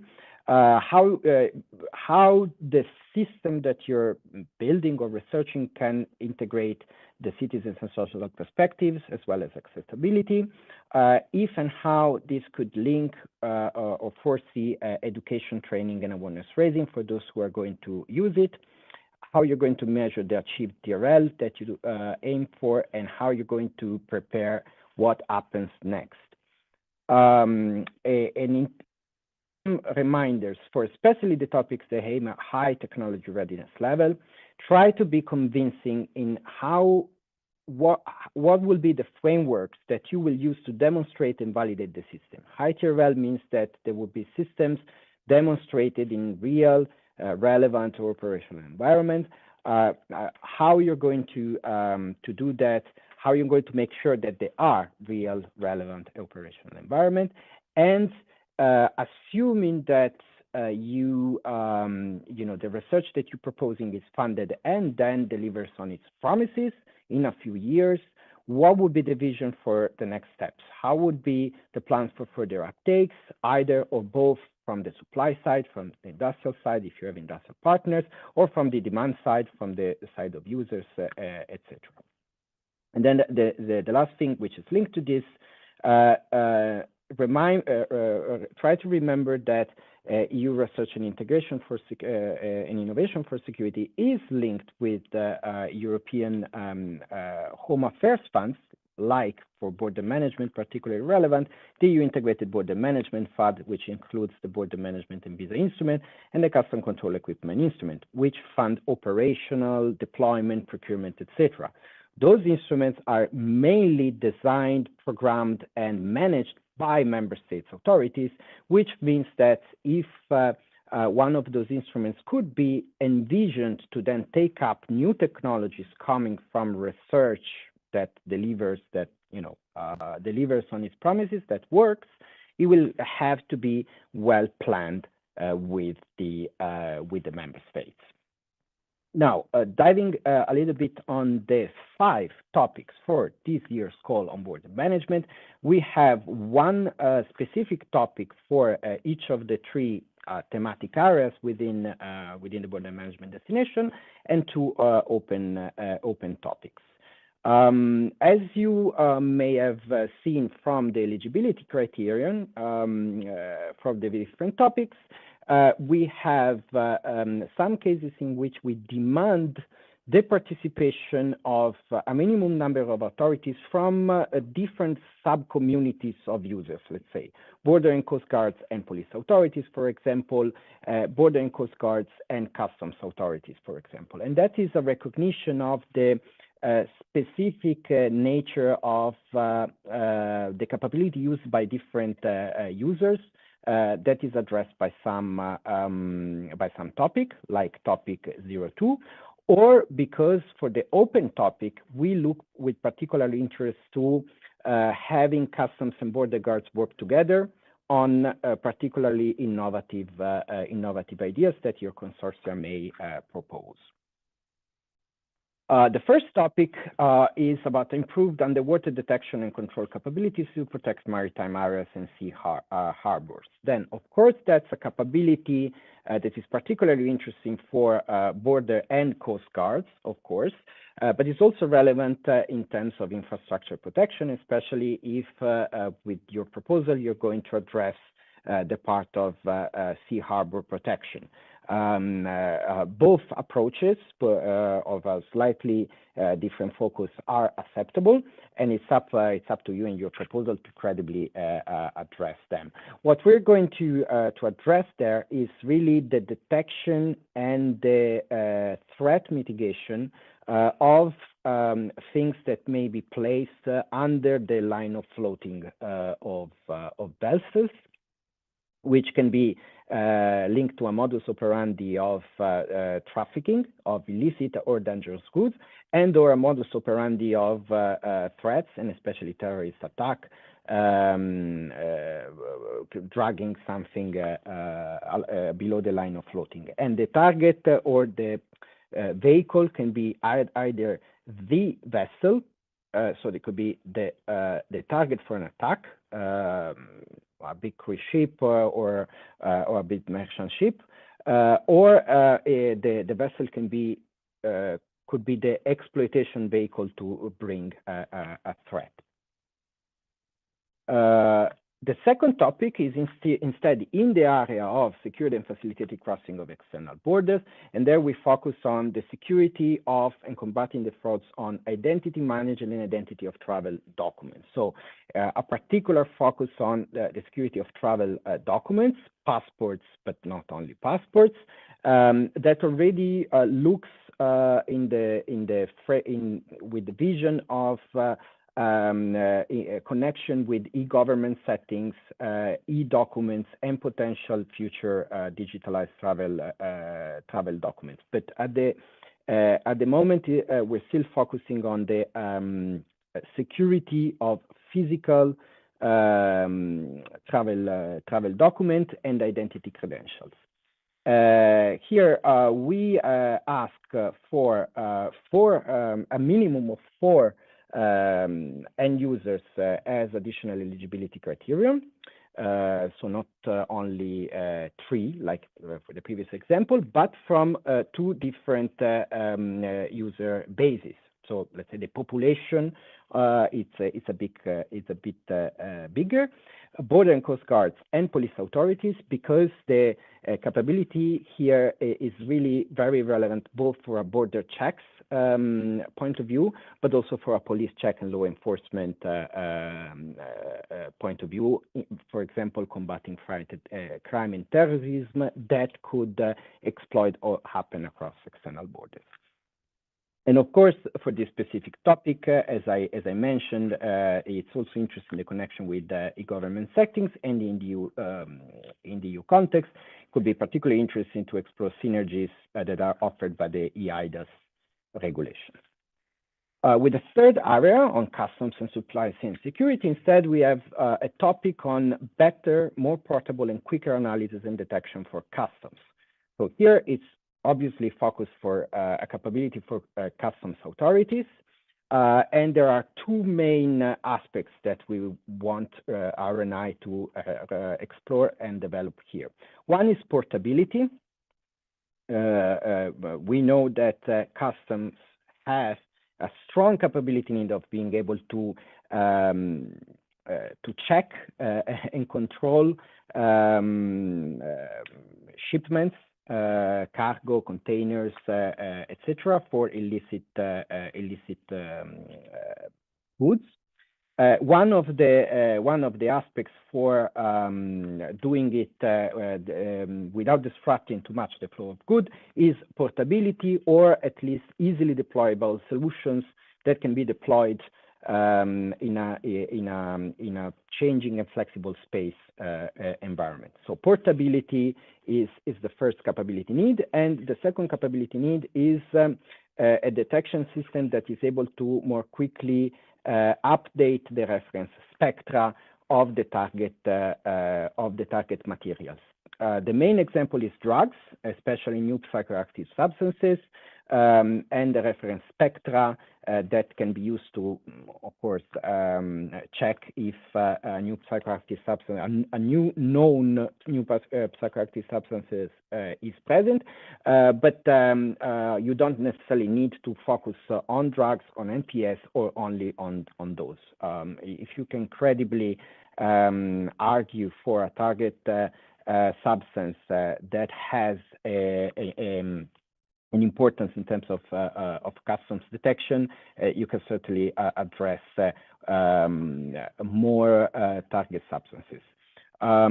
Here, we do not ask as eligibility criterion the participation of police authorities in the research consortium, but here the involvement of police authorities is encouraged, as well as synergies with relevant topics of the FCT destination.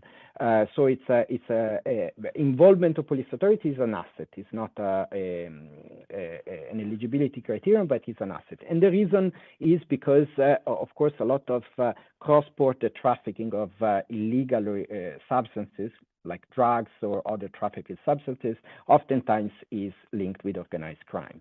And so there is an organized crime investigation element that could be linked very well there. Last but not least, this year we have two open topics. The only difference between the open topics is that topic 04 is a research and innovation action. Topic 05 is an innovation action. With proposal to the open topic, you can address any capability within any or related to any of the three areas within the border management destination. You can address something that is more focused on surveillance. You can address something that is more focused on checks, and or something that is more focused on customs and supply chain security. What we look there is a minimal eligibility criteria, additional minimal eligibility criteria of 4 end users, of which 2 border coast guards and 2 customs, because as we know, in the border areas, there are often authorities that deal with flow of goods and or flow of people. And so it would be very interesting to have proposals that address the proposals research where they involve both types of authorities. And an important note on the spirit of the open topic: these open topics are not thought as an opportunity for resubmissions of past proposals. We know that sometimes resubmission of past proposals can lead to very interesting projects, but here the spirit is really to have the opportunity to have creative or disruptive solutions that have not been addressed by specific topics, design the topics within the destination in either last year's call or this year's call. So you should have a look to the topic titles of the whole work program's destination for border management. And if you have an idea that is particularly creative or disruptive and for border management research and innovation, and it's not been already addressed by one of these specific topics, which will mean that at least one project will be funded on that specific topic, then the open topic for either a RIA or a IA could be a good idea. And with that, that's all. And with all the best wishes and good luck for your proposals. And of course, I'm happy to take some questions if there are. Thank you, Julia, for this very concise and complete presentation under the call border management and the topics there. We have a couple of questions received. If you could please have a look. So the first question is it necessary to address both security of harbors and security of transport? So if I understand the question, no, not necessarily. You do not have to address both. I understand that by security of transport, you would mean anyway security of some sea transport infrastructure. So as long as you link it to sea border surveillance and maritime security linked to these threats that can be below the line of floating of vessels, it's okay. And of course, for example, even if you focus on civilian sea lines of communication, but you do address this, the detection of these threats that could be placed under the line of floating, even if you do not have an harbor within your consortium. It is, if you develop a capability, this is something that could be useful also for the security of sea harbors going on. Of course, then it's also up to you to argue that that's a very an efficient and potentially impactful way to go.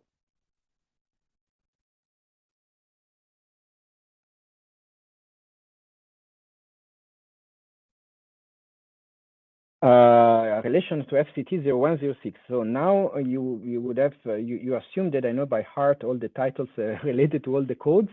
So on 03, the portability, I can look it up very quickly, but certainly there is a connection to organized crime. Because of course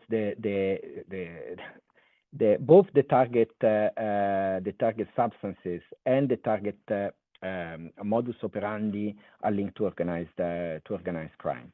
And this is why we want the police authorities to be in the consortium as well.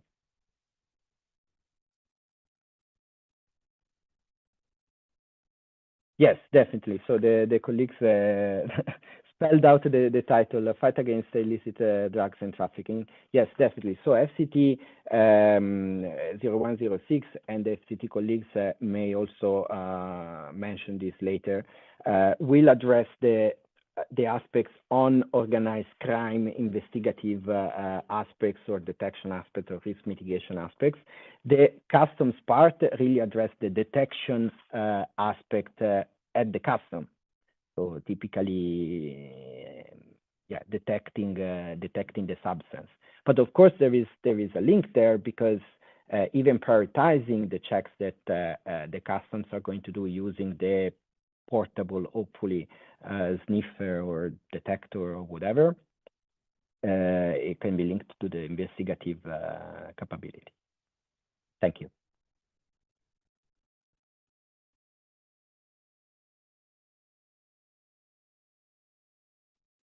Yes, I mean, so the question is about 0101. A Minister of Defense could address the eligibility requirement. Yes, definitely.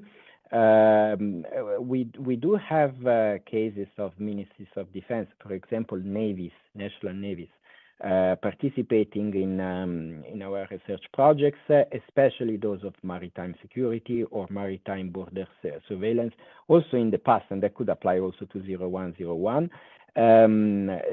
Remember the civilian-only application, which means that a national navy, even if it's military, sometimes do have civilian tasks, like, for example, defending, preventing criminal acts or terrorist acts against a civilian infrastructure, or even Coast Guard or search and rescue tasks.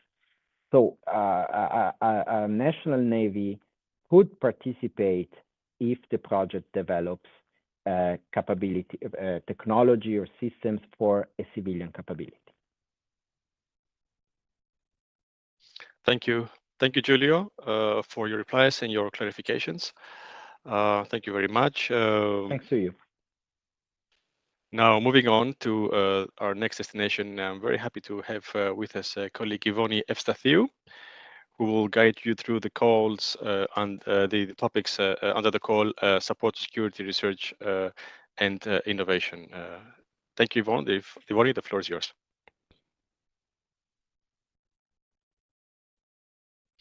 I think you're still muted, maybe.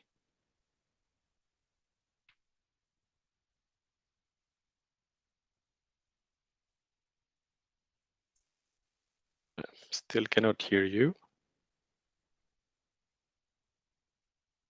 I was muted. Yes. Fantastic. Thank Apologies for that. Let me try one more time.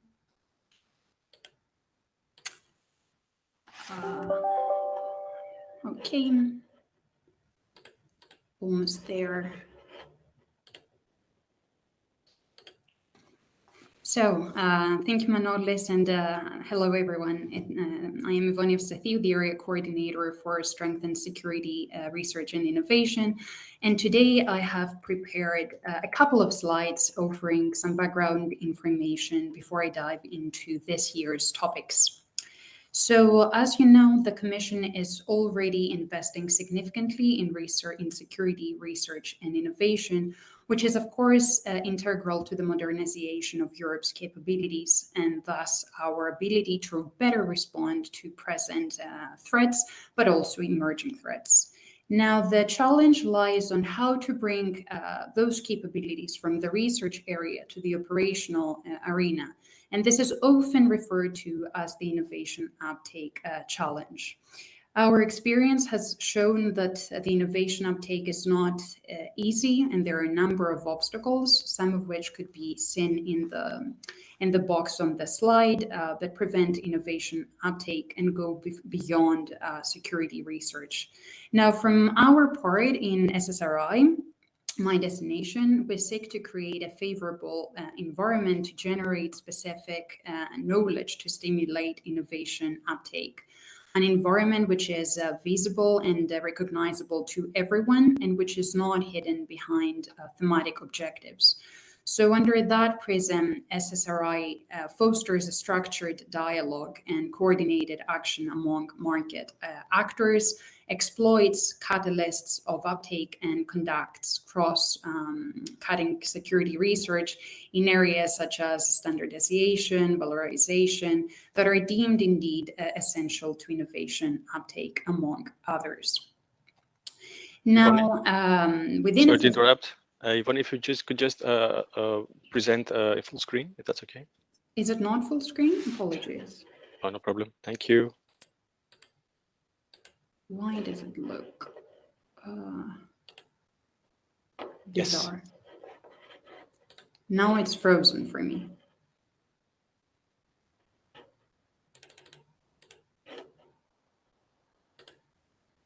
Does it work now? No.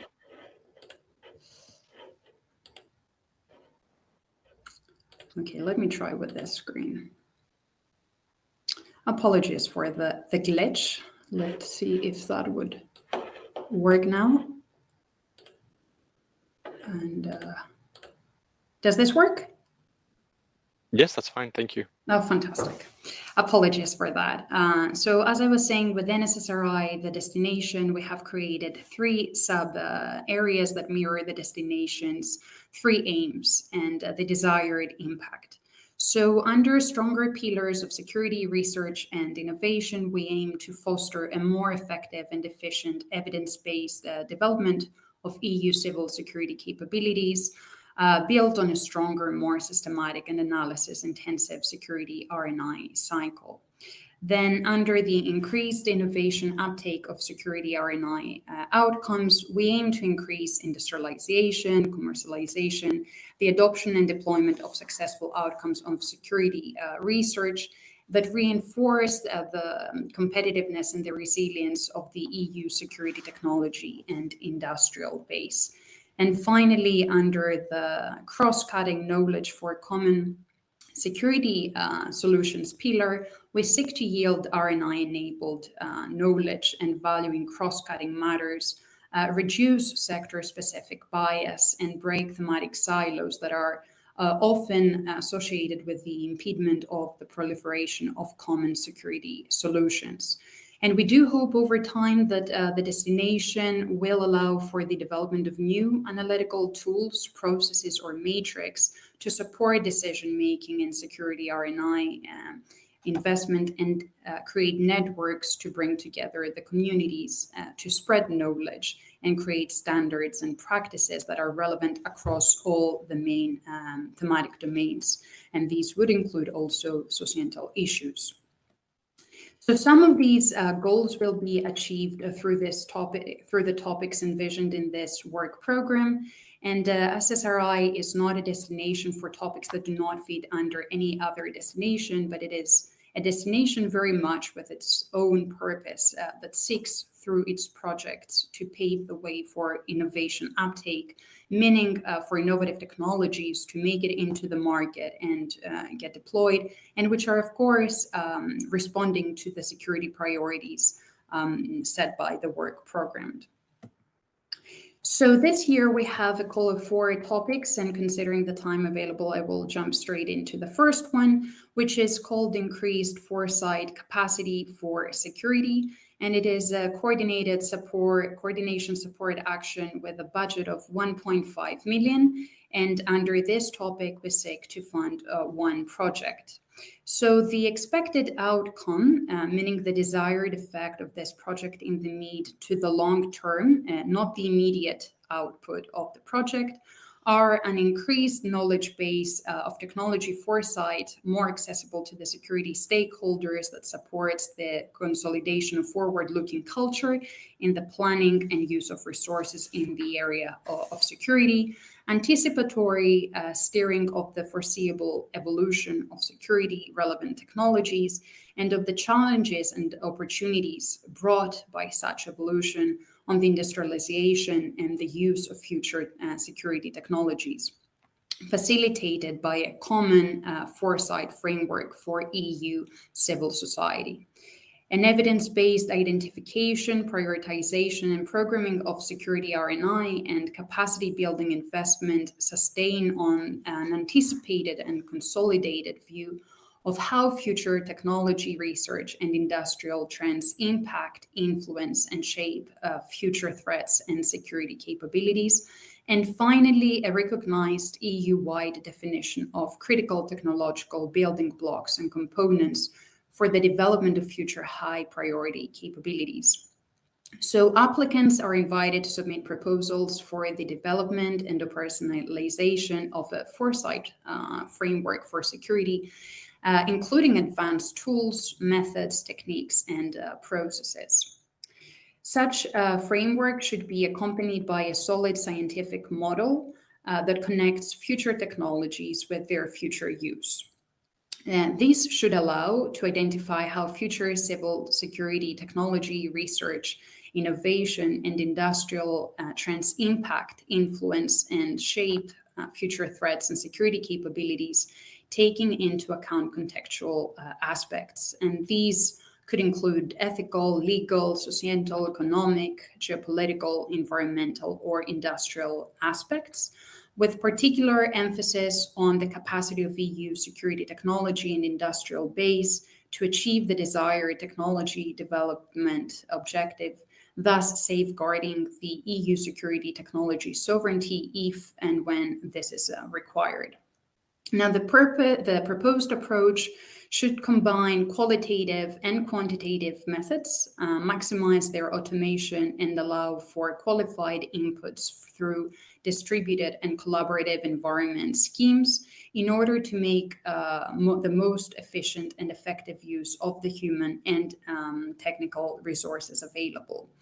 The proposals should take into account existing foresight approaches implemented by the EU and international organizations. And should this be used, they should be referenced.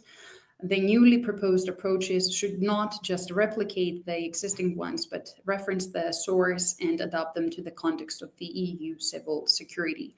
The importance of this topic lies in the expected contribution in better anticipating the future, both in terms of threats and opportunities offered by emerging technologies. Having the capacity to depict plausible futures, to identify upcoming threats, and to propose early responses can be of invaluable help to decision makers. Moreover, the value of this project lies on its expected income on improving our analytical capacity, which is required to identify mid to long-term trends in the EU security context and inform decision makers through the right channels on a timely manner. This project will benefit the EU-funded security research programming and complement European Commission-developed instruments that provide timely assessment of technological trends.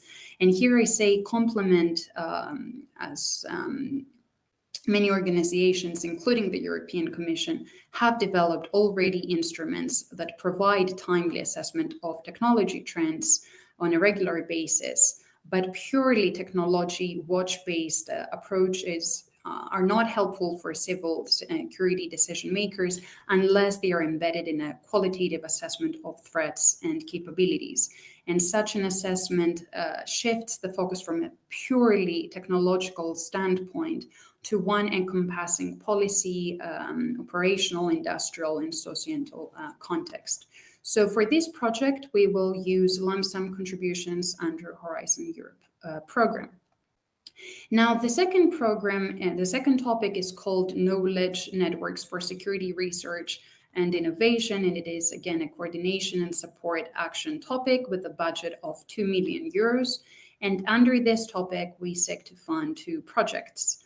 As you may remember, last year we funded 2 projects under this topic in the area of border management and resilient infrastructure. Now, the projects are expected to contribute in an enhanced analytical capacity to support the programming of EU-funded security research and capacity building funds through a periodic and timely evidence-based policy feedback, the periodic aggregated and consolidated view of the capability needs and gaps, the technological landscape and R&I landscape, including trends and best practices, more systematic assessment, validation, and exploitation of security R&I outcomes, the identification of areas requiring standardization and or certification, as well as training, and finally, enhanced cooperation among security ecosystem stakeholders.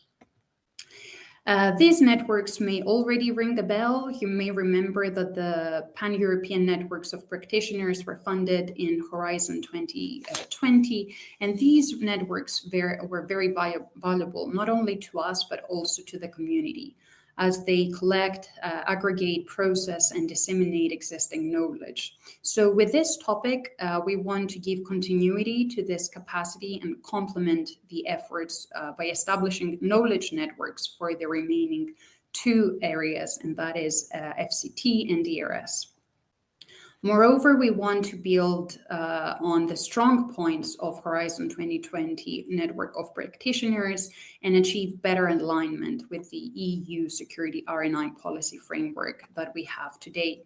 So when designing this topic, we had a clear purpose in mind, and this is to support an evidence-based security research programming with a view on increased innovation uptake.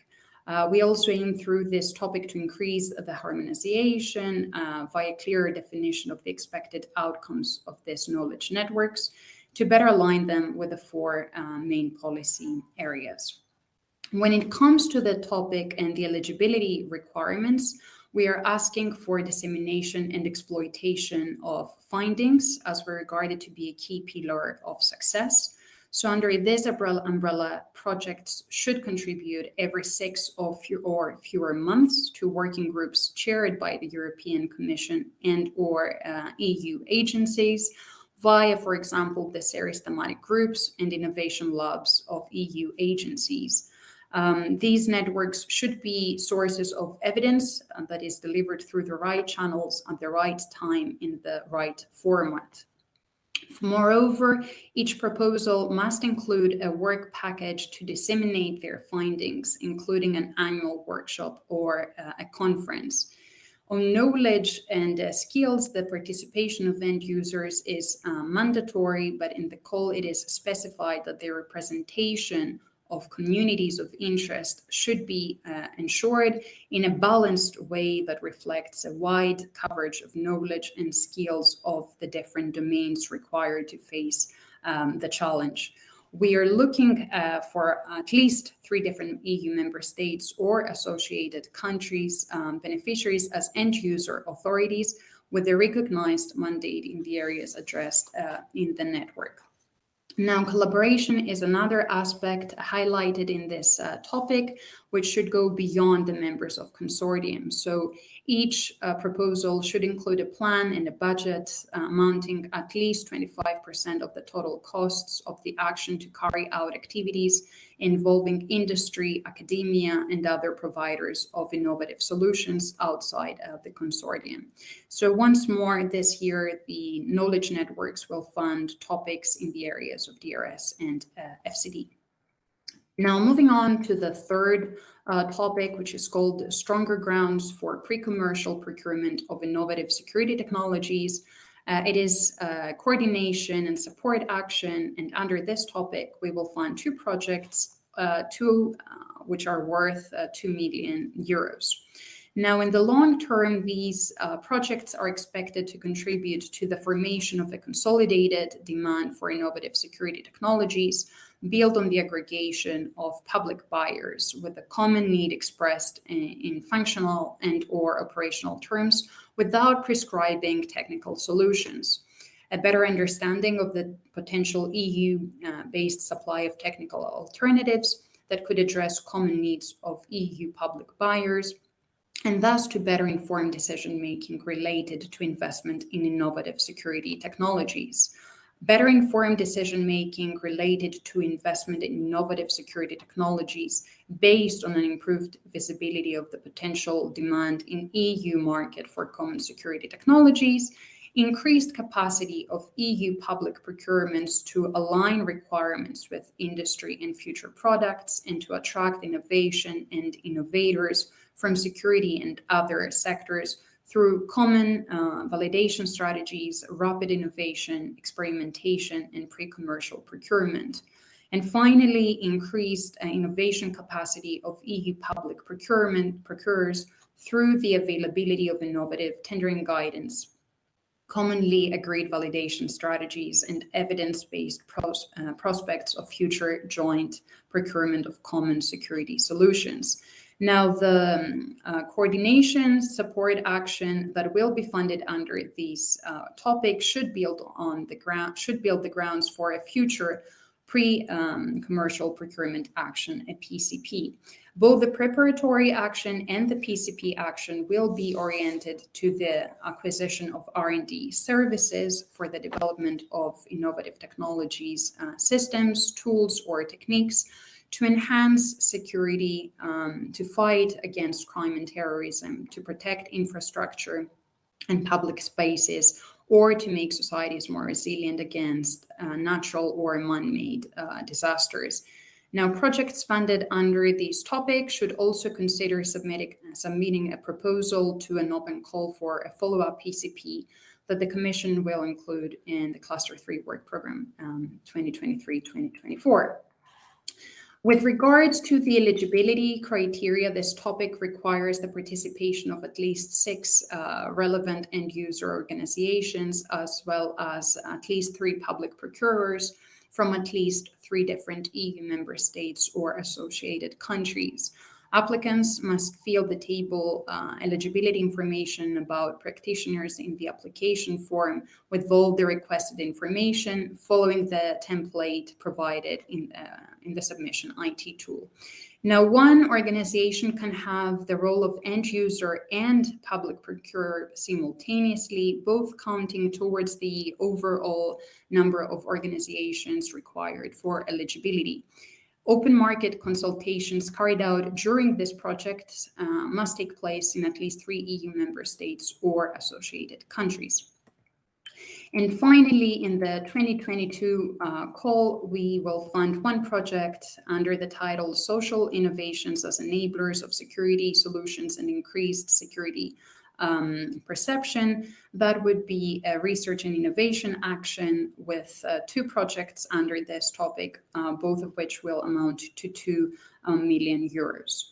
The expected results are the contribution to one or several of the following points. First being that policymakers, security practitioners, and researchers have increased understanding of the capabilities and capacities of local communities and citizens to contribute to developing security solutions. Policymakers, researchers and system developers increase the orientation of security solution developments towards socially innovative and responsible research and innovation approaches, the notion of smart citizens and smart local communities empowered by responsible research and innovation and social innovation, where the general public co-controls safety and security of their environments are more widely adopted by decision makers. New benchmarks, standards, or other quality criteria for developing security solutions through responsible research and innovation, increased collaboration across all parts of the quadruple helix to develop innovations in line with the needs, values, and expectations of society, innovative, transferable, and potentially scalable technological solutions co-created with citizens and local communities in social labs and innovation living hubs, and citizens empowered to act as generators, validators, and end users to new horizontal technologies. And finally, to develop societal trust in security research products. This project is important as it will shed light on how social innovations on security are organized, how they work, how and why they are adopted or rejected, and which interfaces with other more formal security agents are established. A societal development plan that builds upon a people-centered approach will be key, as citizens and local communities are insufficiently involved in the co-creation of socially innovative processes, with their understanding often being shaped by media coverage that potentially could result in bias in the assessment of the seriousness or the probability of different security threats happening. Now, proposals should map and analyze social innovation in one or more distinct social spheres in areas such as security disturbance at large, cultural and sports events, security and security behavior in public spaces, public transport or mobility, radicalization, disintegration in local communities and social media, digital identity, data portability and data minimization with an attribute-based society and control, safety and security in remote communication, command and control of operation in risk scenarios, mobilization of human trafficking, automatic detections use. Now, proposals should consider the social relevance of research, social marketing, transferability, and scaling of such social innovations, as in this area where there is limited research and experimentation, which could help to spread the use of such solutions. They should also consider education, training, and change individual behavioral and social practices by involving citizens and local communities, as I said before, generators, validators, and end users of the new advanced technologies. Now, consortia should give meaningful roles to all research and innovation actors from a variety of EU member states and associated countries in order to ensure a meaningful democratic oversight of the EU's security research program. Projects and policies at national and European level. Proposals should establish a multidisciplinary approach and have the appropriate balance between the industry representatives of citizens and local communities, as well as social sciences and humanities experts. So this topic requires the effective contribution of social sciences and humanities disciplines and the involvement of its experts, institutions, as well as inclusion of relevant social sciences and humanities expertise in order to produce meaningful and significant effects, enhancing the societal impact of the related research activities.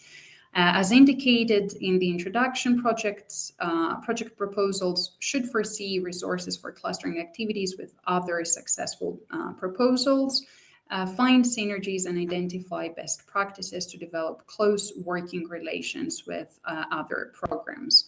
The project should have a maximum estimated duration of 4 years And with regards to the eligibility conditions, beneficiaries may provide financial support to third countries in the form of prizes, with those grants amounting to third parties to 60,000 euros. And with that, I would like to wish you good luck and thank you very much for your attention. Thank you very much, Ivani. Thank you, Edith, for this detailed and very clear, as it seems, presentation from your side. So here you see the again the link to this to Slido, where you can post your questions, which we will answer on the spot or in writing. We are having a 10-minute break right now, and 10-minute break, and then we will be back with fighting crime and terrorism, resilient infrastructure, and increased cybersecurity. So we'll see you in 10 minutes from now at 3:50 Brussels time. Thank you. Okay.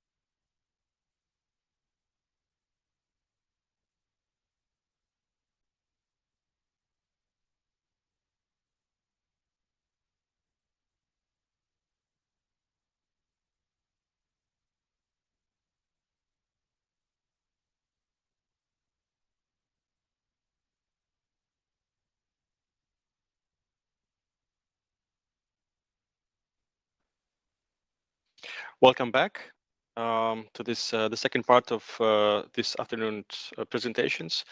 We will be moving on to the next destination, which is fighting crime and terrorism. And if you allow me, I will give the floor now to another very experienced colleague we have in our team, and that would be Nada Bilisavljevic. Nada, the floor is yours. Thank you. Thank you very much, Manolis. Good afternoon to everyone.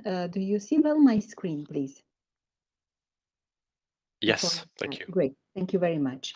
So as Manolis presented me, my name is Nada Bilisavljevic. I'm from the same unit as the other colleagues, so who spoke about different areas of our call. So from the unit F2 on innovation and security research of DG Home. I am the coordinator for the area of fighting crime and terrorism, and I'm here in the room together with my colleague from the team, Sebastian Seriak, and we'll be very happy to hear your questions in case you have some. But now I will do my best to clarify as many things as possible. So let us start with the first. The first slide, just to say the destination is formally called Better Protect the EU and its citizens against crime and terrorism. Now, what are the main features of the destination? Before we start really speaking about the topics, we thought that it would be really crucial for you to understand what we expect from any proposal, because typically proposers read just the topics that they are interested in, and then somehow the introduction is left unnoticed, while it actually refers to all topics. So it's important to take these points into account for any topic and for any proposal. What we expect from you from the policy side, from the applicants, is to be aware of the related policies. So here are just some list, some of them, but not a complete list, because meanwhile there were others from the moment we published the call to today. There are some other policy documents that were released, and it's very important at the EU level. So it is very important for you to really keep up to date on what's happening, such as the latest child sexual countering child sexual abuse documents, and some other legislative documents that you are certainly hopefully up to date in your area of interest. So we started with security union strategy, counterterrorism agenda, EU strategy to tackle organized crime, security dimension of the Pact on Migration and Asylum. But again, there are many more that showed up meanwhile. So please make sure you're up to date, because you really have to understand that in your proposal, you also are supposed to provide always a policy feedback. So hopefully help us improve next legislation or feedback to the current one. Then another thing that is also expected from any application are synergies with other projects or calls. That would be an asset whenever relevant and applicable. So whenever there was in the past, or there is currently some project or call in other areas, be it internal security fund, other clusters of Horizon Europe, some national programs, or any other program that might be related, depending on the topic, we expect that you will think about creating synergies and not reinventing hot water. Then there is a complementary instrument that of course, to us, in the case of fighting crime and terrorism, that is internal security fund. So it is also an asset if you are aware of what is happening there, and if you also have some idea of how you could maybe in future pipeline connect to the program, because normally it's closer to the application than research. So whenever possible, we hope that it would be pipeline connected to what we are doing in our program.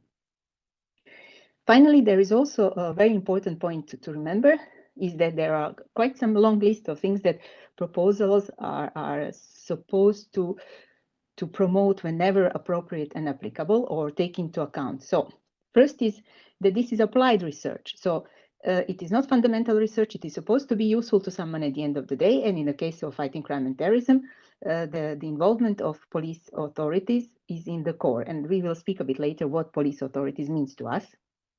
So what sort of definition of police authorities. So we really wanted that they are in the core, that they are not there just to tick the box, but really that their needs, what they tell you, that their gaps really that they are taken into account when you develop the proposal and when you work on the project. There is also an idea of this fast evolving environment in fighting crime and terrorism, and I'm sure I don't need to explain further. So there is a clear need to have a strategy in your proposal on how you and your proposal will adapt to this fast evolving environment of fighting crime and terrorism. So from the moment of creation of your proposal until the moment you start working, and there is still some years to come while the project will be alive and working. It is important to think that during that period, things may change in the area you cover. So there should be some idea, hopefully, in your proposal on how you will adapt, how your work will adapt to this changing environment. Be it from the moment, from the point of view of rapid technological changes to rapid crime and terrorism map in Europe. Then what we also noticed is that many projects were developing in the past platforms. So you had 10 projects and you had 10 platforms. And it is not possible for law enforcement, for police authorities in the project to really work on all these platforms. So we are really looking forward to tools that are rather modular, that can be really plugged from one platform to another, and then to have a minimum needed platform for you to test. So not to put the most effort of the project to the platform, but rather to tools to fight some type of crime or terrorism.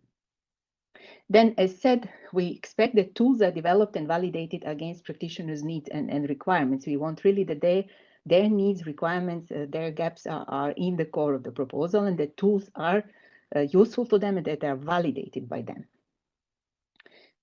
Also, typically, as our work program exists since 2007 formally, there are quite some works in many of the areas, including in the fighting crime and terrorism, that have been going on in our research program. So we expect that you have knowledge of what has been happening in the work program until now. So again, not to really reinvent the wheel, but really to think how to build on the relevant predecessor projects. And before you ask me, and that is typically what I'm asked, that's why I'm now already running ahead. How do you know what is happening in the previous projects? There is a CORDIS database that you can easily browse, that is online, and that will give you an idea. You are not supposed to know every nitty-gritty detail of every project, so you cannot see their deliverables and in most of the cases and things like this, but you can, however, have a good idea of what some projects were doing based on this database, and also some projects that are still ongoing. Normally they all have their websites. Some old projects still have their website. So based on this information, to have an idea that you do not repeat what has already been done, but that you rather make a step forward in this in the direction. What we also expect, again, is that there is an active involvement, whenever applicable, of citizens, voluntary organizations, and communities. As we always say, that our program is built on 5 pillars. These are researchers, industry, practitioners, civil society, and policymakers. So we really expect citizens involved in whenever it makes sense, whenever applicable. To be sure also that the tools that we are developing, that the methods that we are developing are acceptable by them. Further, what we also expect, whenever it makes sense, is to have education and training aspects for police authorities and other relevant practitioners. So when you develop a tool or a method, that there is also some material that will educate and train police authorities and other relevant practitioners for your project to really use these methods and tools. Then we also see research as a midway between our research, between fundamental research and the final product. So there should be also, from the very beginning and not at the end of the project, a clear strategy on where you are going to. So what do you see as potential uptake of the outcomes? This will probably evolve during the lifetime of the project, but it is really welcome that, to see at the very beginning of your proposal that you have a vision where you want to come. So what would be the uptake of your results? And finally, as we always, for any research need data, it is very important also to indicate how you will obtain research data for training and testing. be it in societal or in technological domain. You always need data for research. So it should be already thought at the beginning of the project and not to start the project and then think how to get the data. So you should have a clear strategy on how you will get the data.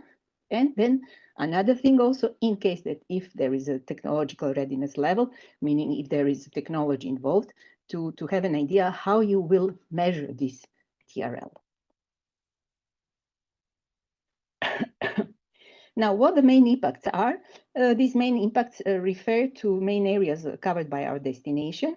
And why we grade first and last is because in year 22, these two are not covered in the sense that there are no topics proposed under them. However, it's also part of our programs, modern information analysis for police authorities and more secure cyberspace for citizens.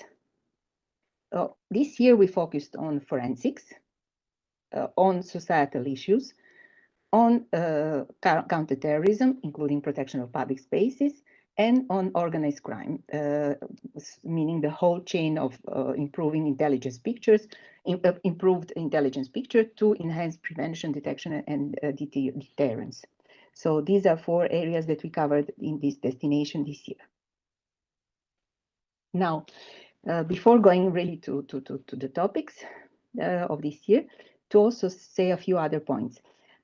As said at the beginning, we use here a definition for police authorities to make clear what we mean. And police authorities means public authorities that are designated by national law or other entities legally mandated by the competent national authority for the prevention, detection, and or investigation of terrorist offenses or other criminal offenses, specifically excluding police academies, forensic institutes, training facilities, as well as border and customs authorities. And then what is also very important is that, as said, in each topic, taking into account that this is active and that this is applied research, we really want to have active involvement of practitioners. Mostly it's only police authorities, sometimes it's also forensic institutes, sometimes it's border guards, but for all these participants, you should fill in the table eligibility information about practitioners in the application form with all the requested information and following the template provided in the submission IT tool. So please do not forget to do it, to identify who your practitioners are and to justify why are they eligible to be this type of practitioners. Another important issue to pay attention for every topic is to see about possibility of having classified and security sensitive data in your topic, and that is always indicated.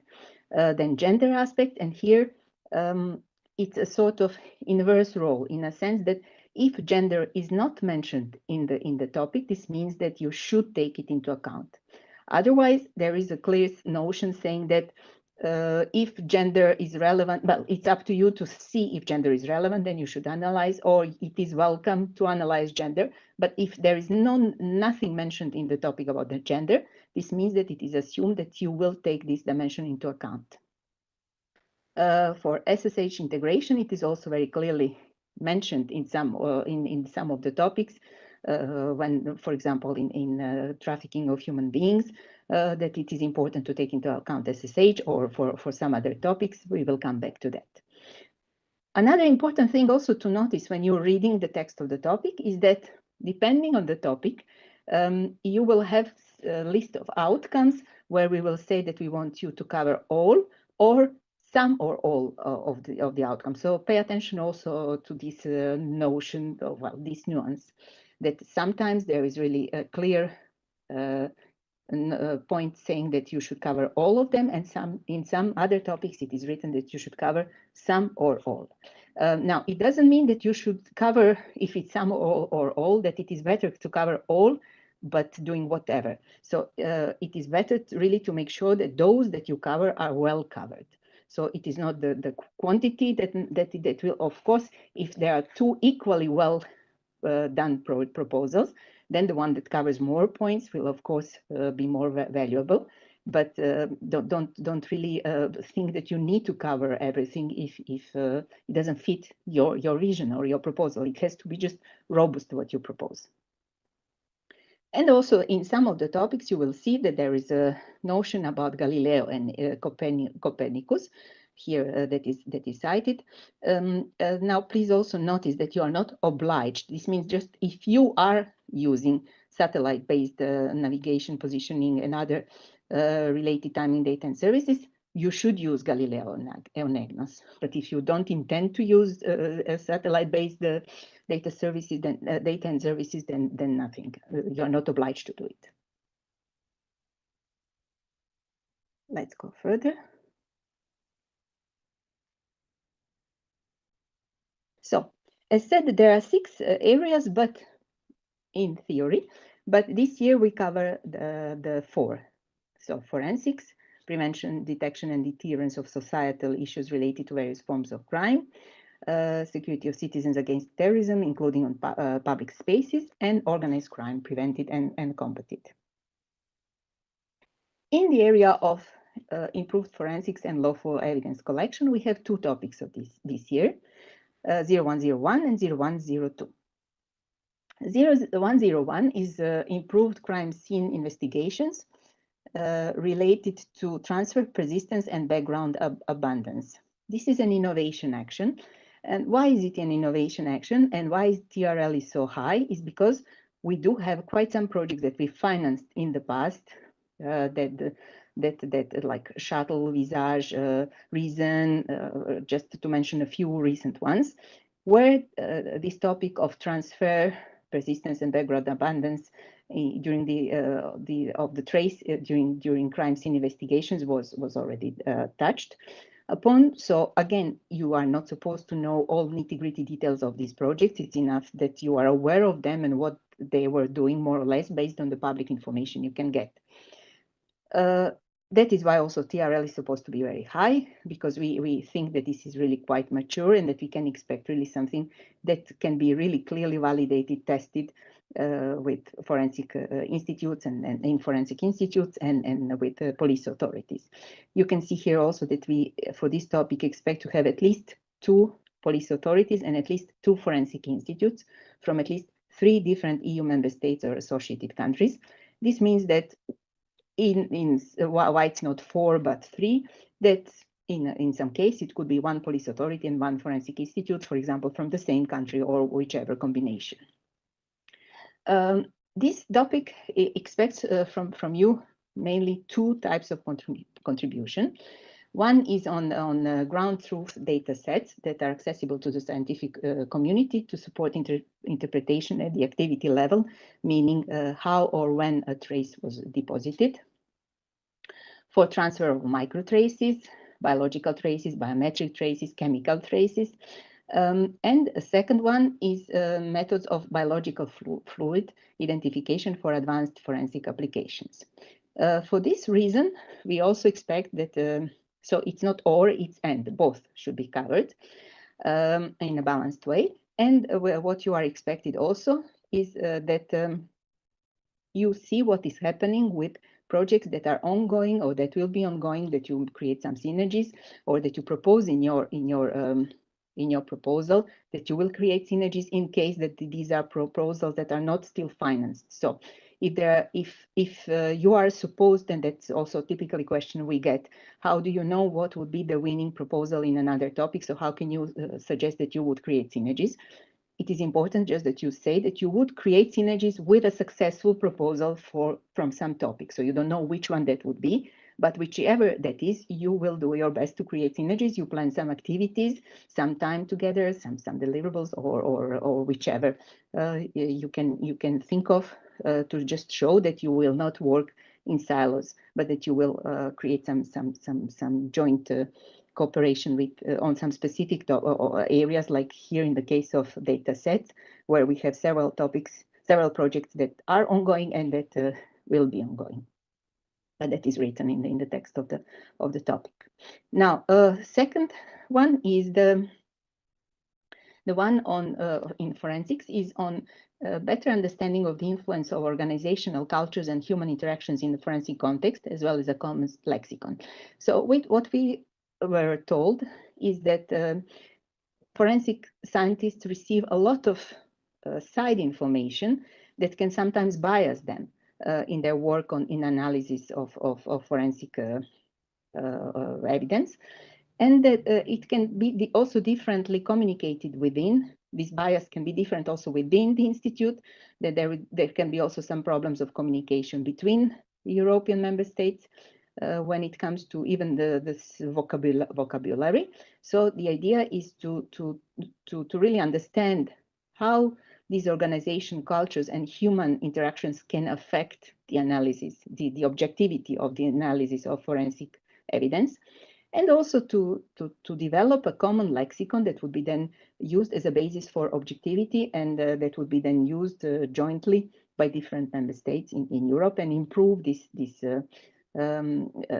objectivity of the exchange of evidence and the discussions about the evidence.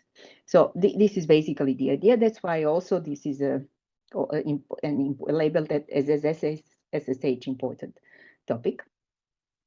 We expect here at least 2 police authorities and at least 2 forensic institutes from at least 3 different EU member states or associated countries, and this is a research and innovation action. And we of course expect that the 2 proposals from 2 different forensic topics work together, cooperate together on points that are common to both of them. Then we have enhanced prevention, detection, and deterrence of societal issues related to various forms of crime. In this area, SCT03, this year we have a topic on enhanced fight against the abuse of online gaming culture by extremists. This is a research and innovation action of 3 million euros of EU contribution, with at least 3 police authorities from at least 3 different EU member states or associated countries. So here, I think we all know, we are all aware that chat rooms can be used by extremists to recruit youth. So this is clearly strongly SSH also issue.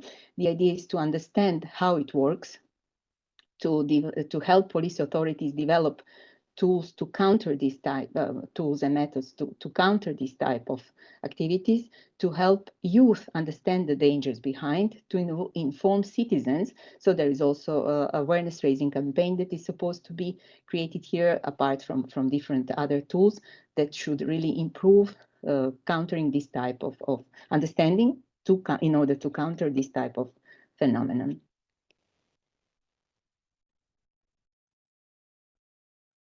Then fourth area is on protection of public spaces, so increased security of citizens against terrorism, including in public spaces.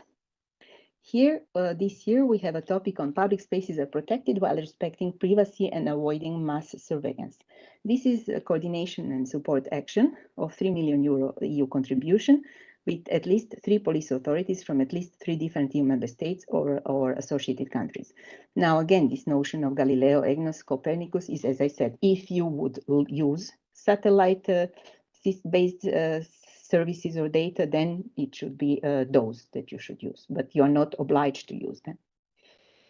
Here, the idea is that we all, again, are aware of the increased number of surveillance cameras on public spaces, and that on one hand increases the feeling of security of citizens, but also creates a problem with the privacy of data privacy. So the idea is to see whether there are some alternatives. So first, what is the effect, or how do citizens feel about it? And what would be alternatives to this growing mass surveillance? Are there some other methods, cooperation with local communities, with citizens, whatever? What could be alternatives to this growing mass surveillance, and how that would work? What are your proposals? And the reason why it's a coordination and support action is also because we are thinking about some standardized methods that could be used in different public spaces throughout Europe. So really looking for alternatives to mass surveillance here. And of course, involvement of citizens or local communities would be welcome here. And then finally, we have a group of 3 topics under organized crime prevention and fight against. There is an effective fight against corruption, against illicit drugs production and trafficking, and fight against trafficking in human beings. Each of them is an innovation action for €5 million EU contribution with TRL 6 to 7, and each of them are expected to have at least 2 police authorities and at least 2 border guards from at least 3 different EU member states or associated countries. In case of corruption, we expect 3 types of activities: impact of corruption, analysis of different types of connections with different types of crime, of organized crime, and the third one is different technological and societal solutions to fight against it. Similarly, is for illicit drugs and production and trafficking in human beings, where we also expect from the applicants to analyze how we could identify and protect victims. Of course, SSH is quite important here in this case, and for the two also, the last two is also the possibility of having satellite-based data and services, like said before, not obligatory, only if you feel it's needed, then it should be Galileo and EGNOS and Copernicus. All 3 of them are part of a cluster that we created starting in 21, where we started to analyze one organized crime type of organized crime per topic, not all of them together like we were doing in the past, organized crime all together. Here we really would like to understand all aspects of a specific type of organized crime, intelligence picture, how the criminal networks work, the cross-border cooperation, international dimension of the issue.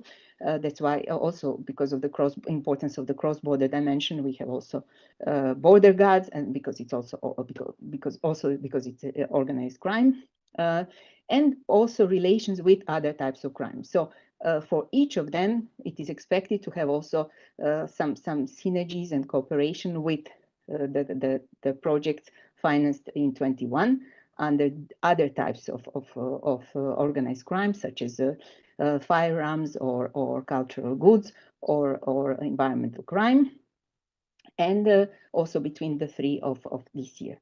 And that would be, I think, the end of my presentation. There are some different types of information where you can find more information. So I was speaking about CORDIS, but you also have national contact points for EU.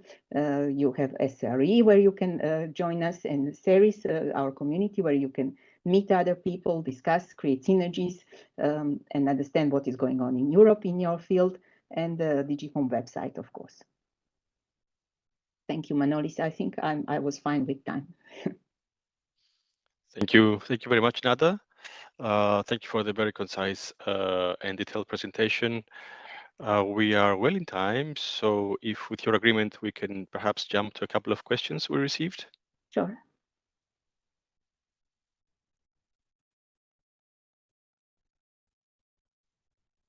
So here they are. Yes, it doesn't exclude cybercrime, at least. So yes, you can assume that. So for the first question, if forensic crime in a given call doesn't explicitly include or exclude cybercrime forensics, is it safe to assume that cybercrime is included in the scope? Yes, as I said, if duly justified, if your proposal is robust, since it's not excluded, you are welcome to include in your proposal.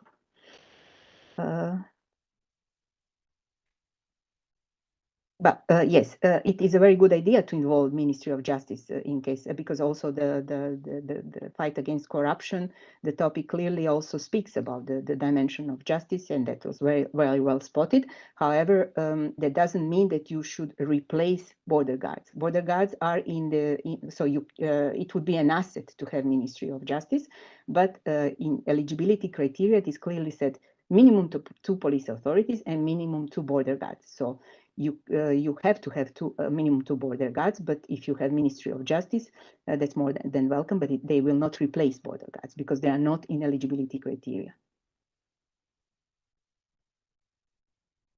And I think that's all. So I hope. Thank you, Nada, for clarifying. Any more questions coming up will be answered in written. Thank you again. You're welcome. Very nice to have you with us today. Moving on now to resilient infrastructure. And colleague Yanis Kiadoresis will guide you through the topics for 2022. Yanis?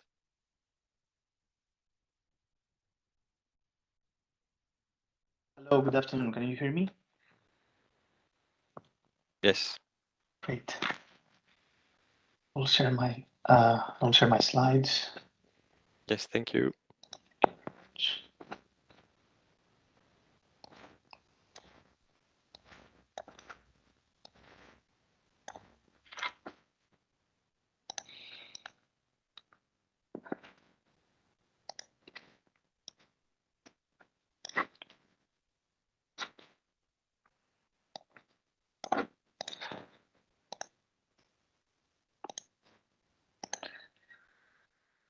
Can you see the slides?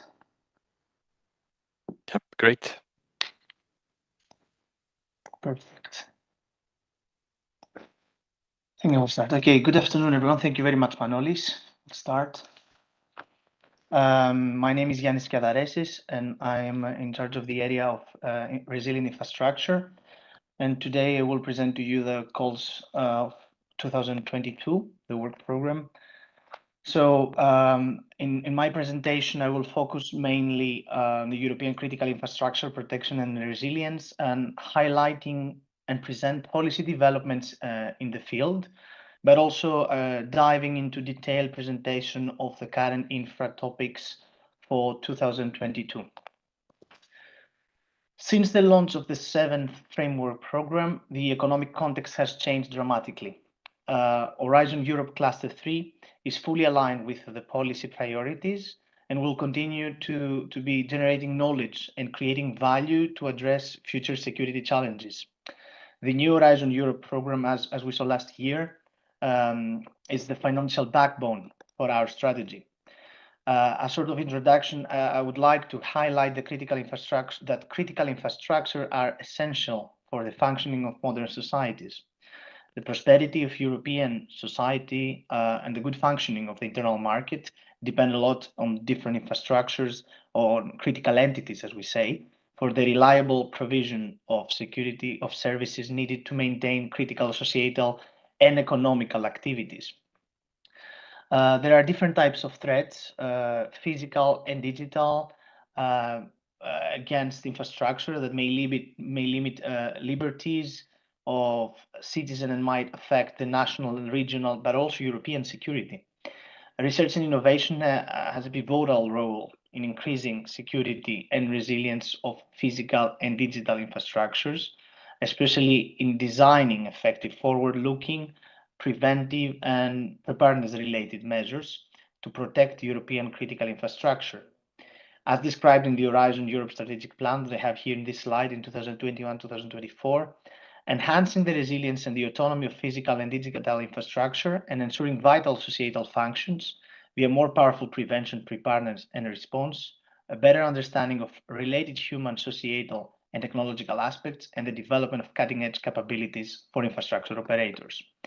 Infrastructure resilience in that sense, but also protection, is a technologically complex domain affected by various global developments and thus needs to be supported by targeted security research, with potential damage resulting from infrastructure disruption can escalate rapidly and affect negatively wider parts of vital societal functions. Research, therefore, will aim, for instance, at ensuring resilience of European infrastructure in case of large disruptions, but also to identify autonomous and nature-based solutions to protect local and regional and key infrastructure best. In terms of the destination per se, as we all know too well, European infrastructure are exposed to a wide range of security threats and natural hazards. Technological developments and growing interconnectivity, allowing for a better functioning of the several services, but they also create vulnerabilities. Research focusing on the protection and the resilience of infrastructure needs to deal with multiple complexities, cover a very wide range of sectors. such as transport, energy, healthcare, smart communities, finance, water, or supply chains, for example, and to look into the diverse scenarios. Technological complex applications offer the possibility to better prevent and be prepared and enable the efficient response to different kind of threats, but also rapid recovery. Additionally, the potential of damage resulting from, for instance, from disruption can escalate rapidly and affect negatively wide parts of vital social and economical functions. Today, we have hybrid threats that are of particular relevance in order to have these overall scenarios, since they are designed to target specific vulnerabilities in infrastructures and aim, in many cases, at disrupting the functioning of infrastructure and its services. Cyber attacks, on the other hand, are one of the main tools caused international and intentional disruption to infrastructures and services, but also to physical attacks with high-tech means, such as means on high-tech unmanned aerial systems, or low-tech means such as the blocking or physical damaging of assets by means remain serious challenge. Pandemics, as we've seen with COVID-19, are extreme stress tests for functioning of certain infrastructure by disrupting established procedures, threatening the functioning and massively scaling up the needs and the resources. But also we have the increased magnitude of natural disasters such as floods, earthquakes, the spread of infectious diseases that need adequate response that can only be found by continuous innovation.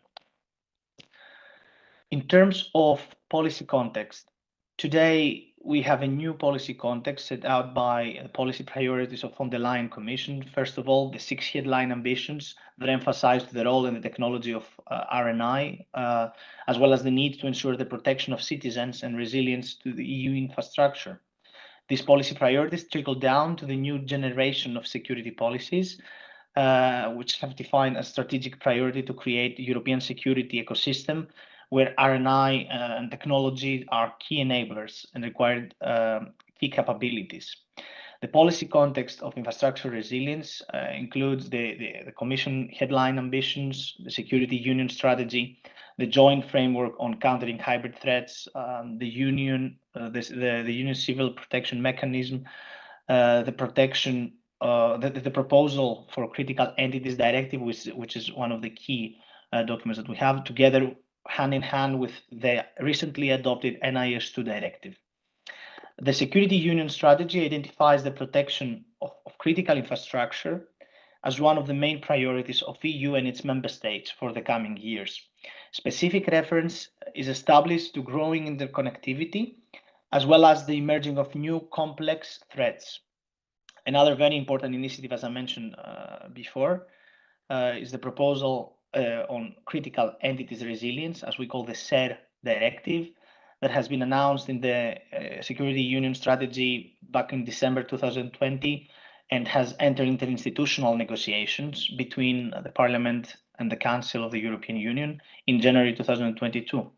The SER directive right now covers natural and man-made non-cyber threats and will be very coherent with the NIS2 directive on cybersecurity. Both legislations combined will provide a comprehensive framework for the resilience and the increased protection of critical entities. Most notably, in the main expected impacts of infra and the main reasoning behind is to understand better the new threats, but also the different kind of disruptions in the operation for our country's critical entities.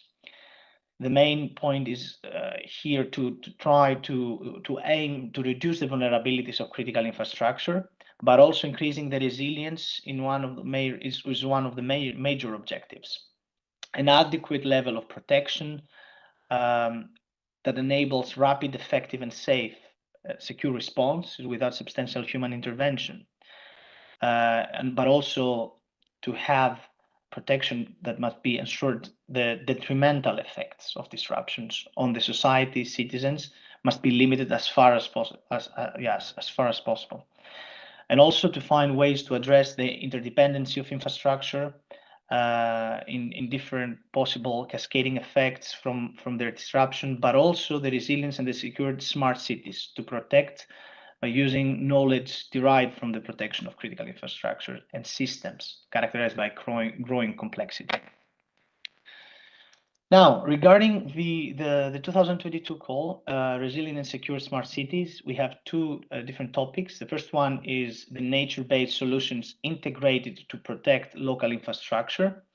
The type of action is a research and innovation action, and the budget is around 5 million, the expected EU contribution per project for one successful proposal. And this topic actually requires the active involvement as beneficiaries of at least 2 local or regional government authorities from at least 2 different EU member states or associated countries. And the targeted TRL, technology readiness level, is 4 to 5. The second one, the autonomous systems used for infrastructure protection, is an innovation action, and the expected EU contribution per project is around 6 million euros for one successful proposal. And this topic requires the active involvement as beneficiaries of at least 2 operators of critical infrastructure from at least 2 different EU member states or associated countries. And lastly, the targeted TRL is from 6 to 7. Now, let's dive a bit into the topics, the specific topics. The first one, in order to provide an adequate response to the concerns of the citizens, as we mentioned before in the introduction, as I mentioned before in the introduction, this requires a broad multidisciplinary approach that brings together researchers, industry, public bodies, and users to create innovative solutions that will meet people's needs, basically. In this slide, you can see the outline of the resilient infrastructure destination for 2022. And actually, the call under the infra call 2022, which will target the resilient and secure smart cities. The main goal is to ensure that the resilient and secure smart cities, as we say, are protected using the knowledge derived from the protection of critical infrastructures and systems, but that are characterized by growing complexity. The first topic is about nature-based solutions integrated to protect local infrastructures. Cities, as I mentioned in the introduction, are undergoing a rapid transformation, most notably due to their digitization. Besides this, they need solutions to make them more sustainable, environmental friendly, has been addressed in many research projects, mainly from the perspective of climate adaptation. In this regard, here, nature-based solutions combined with local knowledge offer a potential also for security research on infrastructure. What concerns security, projects have been focusing on the effects that nature-based solutions can have from prevention, for example, flood plains and mangrovers for flood protection, natural sources of water protection, different type of green roofs and pavements for heat and water absorption. The aim of this topic is to expand the knowledge of nature-based solutions, basically, and their ability to enhance the security of infrastructures, but also resilience in cities, but also in urban areas against natural and man-made hazards. The European Commission defines nature-based solutions as solutions that are inspired and supported by nature, which are cost-effective and simultaneously provide environmental, social, economic benefits and help build resilience. Such solutions bring more and more diverse natural features and processes into cities, landscapes, and seascapes through locally adapted, resource-efficient, and systemic intervention. Such solutions can help and provide business opportunities to make cities more resilient against natural disasters and possibly other security challenges.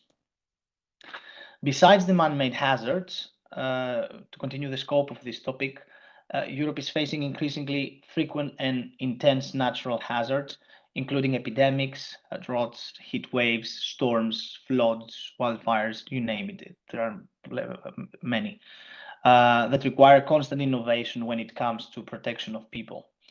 With continuing increase of the population concerning the cities and urban areas, the impacts of climate change are putting a significant challenge in this regard. Nature-based solutions then can offer the main tool to address potential risks and to improve the resilience of those smart cities, but also the detailed understanding of ecosystems and how nature responds to different external shocks can help to strengthen existing strategies for urban resilience.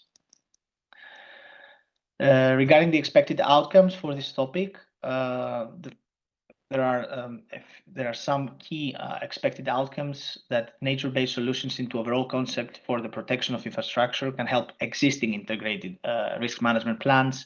The adaptation and mitigation strategies for infrastructure applied at a local level is key, including lessons learned, but also to study the nature, the natural ecosystems on different levels of the local infrastructure.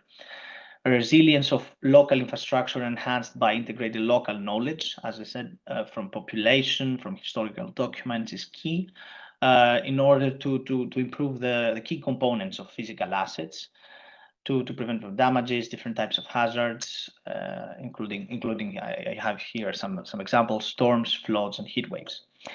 And of course, new type of materials that are more durable, damage resistant, and that can help and explore the full potential of nature-based solutions. So these need to be exploited to help the authorities and the operators to mitigate different risks. Very briefly, some key points for this topic. The proposal should include a strong involvement of civil society, of citizens, together with academia, research, industry, and SMEs, but also government public authorities. The testing and the piloting should be developed in real setting by the local authorities. And international cooperation, of course, with countries pioneering this development of nature-based solution is advised. And in case you use satellite-based positioning, navigation, and timing data and services, the use of Galileo and EGNOS is encouraged. Must be used. You must use Galileo and EGNOS. In this topic, the gender dimension, sex and gender analysis is in research is not a mandatory requirement. Moving on to the next topic, autonomous systems used for infrastructure protection. Time is critical to prepare and react to this kind of disruptions of infrastructure. Fast and coordinated intervention can significantly reduce the impact and avoid negative cascading effects. As underlined in the previous slides, there are a key example in cases of scenario involving unmanned aircraft systems that could, however, also be relevant for possible incidents with land or seaborne devices approaching at a very high speed. And in order to allow for the best possible detection of threats and quick response and restoration performance level, autonomous systems for infrastructure protection are key and a promising field of research. So that's why many state-of-the-art technologies used in other areas like advanced robots or other autonomous detection and repair capabilities based on AI, on artificial intelligence, combined with user-centered approaches, have a potential to significantly reduce the reaction time and can provide, therefore, an added value for security solutions. Besides reduced reaction time, the use of autonomous systems can reduce the risk of human responders in several crises, for example, gas or chemical plants, CBRN contaminated areas, etc. Such systems can access challenging locations such as underground cables, underwater pipes, or assets in high altitude. And those features do not only present an advantage in responding to intentional acts, but also to allow for faster and more efficient response on natural disaster and the subsequent cascading effects, of course. On the other hand, automated systems do create new vulnerabilities, and it usually raises ethical concerns that would need to be taken into account in any type of research. So solutions and measures must take into account legal, ethical rules of operations, as well as the fundamental rights, such as privacy, protection of personal data, etc. In terms of the expected outcomes, the autonomous surveillance, detection, and fast coordinated response based on updated integrated contingency plans to threats against all types of infrastructure, allowing mitigation in location that are hard to reach, as I mentioned before, maybe underwater, underground, high altitude, and without or just limited telecommunication.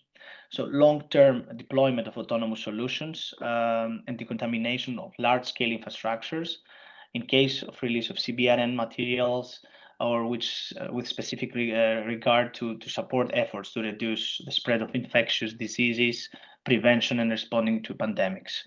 Long-term deployment of autonomous systems, solutions, devices to detect CBRN threats in a fast, secure and forensic way is key. Another expected outcome that I have here is the knowledge that we have from protection and response against large-scale attacks, intentional disruptions from unmanned vehicles or moving objects, reducing critically the time to react.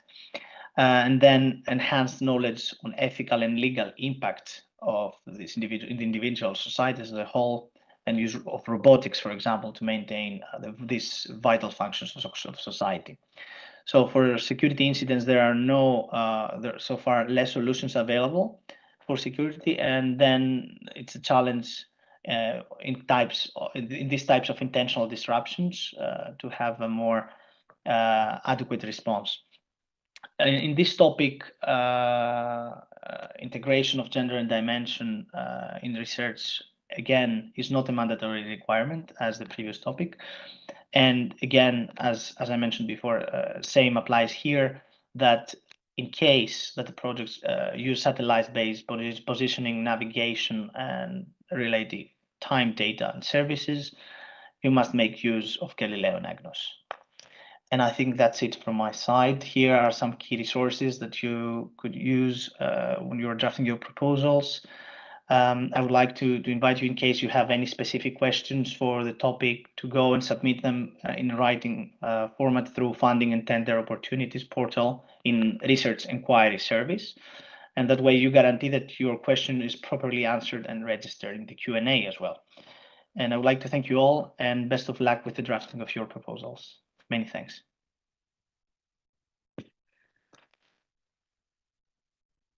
Thank you, Yanis. Thank you for the very interesting and complete presentation for the topics under resilient infrastructure.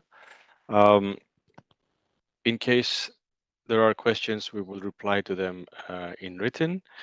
If you allow, we will move on right now to the last, but certainly absolutely not least, destination on increased cybersecurity. And for this, I will give the floor to DG Connect, to colleague Martin Ubelhor. Martin, the floor is yours. Thank you, Manolis. Good afternoon, colleagues. We saw each other briefly in the morning. Let me just get this all sorted here.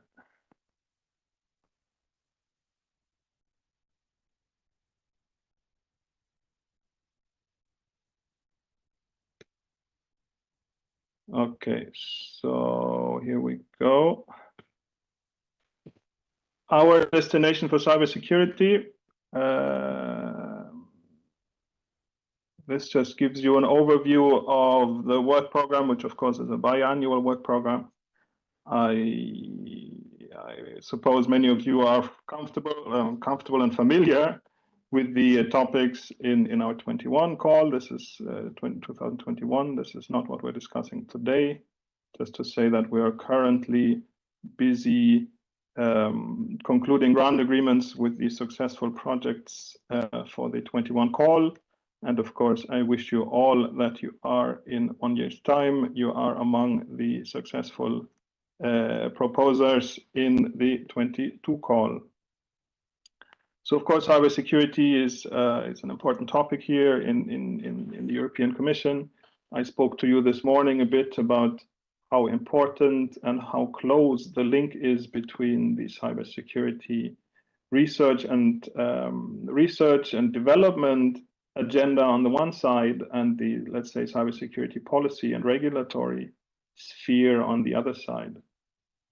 And you can closely track that, in particular, if you look at the expected impact, which we have written down in our cybersecurity work program in the cybersecurity destination. So there, for example, I mean, they're really kind of headline, cybersecurity priorities here for the Commission and for the EU, with a direct, link to the research work. So we want to achieve a strengthened EU cybersecurity capacities and EU sovereignty in digital technologies, more resilient digital infrastructures, systems, and processes, increased software, hardware, and supply chain security, securing disruptive technologies, smart and quantifiable security assurance and certification, and reinforced awareness and common cybersecurity management and culture. These expected impacts are, of course, you will be very easily be able to map them against to our different topics in the work program 21-22. But it's also possible to map them to certain cybersecurity, regulatory or policy files that we have. That are, important work here in the Commission. So just to mention just a few, you may be familiar with the NIS directive, so the Security of Network and Information Systems directive, where we just achieved a political agreement on a revised directive. This, of course, targets in particular critical infrastructures, also called operators of essential services, but also the competent authorities in the member states. So it's a matter of, let's say, capacity building, and it's a matter of information sharing and incident response. You may also be familiar, for example, with the EU Toolbox for 5G Security, which is a toolbox, for the use of mobile network operators and telecoms regulators in the member states to ensure a high level of security in next generation mobile networks. As I mentioned this morning, there's current work going on a Cyber Resilience Act, which might include, let's say, market access requirements for connected devices, basically making cybersecurity a prerequisite for being able to put products on the market in the EU. And again, you will be able to trace this back to our research topics on security by design. And then last but not least, you may be familiar with the cybersecurity certification framework, which is also regulatory work in the first place because it sets up a unified framework. So where there exist European certification schemes for specific particular cybersecurity products or services, there may not be any competing national schemes. So it's a matter of, again, of kind of internal market in this security certification space. And again, we will have a research topic which aims at let's say, reducing the costs and increasing the efficiency of cybersecurity certification. So we have 4 topics in this year's call, and I will walk you through them one by one now. So the first one has the elegant and short title, Improved Monitoring of Threats, Intrusion Detection and Response in Complex and Heterogeneous Digital Systems and Infrastructures. So it's really about preparedness and preparation against cybersecurity incidents,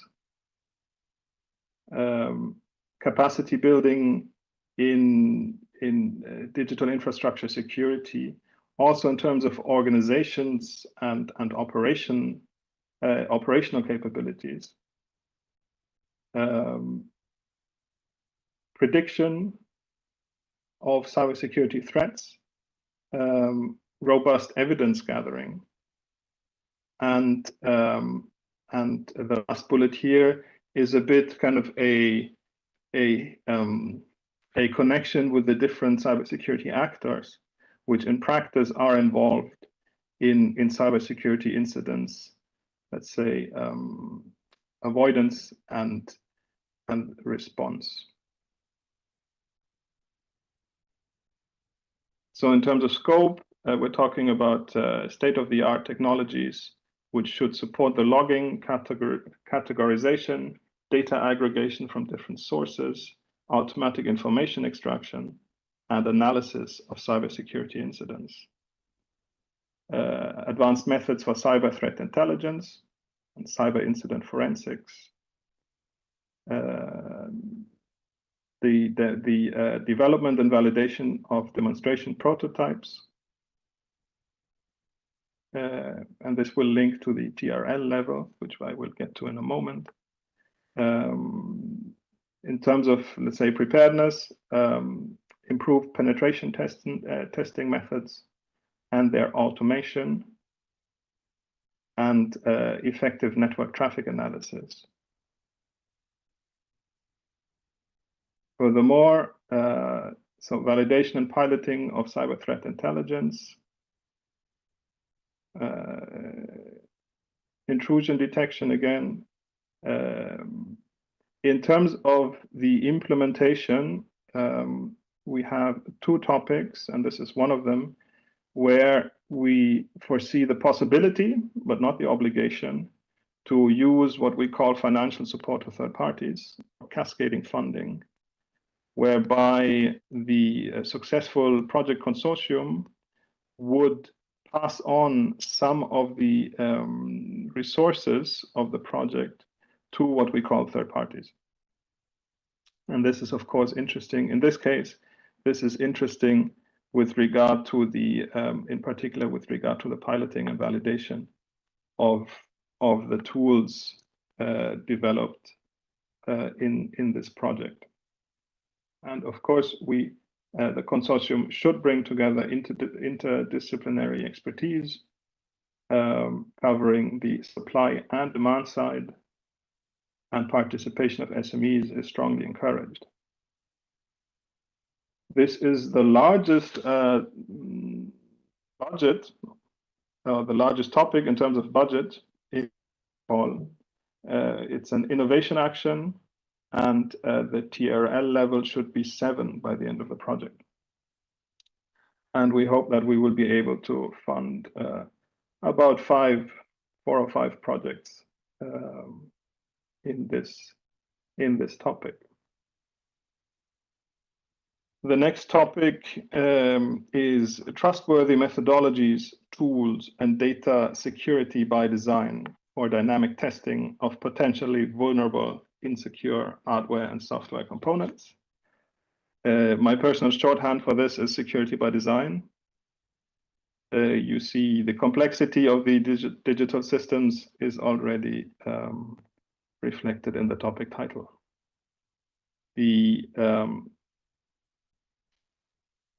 Let's say the overall challenge here is, on the one side, is not only to build secure systems out of components which are potentially vulnerable, but to also to keep these systems secure over time. So you will see in this topic a huge emphasis on the dynamic nature of the security management and of these methodologies. So then, more concretely, effective access control to system components and management of trustworthy updates. This is because in many cases, the moment of updating a digital system is actually a moment of particular vulnerability. And also in this topic, there's a lot of emphasis on the security of update processes. So modeling of security and privacy properties and frameworks for validating and integrating on the testing process. And then integrated process for testing, formal verification, validation, and consideration of certification aspects. Assurance for third-party and open source components. And data security by design. So projects are expected to contribute to all of the following expected outcomes: instrumentation and secured communication with the system's components for dynamic testing, methods and environments for secured coding and hardware and software construction, effective audit procedures for cybersecurity testing, and methods and procedures to make the supply chain secure. Again, the scope, we have so the trustworthy methodologies and tools for analysis and verification, focus on software development tools, and focus on the, let's say, the lifetime of these digital systems. So integration of runtime methods for monitoring and enforcement, hybrid and agile high assurance tools capable of automating the evaluation processes and addressing supply chain issues, including the integration of software and hardware.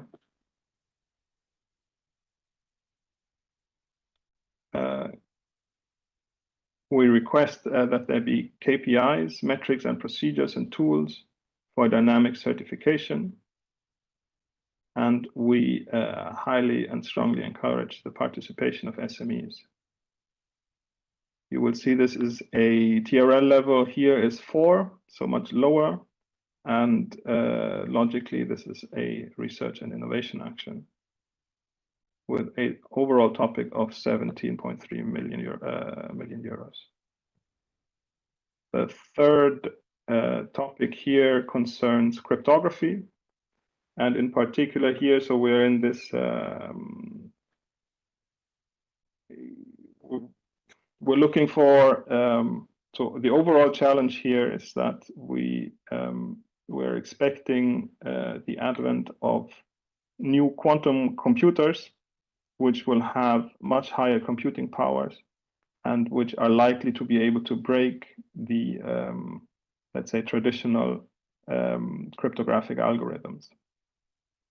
There are currently standardization processes which are ongoing, and this research project or this research topic is about, on the one side, complementing these standardization activities, but then also, and in particular,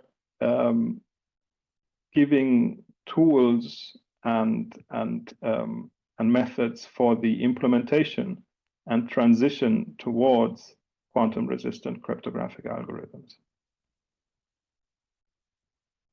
So then in the expected outcome, we have the measuring, assessing, and standardization of future-proof cryptography, addressing gaps between theoretical possibilities and their practical implementations,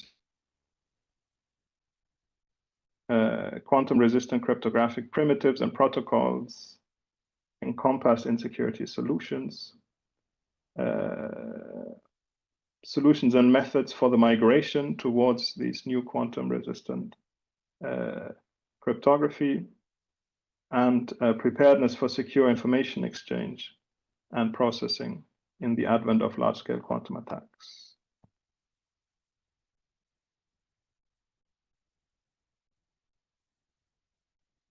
So here again, the focus is, or the emphasis is on, I will not go through all the details and read out the slides.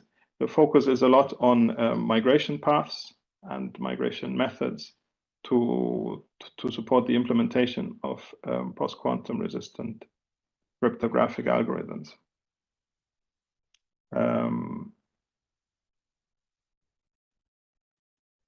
So applicants should look at the implementation of quantum-resistant algorithms on software as well as specific hardware. And proposals should be accompanied by the appropriate metrics, methodologies, and conformity assessment tests in order to quantify the security and privacy of the proposed systems.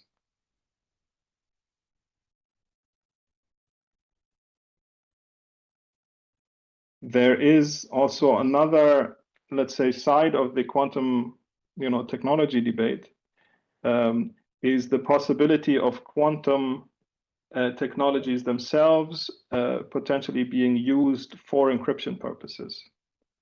And we also, in this topic, encourage, let's say, a dialogue or an awareness between, on the one side here, let's say the classic cryptography, and on the other side, this quantum-based quantum encryption paradigm, which in the long term need to be brought closer together. So we're expecting validation of concepts by pilot demonstrators in relevant use cases.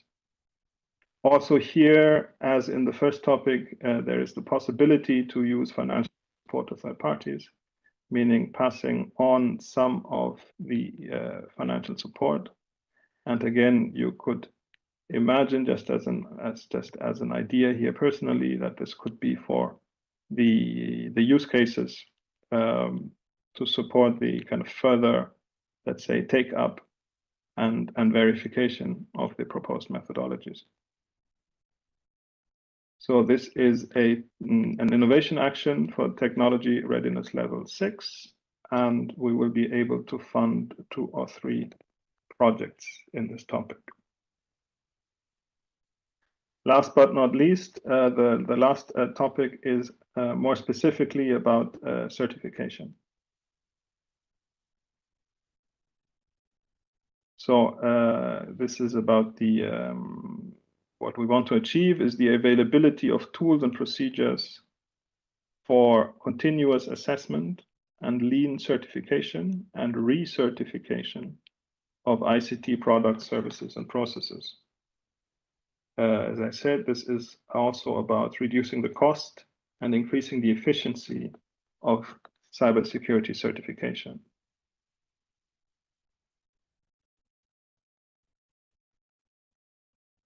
I will not go through all of the slides.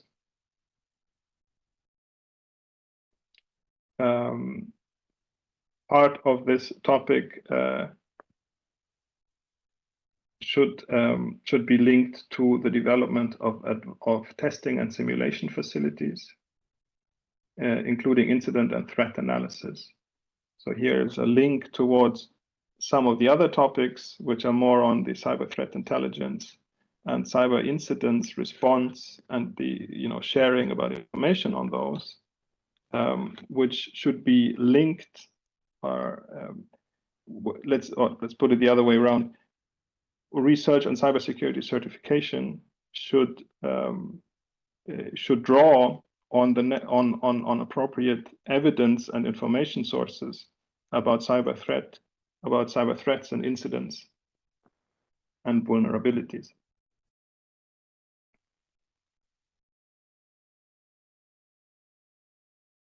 So here there's also, again, on the slide, yet again a link to the different actors which in the cybersecurity, in the regulatory field and in the implementation of the cybersecurity certification framework are relevant.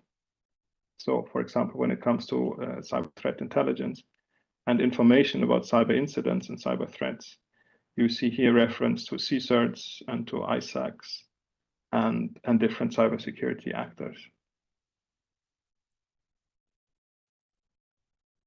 And with this, so here we are in an innovation action, technology readiness level 7, and we hope to be able to fund about 4 projects in this topic.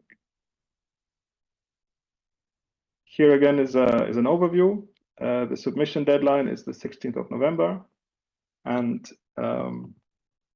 here you still have more links and resources for your further work. I wish you all good luck with preparing your proposals. thank you for your interest. Manolis, back to you. I will now take over. Thank you. Do you hear me well? Good. Thank you, Martin. Thank you, colleagues. This was the last presentation for today. It has been a long day. Maybe let me give you the key information before we conclude. The key information is that the calls will be open on the 30th of June, and you will remember that the cybersecurity call closes on the 16th of November, and the other calls on the 23rd of November. All the information, slides, the recording of the event, and the answers to the questions asked which were not asked yet will be available on the event's website. You can also address additional questions that you may have either to your national contact points or using the research inquiry service, which is there to provide you additional information. Before I close officially the meeting, I will give the floor to my colleague Valeria from the REA Executive Agency, and thank you her and the team for the excellent preparation.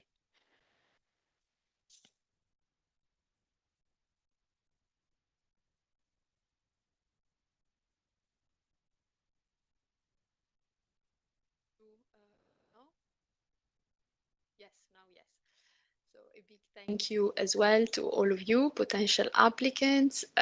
Just to remind you what I mentioned this morning. So 3 key points. Remember to put the accent on the impact you can make through your projects, through your works.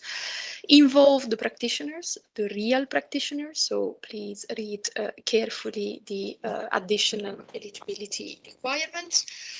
Please involve the civil society, and in the next few months, while writing the proposals, do not forget that the national contact points are there to support you, and we are in constant collaborations with all of them. They are really doing great work. Voila, good luck to all of you, and all the best for the upcoming call. Back to you, Nicola. Thank you, Valeria. Martin from Connect, do you want to have a last concluding word? No, just to thank all the colleagues who've been involved in organizing this event, the colleagues in REA and the colleagues in DG Home, the national contact points, and again, thank you for your interest and good luck with your work and with your proposal if you decide to submit one. Thank you. And to finish with the last co-chair of Cluster 3, DG RTD from the Commission, Alberto. Yes, good afternoon, everybody. Well, I'm going to repeat all the others. Good luck to all the future applicants for the proposals. Good work to everybody, and thank you very much to all the colleagues from Home, Connect, and REA for the preparation of these info days. Thanks a lot, and have a good afternoon. Thank you. Thank you, everyone. My thanks as well to the team in here, DG Home, Connect, RTD, the agencies, Europol and Frontex for their participation, the executive agency, REA, and all the colleagues that made it possible. We are all available for you for your further questions while you prepare the offers, and we are looking forward to receiving very good proposals from you. Thank you again. Have a nice evening, and see you soon.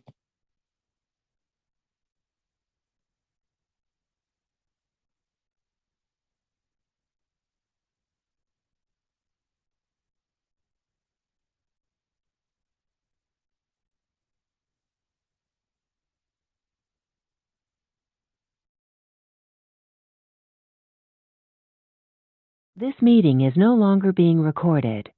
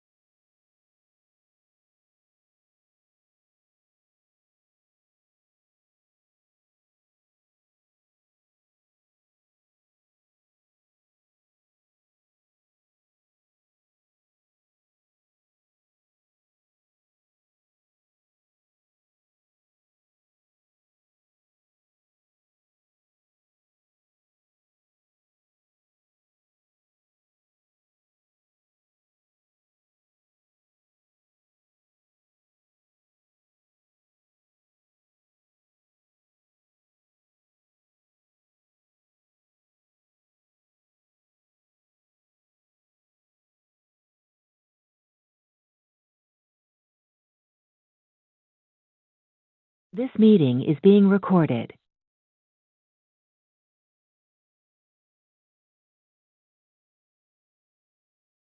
This meeting is no longer being recorded.